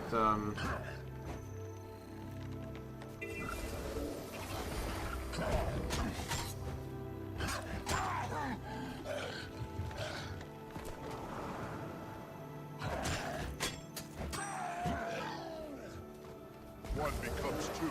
some hearts that I did do that I need to redo because of the,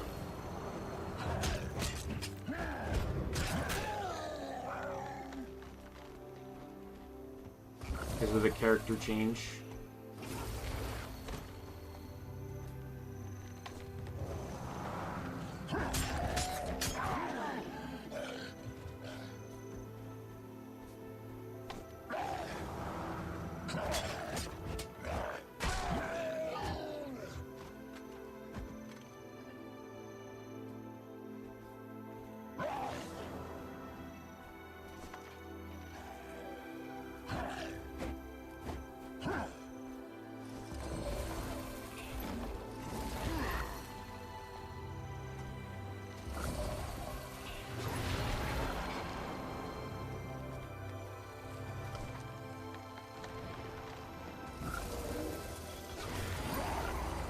As I do hearts going throughout the game, I will always comment about what, in my opinion, is the easiest way to complete a heart, but also some changes that the game made over time. For example, this barn heart over here never used to be in the game. Never. As a matter of fact, I had map completion on several characters before that heart, and I think even this heart were added in. I had to come and do them. Not that it gave me any bonus, because I already got my rewards, but...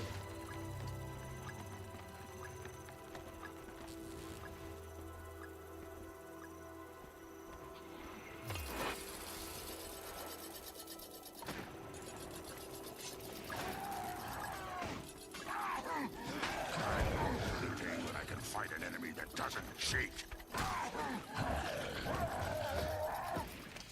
The hyena pet used to be here as well.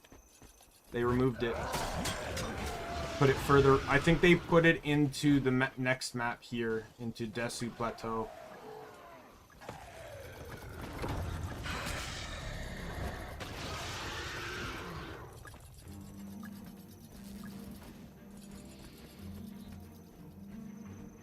Halt!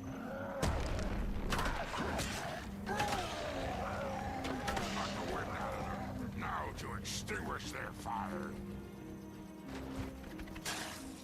Obtain the awesome.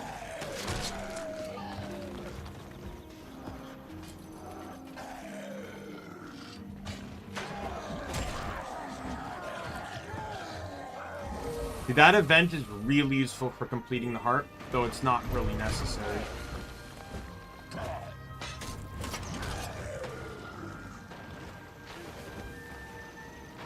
I should also comment on that healing is slower when in combat.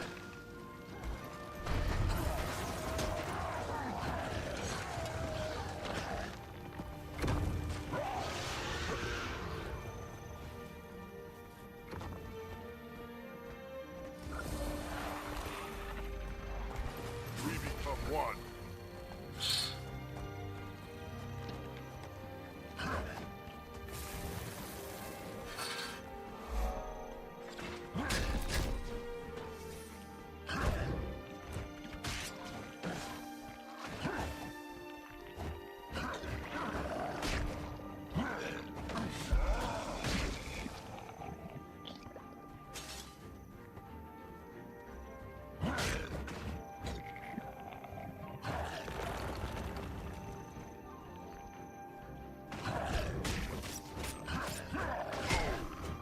That had to hurt.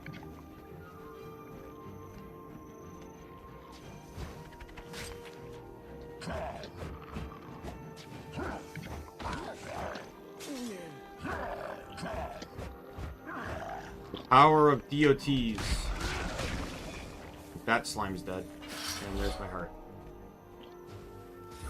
As mentioned before, hearts do turn into vendors after you complete them. Hearts only exist in the base game up until you get to ore. After ore, there are no hearts. Heart of Thorns has no hearts either, nor does Dry Top or Silver Waste. However, they did bring them back in Living Story Season 3. They are repeatable. They unlock once, but they can be repeated daily, for more karma.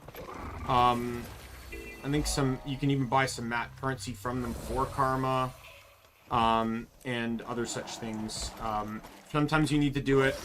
And one of the map I was on in which I got the tiger, Draconis, what is it, Draconis Moors? Where is it down here? Yeah, this one here. This map, had a backpack that took 14 days to make. There were multiple stages, and they were day locked. Return, my friend. Basically meaning that the pet, Come here.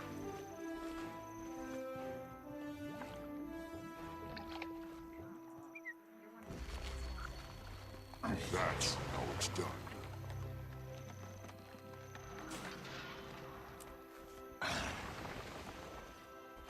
basically meaning that you had to complete all 4 hearts on the map every day to get an item, which you could combine into one item, and then you had to get like 14 of those in total. I did do that. I actually still, I have the, I don't know if, I probably still have the backpack somewhere, but I can show you the skin for it. We'll go here, wardrobe. It is, where is it? This one. This is the skin. And these are the various phases you went through as you worked towards unlocking it. So that was the first one, that was the second, that was the third, and this is the fourth. And this is the Ascended skin. This is what you got for completing the collection. But it was all day locked. That's the worst thing you'll generally have to deal with in this game, is that things are locked by day. So like, you'll only be able to get so much in a day. But generally speaking, I find I can do more in a day in this game than I can in Genshin. So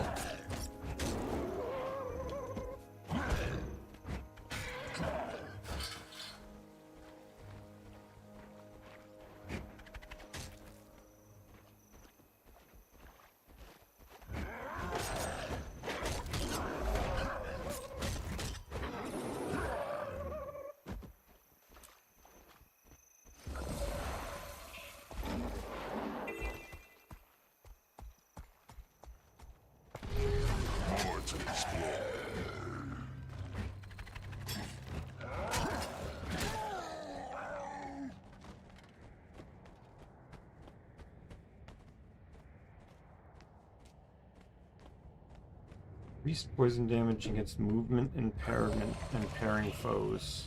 Come here.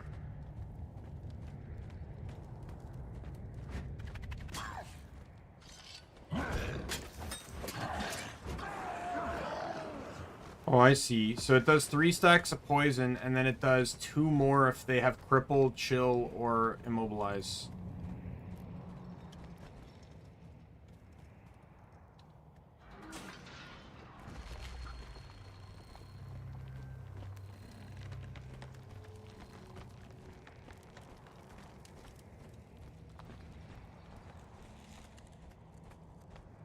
I don't mind this one because immobilize is a nice soft CC. So immobilize effects, among other things, are referred to as soft CCs. What's it? Immobilize, chill, cripple, blind, weakness are all soft CC. So generally what that means is they pretty much have no effect. Like, it only comes in reference when it is against an enemy with the Defiance bar. So like this little bar, this bar that's under their health. Enemies like that are unaffected by those types of CCs. And as such, they are those types of statuses. So instead, what those statuses do will slowly dwindle the Defiance bar instead. So it's referred to as a soft CC. As a hard CC just does straight direct damage, a soft CC does small amounts of damage over time. I chose you.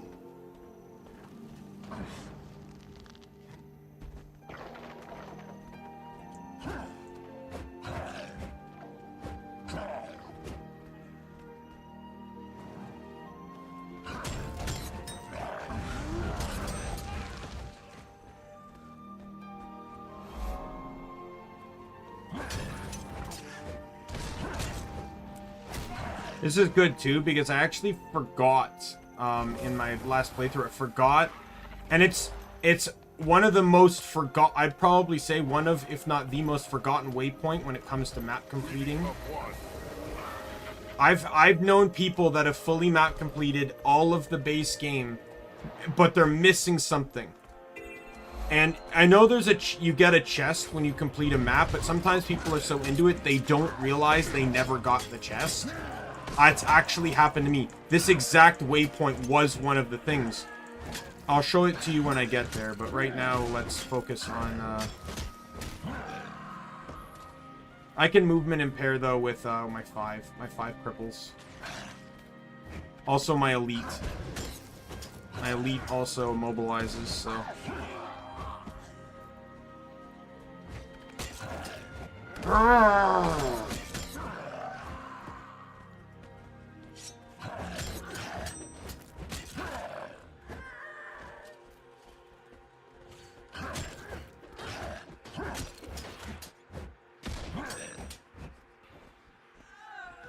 It's not the strongest DOT class, but I'm content with it. I'm having fun. Way more fun than I was on my Ellie, that's for sure. I just, not to say I wasn't having fun, but I was getting more confused than anything. I felt like I was constantly missing something. When I play my Asura mage, I have a specific set of things I do in that, because the entire aspect of that build was to basically kind of build might. But with my Asura, or with my Sylvari Weaver, I kind of just mash. And it was kind of turning the same thing with Catalyst as well.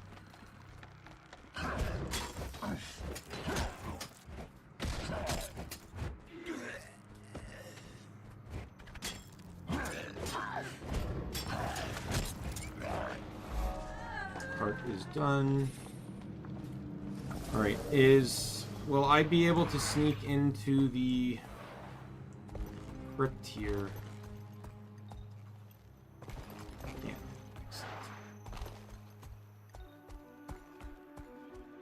You know what? I'm probably gonna go on Jackal here.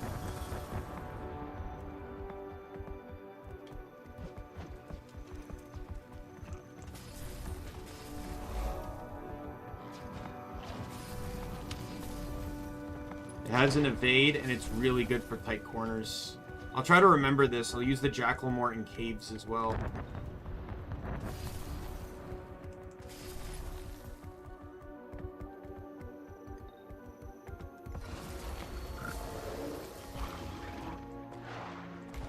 And the really, really tricky... Oh, yeah, I gotta remember this, too. I completely forgot about... There's a POI down here I completely forgot about. So as you know, this is where we started in the trial. But yeah, there's this bar here. I actually completely forgot about that on my Ellie.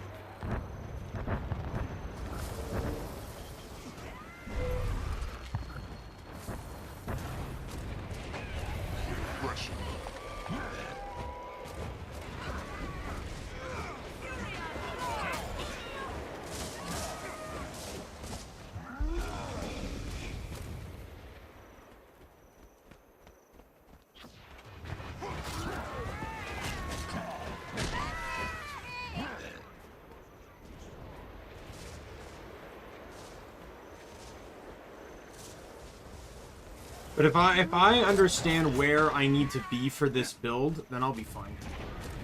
This is the new that's Willbender, so that's the new Guardian class. I don't really check them out much.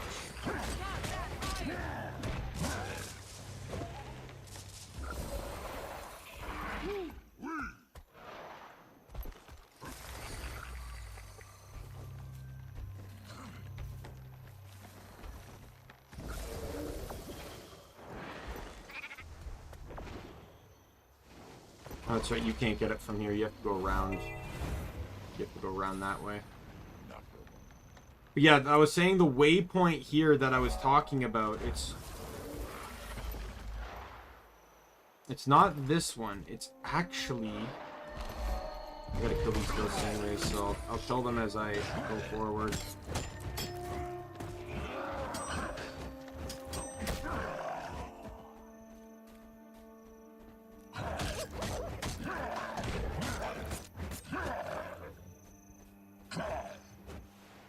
You'd never even know. You'd never even know. It's right here.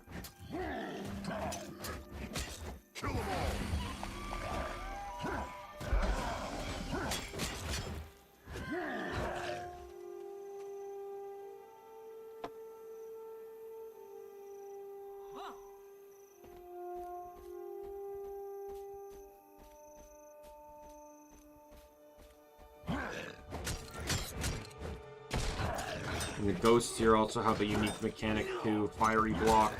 If any of the shielders block,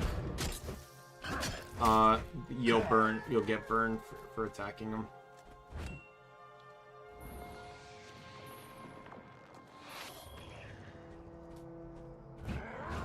So yeah, this area right here, there's a waypoint right there. It's still not on the map. I am standing beside it, and I do not see it. There's also a fixed rich copper vein over here, or rich copper vein. So rich vein always has 10 in it, and there are certain rich veins that are always guaranteed to spawn. Guaranteed, no matter what, they will always be there. This is one of them. There are other non-fixed copper ore veins too. Strong.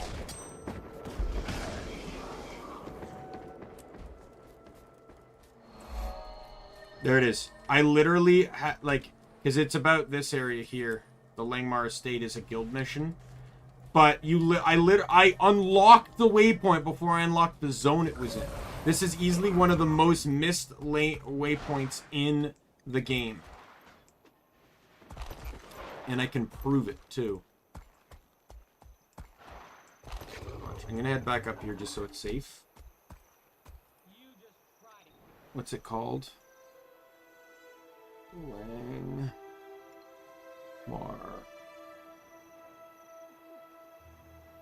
Estate.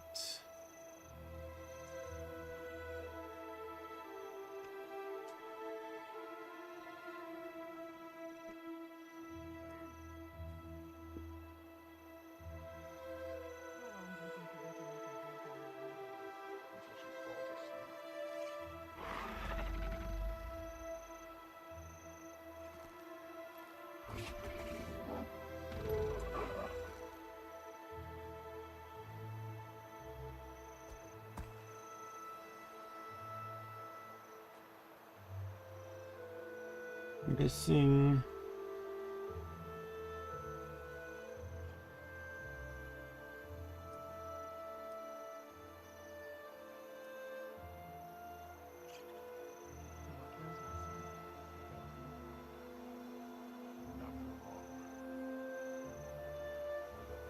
Here it is. Missing waypoint. Plains of Ashford. Oh, I can't see that because it's on Reddit. Yep.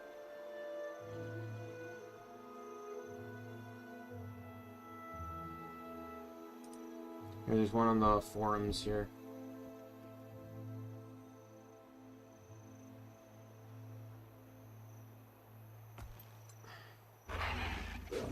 Yeah, someone's like, I completed it. Here's when I went to look on the wiki, I was missing. It's listed as Langmar Estate. When I look back in the game and find it on the map, there's no Langmar Estate or waypoint on the map.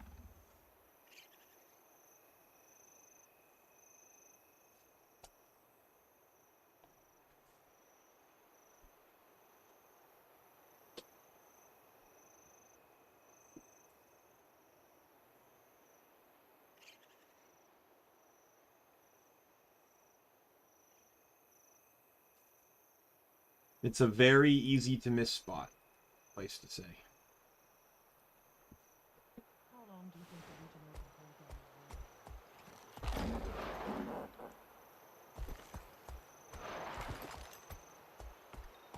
Oh, I still got ghosts to kill. What am I doing?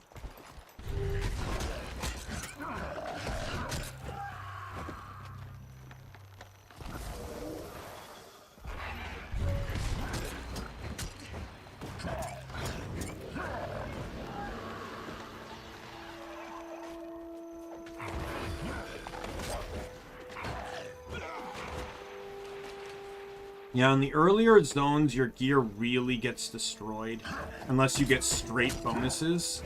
Because a lot of bonuses are affected by, like, Fury, for example, is very overpowered in early zones because it's a straight bonus. But in later zones, well, it's worth it all the way through.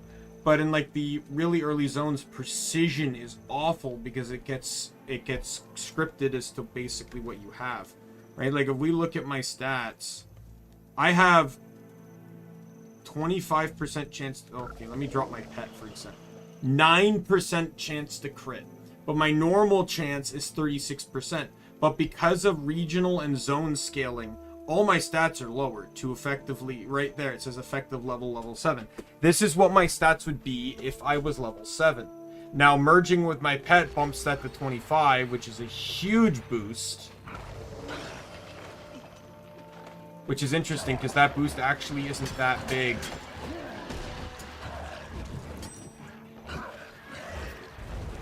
Okay, I'm gonna have to get used to the bonfire thing being right at my feet. The only other offhand weapon I can run is axe, and it has no DOT on it. Which is funny, because the primary axe actually has some DOT. The original Sword of Condi build was either sword or axe and offhand torch or dagger.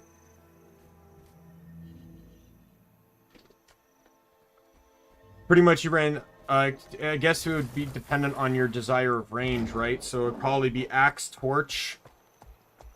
But, you know, torch was also really good at range because of the bonfire skill, right? So...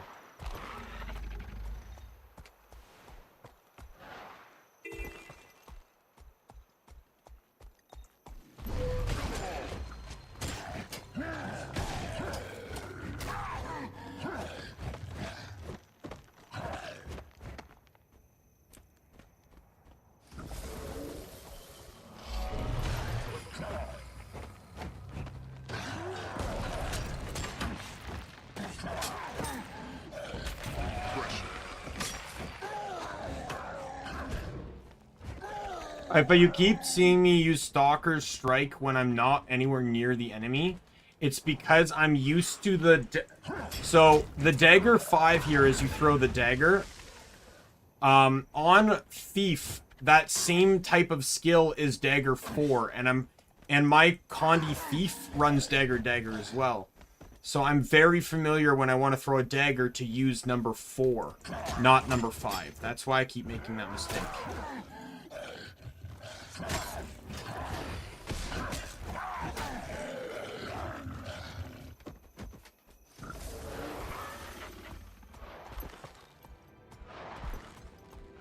I'm considering putting glyphs on my my salvaging tools to determine whether and just salvage as I go to get materials. So glyphs were something I remember when they added in. Basically, you can salvage tools, or you can, you know, mine, harvest mats and stuff like that. But,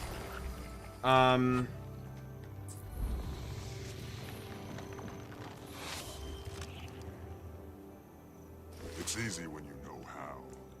Let me get rid of all these boxes because they're garbage. I can't salvage what's in them, so.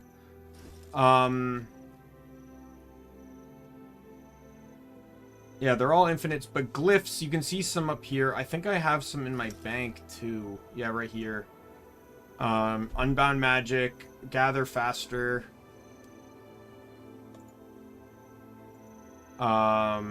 Watchwork Sprockets. For the longest time, because so Watchwork Sprockets, I can show you they're in here. They're these right here. They're very needed for a very particular stat type, which actually had some pretty decent relevance prior to Heart of Thorns at the very least, and even a little bit into it. But they were a common drop during Living Story Season 1. But that's not doable anymore. So the only way to get it was you had to have this one pickaxe from the Black Lion trading thing, and there was a node you could have in your home instance. Those were the only two ways to get it. This one right here, Watchwork Mining Pick. Only ways to get the sprockets, period. So they were expensive as hell on the trading post. that was an item I used to trade around to all my main characters. Whatever character I was using ran this, so that they could get more watchwork stuff. There was another item too that was similar to that. I forget which one it was though.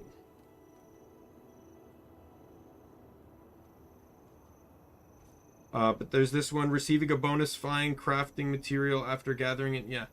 And then there's these other ones here, you know, extra strike, extra logs, extra ores, leather, and volatile magic. So unbound and volatile magic are a map currency of Living Story Season 3 and 4.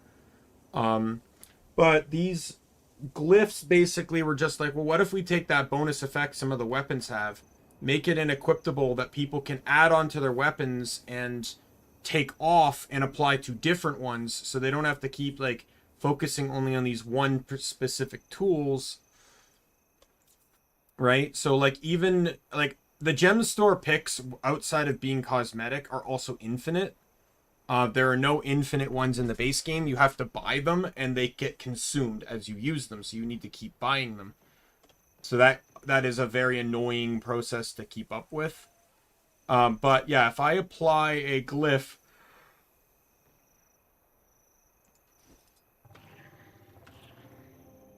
oh, I didn't realize you could, oh, I didn't realize you could reskin these. There's the Choya one.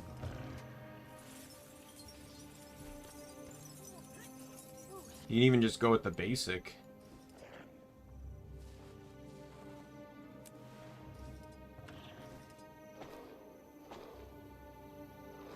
There's some that are ideal because of how fast they are. Here's the other Choya one.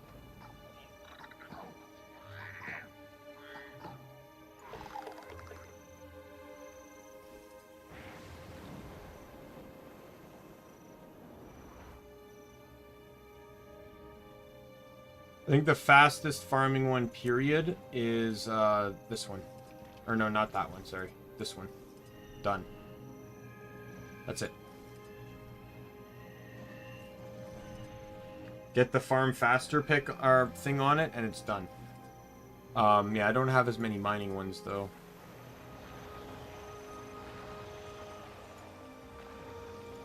I didn't realize you could change them. And I guess I must have, because these ones were originally different. Or no, these ones were mining tool. These are what they are, but this one used to be a flute. But I can put glyphs on, and then that way, occasionally when I strike something, I have a chance of getting additional mats. Now, for something like the ore or the leather working, for example, though, and I think there's the crafting mat one that was here too. This one, the scavenger. Those are all map based, so the item you get is going to be dependent on the level of the zone you're in. So if I equip the leather one, it's going to be the leather of the map I'm in. In all honesty, leather is probably what I'm going to equip, because leather items are very expensive. Far more expensive than tailor or metal.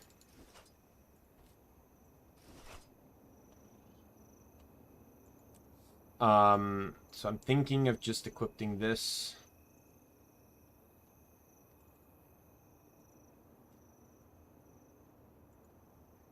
And then I can just right-click and remove the glyph at any time if I so desire to.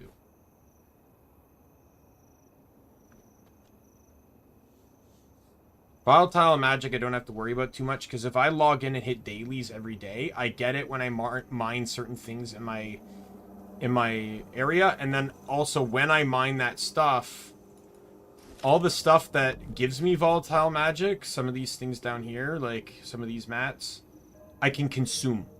And when I consume them, I get volatile magic when they're consumed. So if I have no reason for them, because like there's a couple more, like this one here, Eternal Ice Shard is another one, and I think this one here as well. Or no. Yeah, Thunderhead's Peak, so Branded Mass and Eternal Ice Shard. The nodes themselves cost 10,000, so I may end up just straight up consuming all of this if it means getting the volatile magic I need to buy those nodes. when I get to the maps. But I'll happily take the extra leather, so... Grant me your strength, my friend.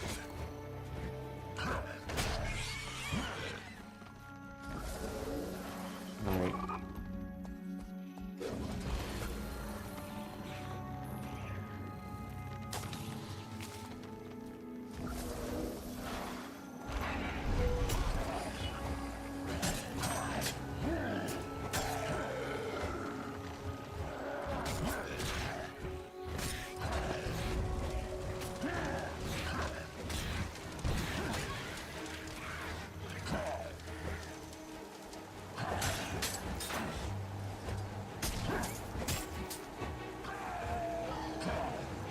I'm probably mostly just going to be running Dagger for the playthrough, maybe occasionally switching to Shortbow as well. I don't really see myself using Torch too much, unless an enemy is immune to poison or bleed, which does occur.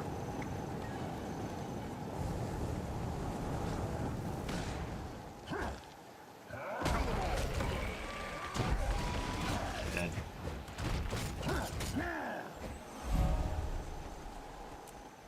The stack bursting was too much. So yeah, I can't get to that POI, even with the Springer. Like, I'm pretty sure I've tried.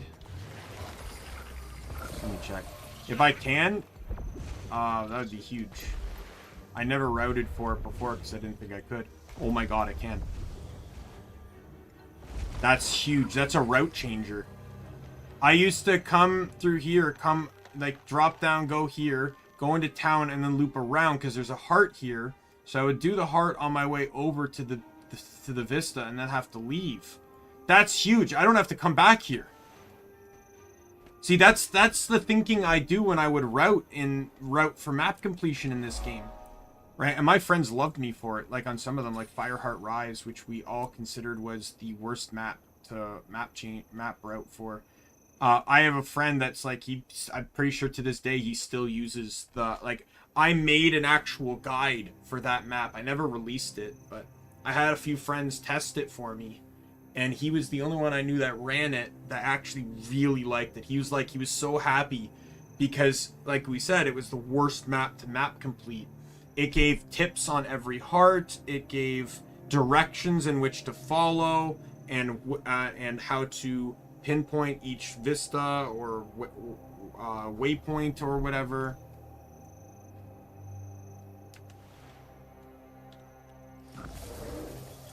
But getting this vista now is huge. It's such a time saver. Oh my god.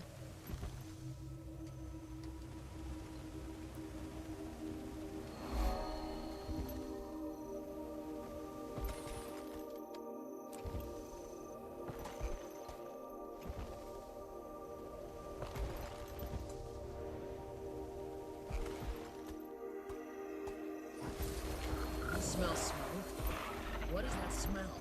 Didn't Jenk mention we might have trouble with Flame Legion? Just any Flame Legion.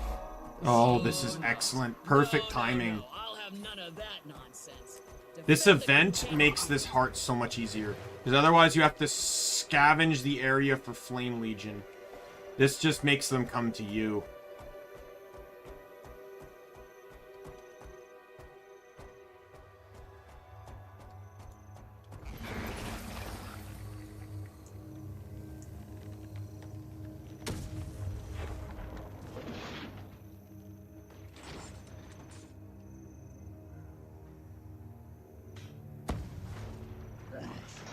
Missed them. Oh, they're invulnerable anyways. Grant me your strength, my friend.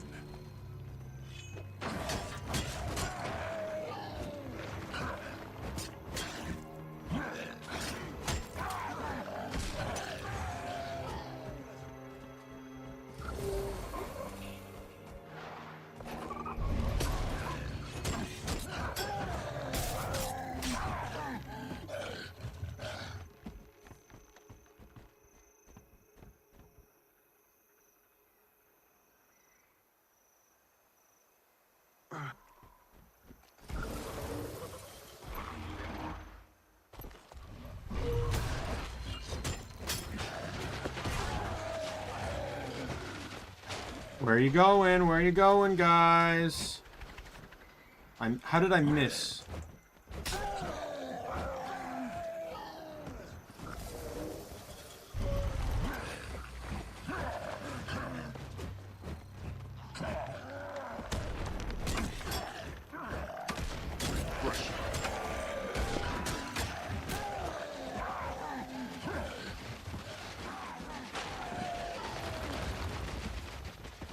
Yeah, I've already gotten the heart too, by the way. Super easy. Return, my friend.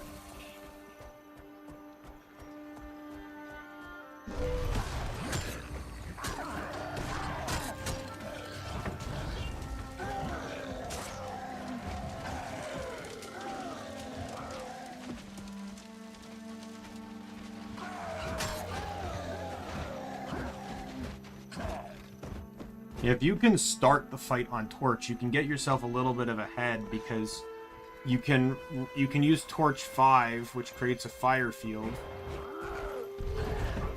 and then switch and start using Dagger 5 as a projectile, which means it's going to guarantee burn.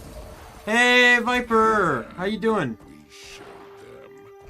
Nobody can mess with us. I've squished scarier bugs. This is Spectre Warman, teaching hard lessons to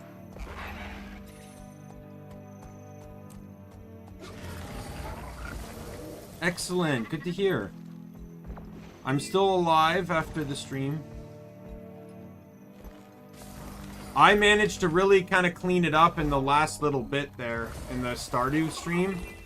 I managed to get to floor 100 within like the last 30 minutes of the mine.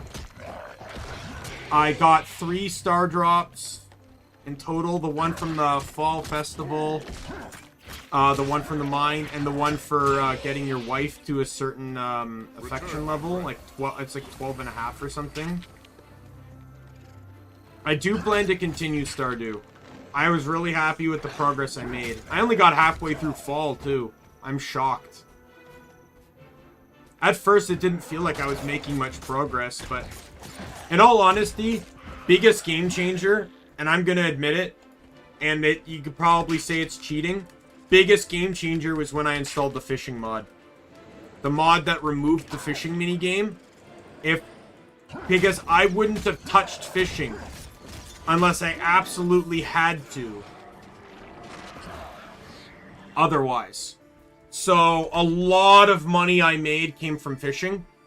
A lot of money. Hell, the Fall Festival display I had was entirely iridium quality fish that I caught. So, yeah. You know, that Stardew has a huge modding community. So, that fishing mini game was pissing me the hell off. I actually completed the fishing bundle. And I probably wouldn't have in this stream if it wasn't for the mod. So, but yeah, going forward, I just got to look basically at Grandpa's checklist. That's what my goal is going to be. Outside of making sure I just have a good source of money as well.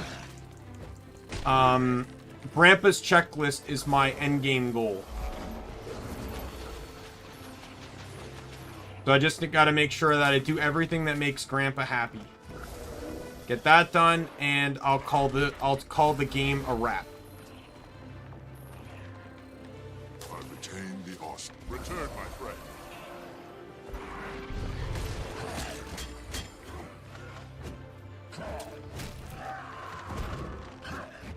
Did it again. I don't think I'm ever gonna get used to that. But yeah, so what's gonna happen is Stardew's gonna be on the back burner for a bit until either Wonderlands, Tiny Tina's Wonderlands playthrough completes, or until Super Mario RPG completes. Once one of those complete, Stardew will take the slot. So the way I stream is I have a primary game slot, a secondary, a tertiary, and then sort of like Genshin. I call it the Genshin slot. However, because I'm caught up on Genshin, I only stream Genshin when there's something to do.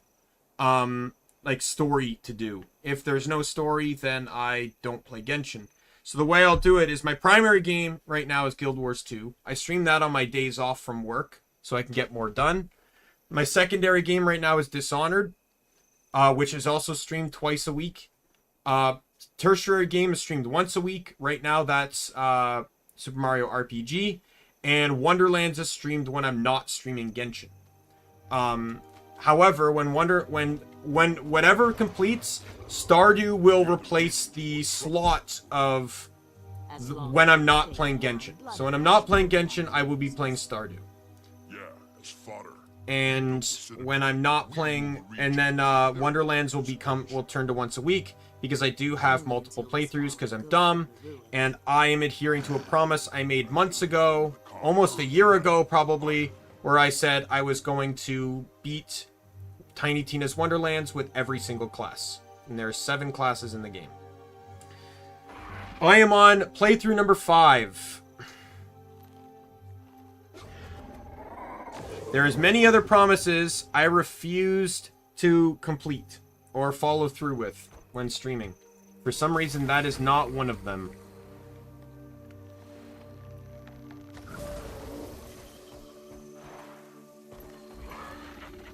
That one has stuck with me. This one's Saluk, right? Yes. You get some free buffs if you saluted that statue. 1 becomes 2.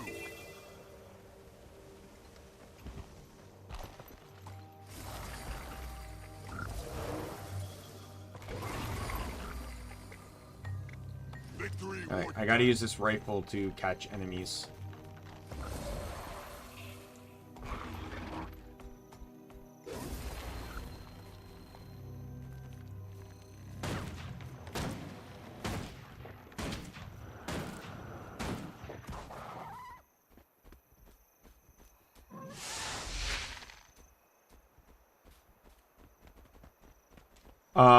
But yeah, Wonderlands, I got like 3 playthroughs in, and then they're like, oh, by the way, here's a 7th new class. And I'm like, oh. However, that was one of the most fun playthroughs I've ever had in Borderlands. The Stabbomancer Blightcaller playthrough.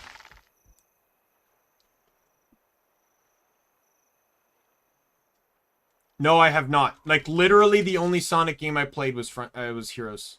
I've not played any other Sonic game.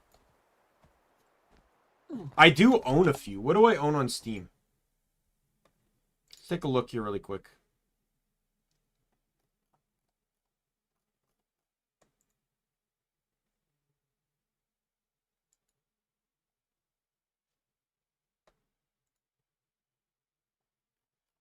What Sonic games do I own on Steam?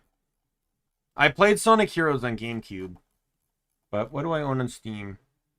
I own Sonic All-Stars Racing Transformed, which I have played, and I super enjoy that. Sonic Adventures DX and Sonic Generations. Those are the 3 I have that have Sonic's name in them.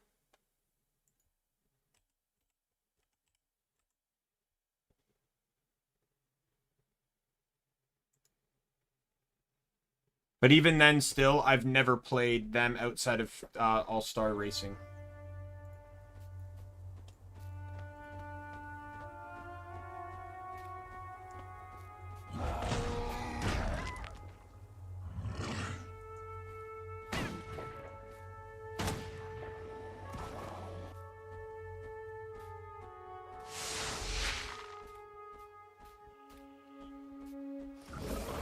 This one's I did do the gun here, but you don't actually have to do the gun, which is really cool. It's actually way easier to do this.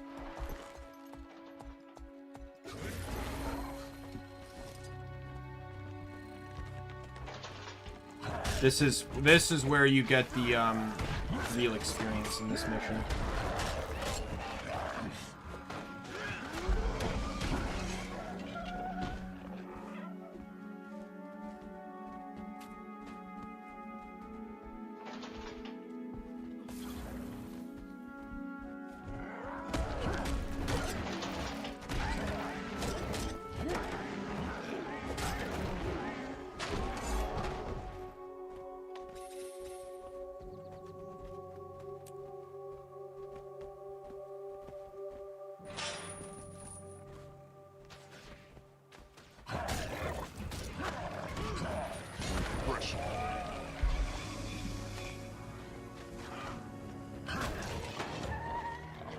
I already got my heart completed. We are good to roll. I'm not against the Sonic game. In all honesty, I would say, and you know, some might take this as blasphemy, but I think I'd at least prefer 3D over 2D Sonic. The 2D ones are the ones that confuse me.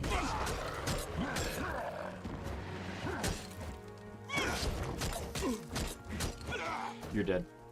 I don't have to do anything. Now get out of my sight.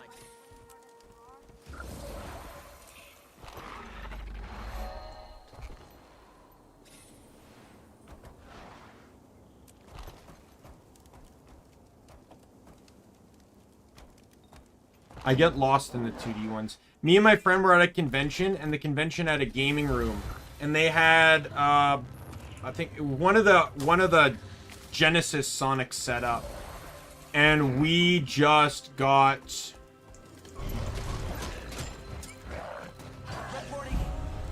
both of us, we were playing 2-player, and we were just confused as all hell.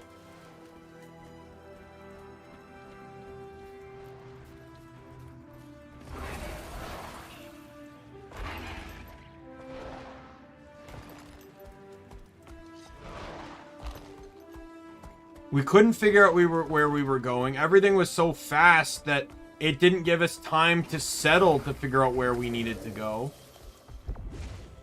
But anytime you slowed down, it felt like you weren't playing the game properly.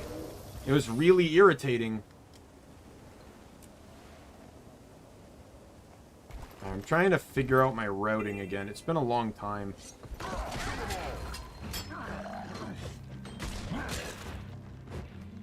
Since I've map completed in this game.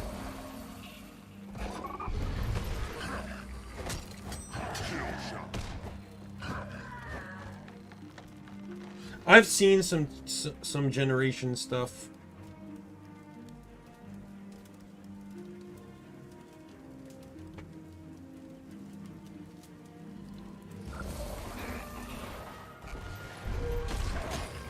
Yeah, it wasn't bad. Like, I watched someone play through it back in the day when it came out.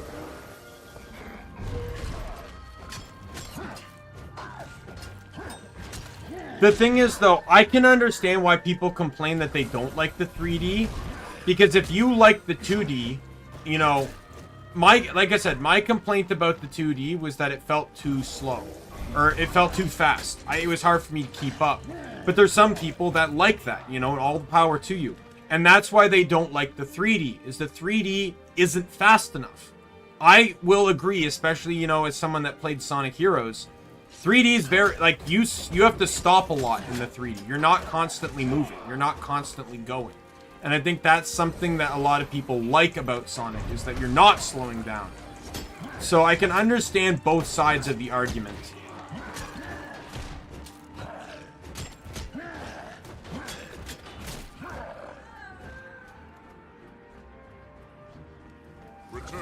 I've heard about Sonic Forces. You don't have to tell me. It's kind of like the difference between, say, like, Super Mario Brothers and Paper Mario or Mario and Luigi, right?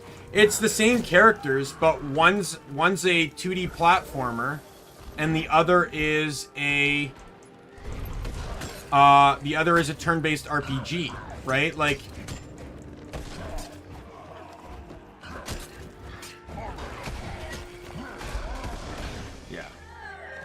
The DPS burst on this is disgusting.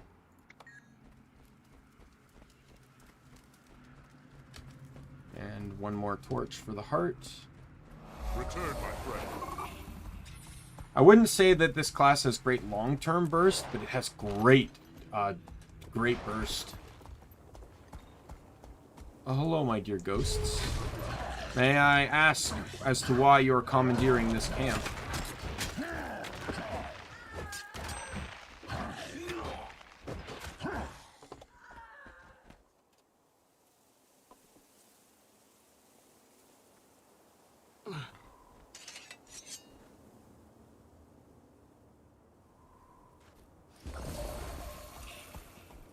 What, in Sonic Forces? You can customize your avatar in Forces?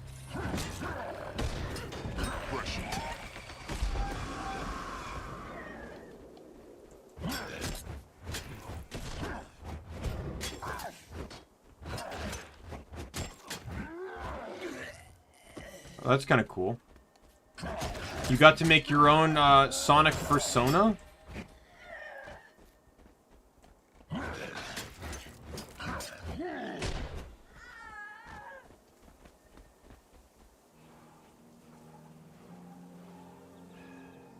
I don't even know why I'm doing this, because I'm pretty... Yeah, everyone gets up once the event's completed.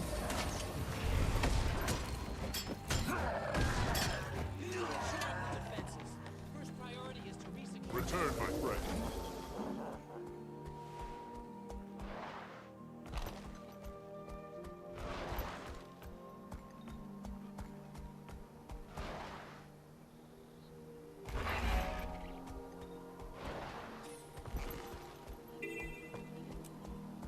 Yep, that's what I missed. Knew I was missing something.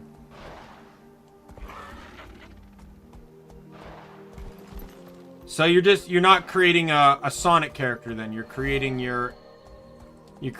a human character then. Cuz Sonic is one of the biggest like furry communities in the world.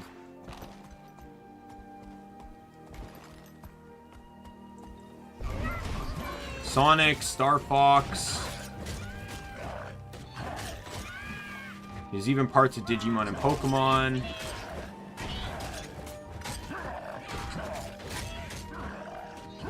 Though I find with Pokemon, it kind of goes the other way. They generally make the Pokemon more human than they make humans more Pokemon.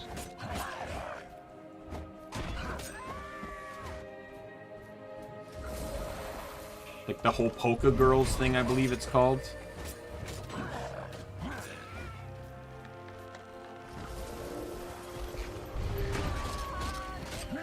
Yeah. You just don't want to admit that. You don't want to admit that. But yes, that's probably what many people would call it. One becomes two. You as a Sonic character or a furry. That is what is effectively a persona.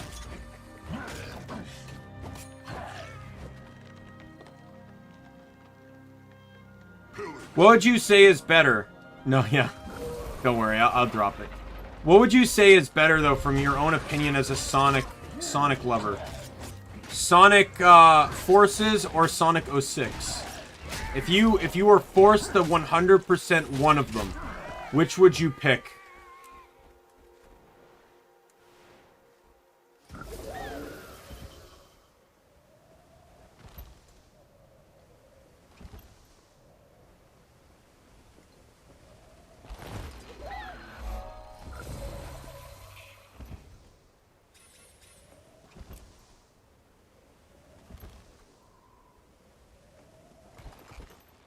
Dead.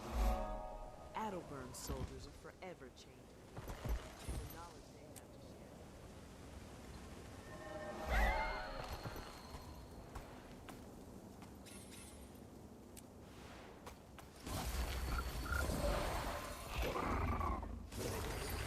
share. One becomes two.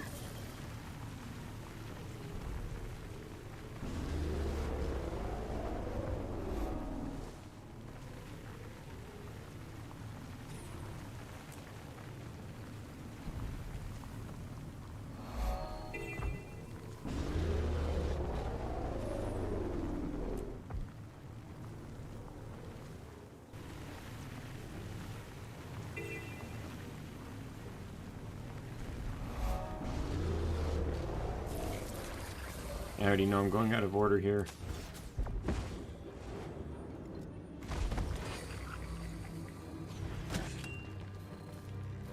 '06 was just that it was a buggy mess. I don't think... to what I understand, no one really hated the story with '06. It's just that, like, people can't really enjoy the story when the game is breaking at every open opportunity.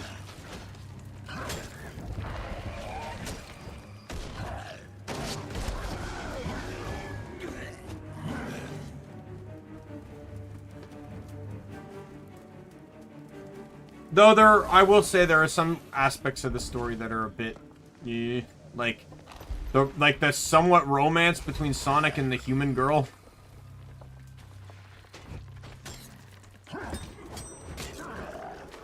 But I heard about why that was.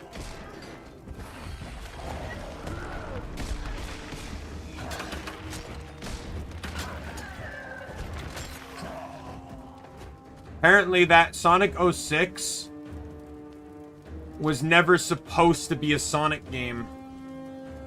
The Sonic game was supposed to be the one that was on the Wii. Was it Secret of the Ring or something like that? But something happened and Xbox basically like demanded their own exclusive or something. So they basically shoehorned in Sonic into a different game.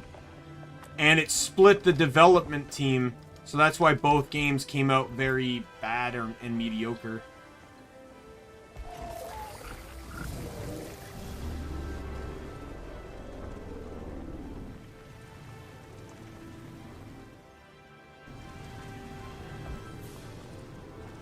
Yeah, Sonic and the Secret Rings, yes.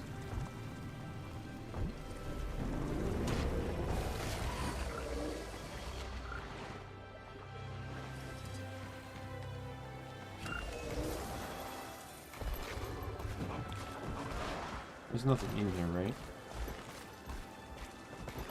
Yeah, I just came in here to unlock the... There is a person here, though. Gamer!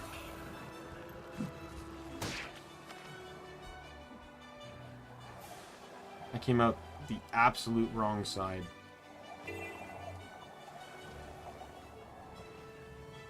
No, I came out the right side. Fire up your torch, Ravenclaw.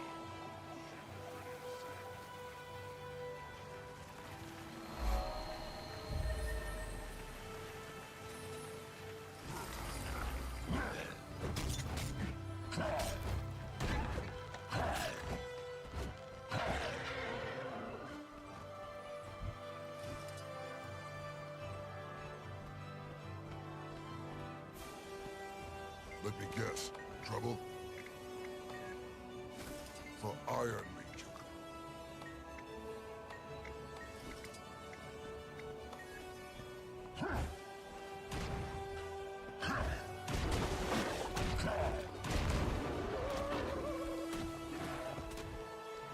Alright, that one's fire.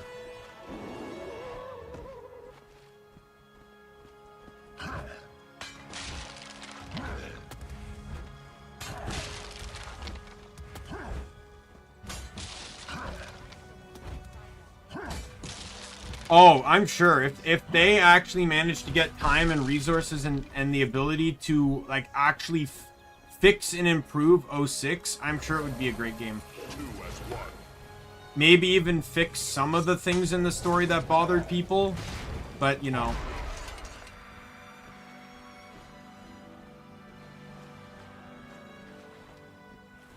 Like if they actually had that time to look at the game and go like, okay, well let's fix what's broken here. The speedrunning community loves 06, though. They love it because, like, it's just like... I watched, was it Ray Narvaez Jr.? I watched him play 06. I think he promised his fans he would play it, so he played it. And he got to a point where he realized how utterly absurd the objective was, and he's like, okay, chat, this game's broken, right? Like, I should be able to, like, clip through the door or something, right? And without any assistance or whatever, he managed to clip him after spending like 20-30 minutes. He managed to clip himself through the door and continue the game without having to do the actual objective. And it was one of the greatest moments on his stream. Return, my friend.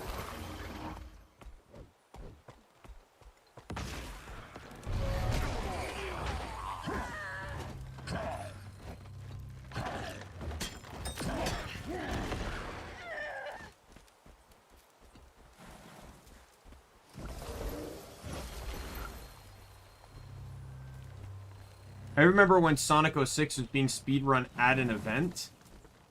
A weird glitch occurred. And there's like this one glitch finder for 06 that apparently knows every glitch in the game. So they're constantly trying to find glitches he doesn't know.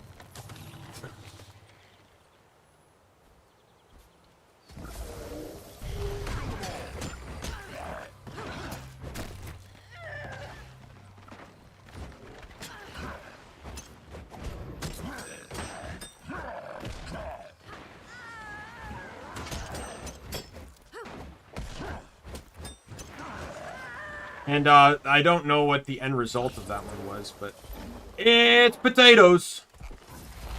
So these exist within the game. They're farms, where a collection of one type of herbal mat is all in one location.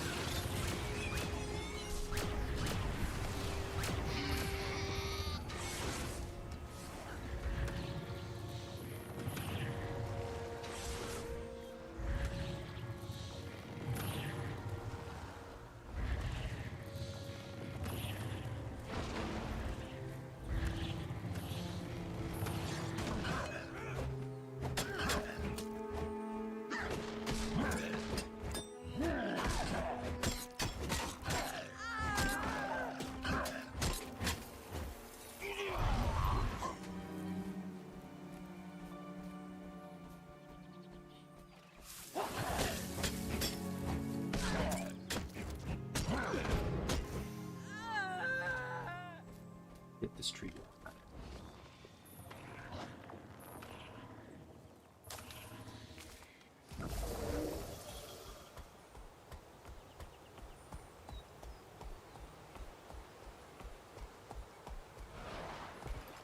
Did not get the Vista, so let's head over for the Vista.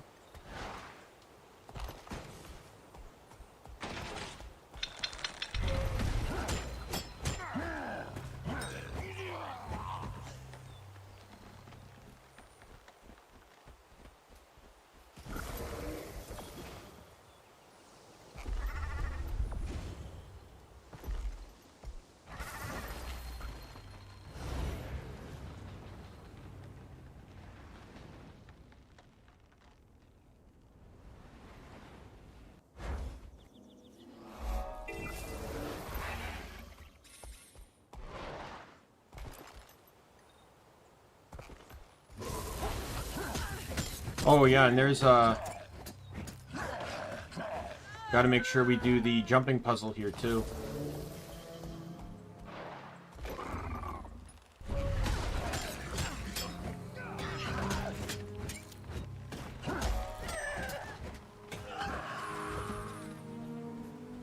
Oh, they were all called back? Really?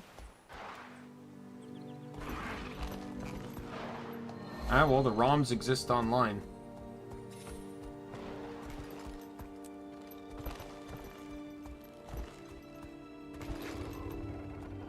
In a lot of puzzles, I do factor jumping puzzles into the equation of the puzzle, or into the equation of completing the, I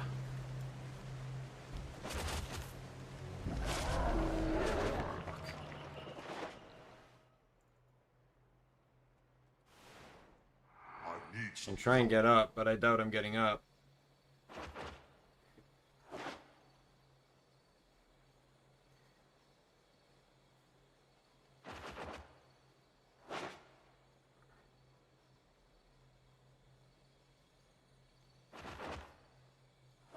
It's going to be a long process.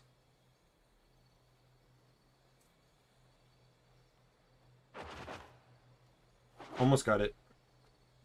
There we go. I'm up.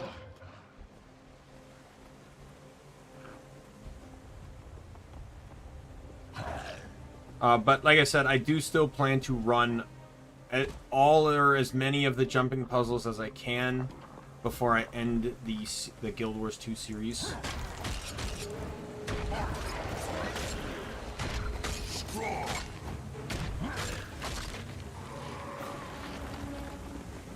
I was used to run past these, but now they're just like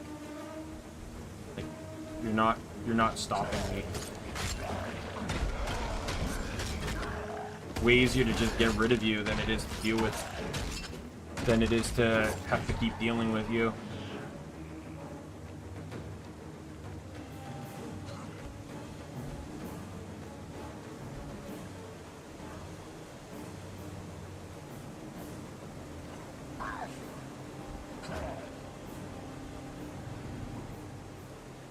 Oh no.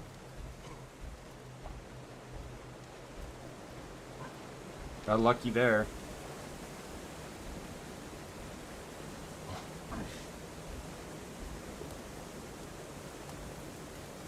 Well, that's good. I haven't, in all honesty, I've not heard too much about Black Knight.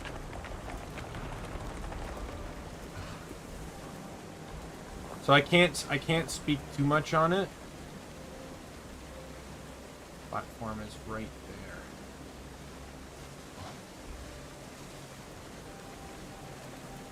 Open this and it's gonna spawn an enemy.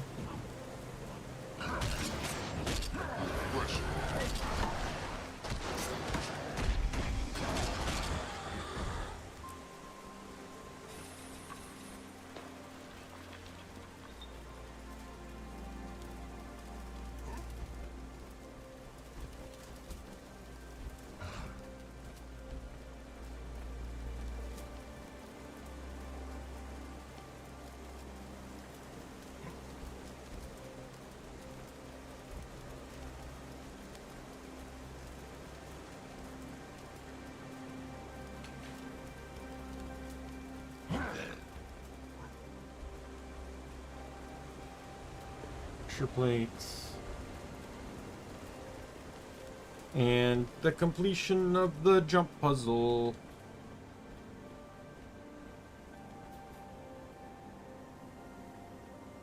You can never have too much treasure.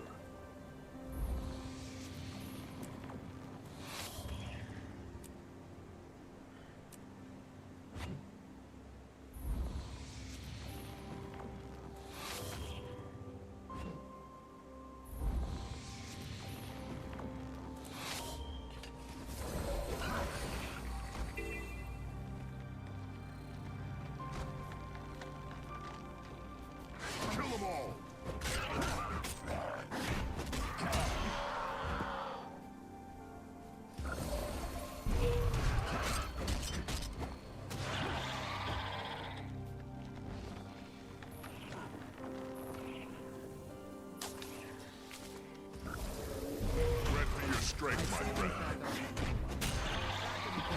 So we can exaggerate just how many we got.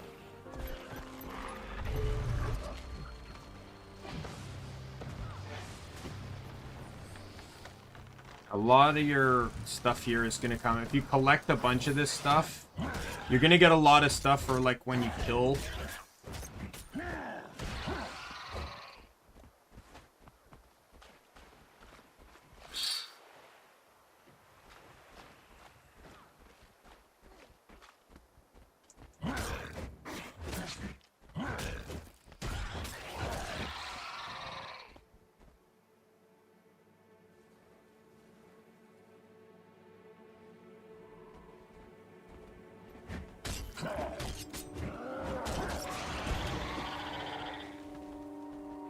As you kill them, you're going to keep getting these sacks and you're going to get eggs.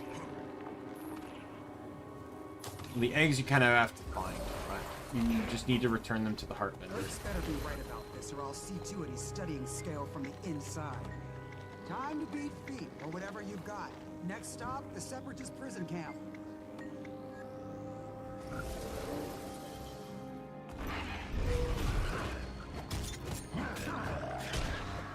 He's sitting over here.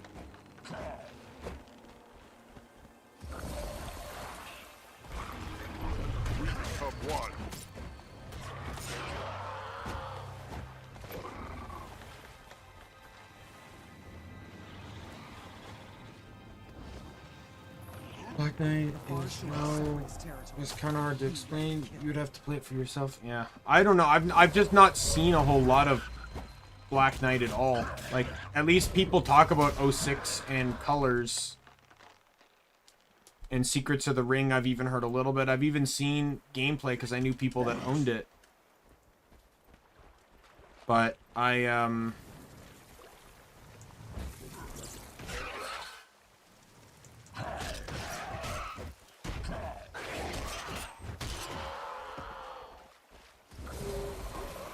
I never really heard anything about Black Knight. I knew it existed. I just didn't. I've never heard people talk about it. Excelsior. How did that not complete the heart?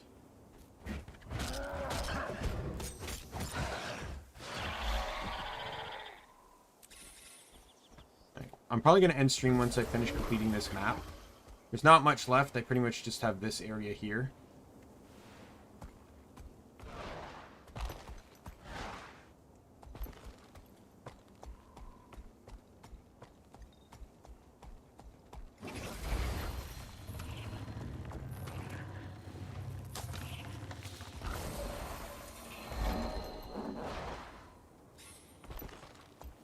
Oh, and before I get off, I'll make sure to just double check the pet map here to see which pets are on this map that I wasn't paying attention to and missed.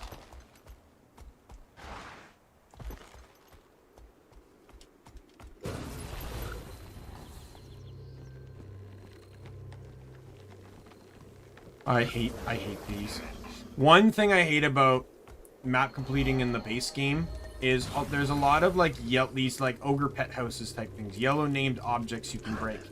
In subsequent maps and expansions, DOTs affect this stuff. In the base game, they don't, nor do crits. Meaning that only thing that matters here is power. So if you're running a character that does not have any power, like a support character or pure Condi, this takes forever.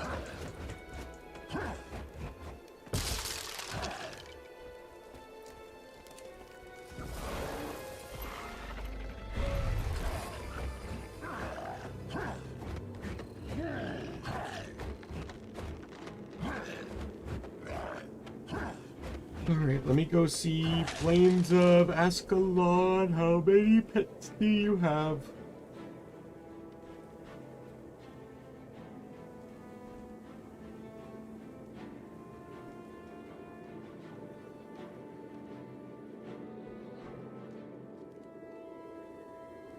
Plains of Ashford, right?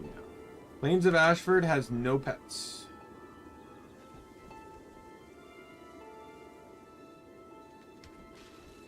So I didn't miss out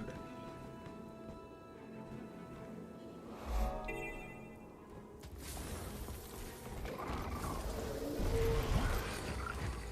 This one's made a lot easier by the events in which involve the ogres trying to storm the camp or you trying to storm their camps. In which you fight a lot of ogres.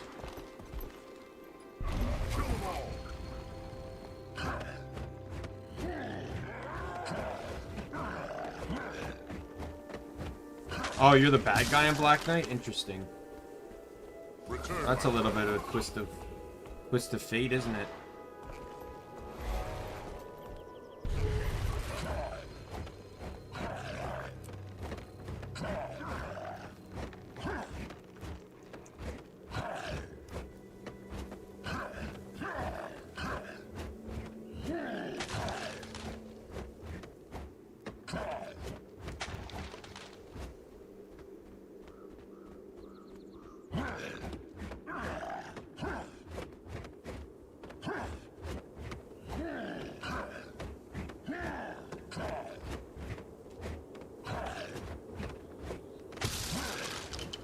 Well, you can't always be the good guy. One becomes two.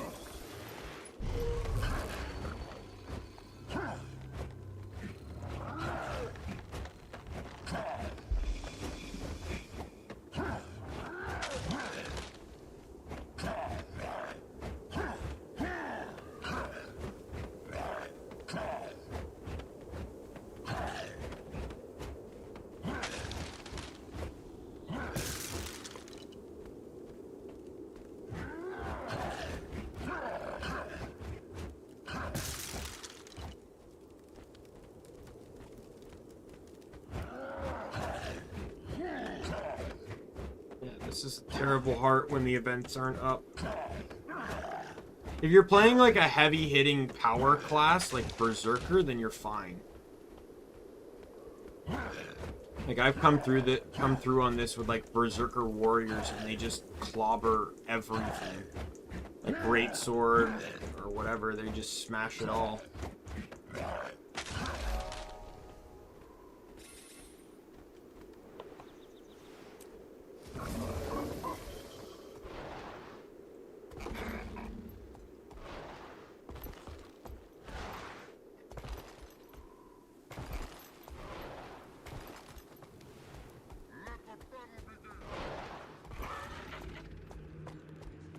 If an event is about to start, by the way, you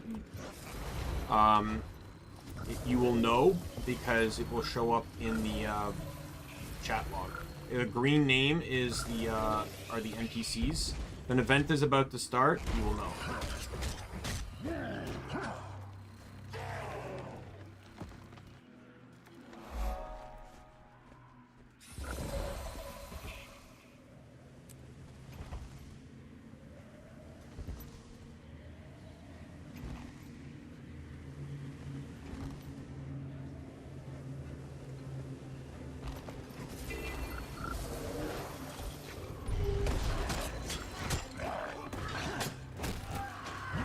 No, but I am playing an MMO, so others can be involved.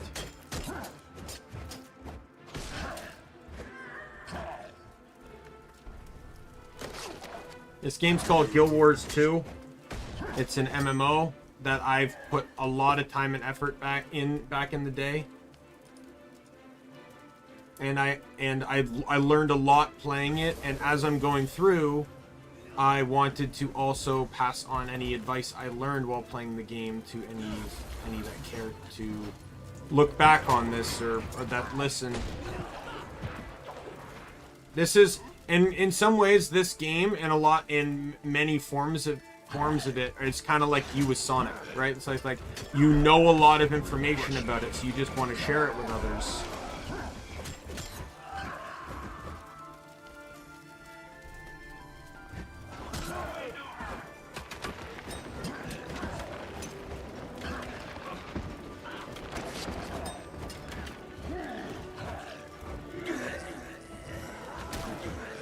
Kind of crazy. I used to be scared to storm into places like this by myself. Now I'm just like, eh, I gotta get the hero point.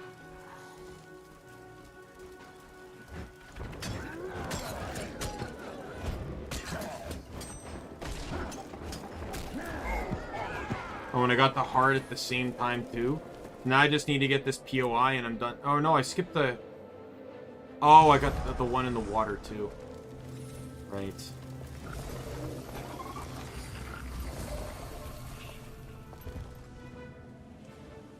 There is an event that can happen here, but this is also the only beginner character zone that does not have a world boss fight in it. All the others have a world boss fight.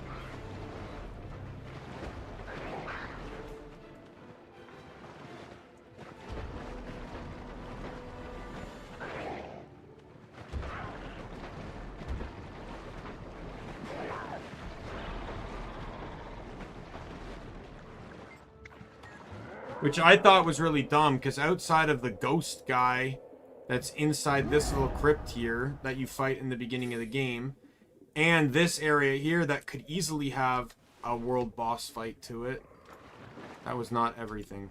What am I missing? I'm missing a POI. Let nothing stand in our way.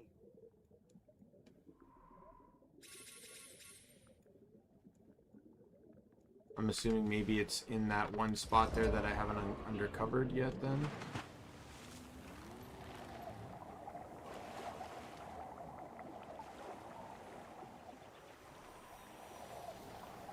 Nope.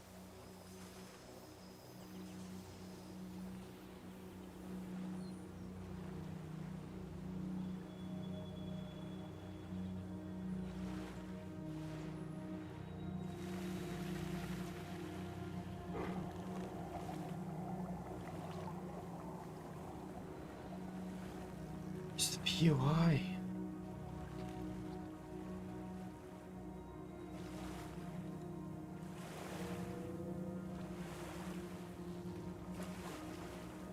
Oh, I see where it is. This area.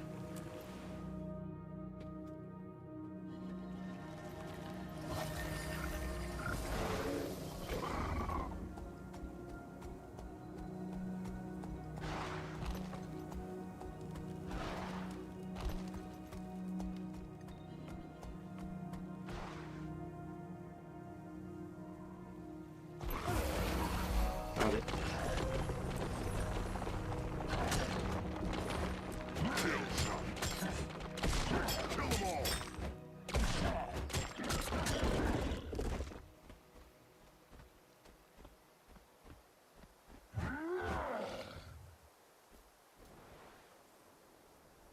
right, so with that done, we will go next map. I'm thinking either Wayfarer or Metrica, because I recently did Caledon and Queensdale on my Asura. And because he's Asura, I would have already done Metrica on him, and I never made it to Wayfarer yet. So let's do Wayfarer, and then we'll do Metrica afterwards. But obviously it won't be tonight because it is 1 a.m. And I do have a stream tomorrow for...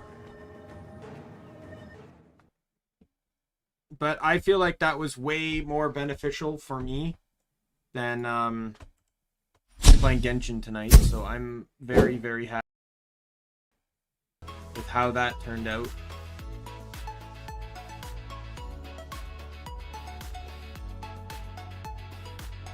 But yeah, so that's the stream for tonight.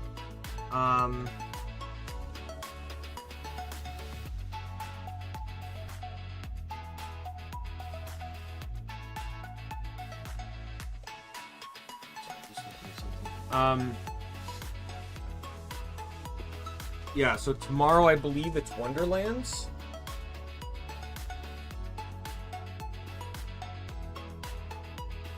This will be my longest Wonderlands stream for a bit.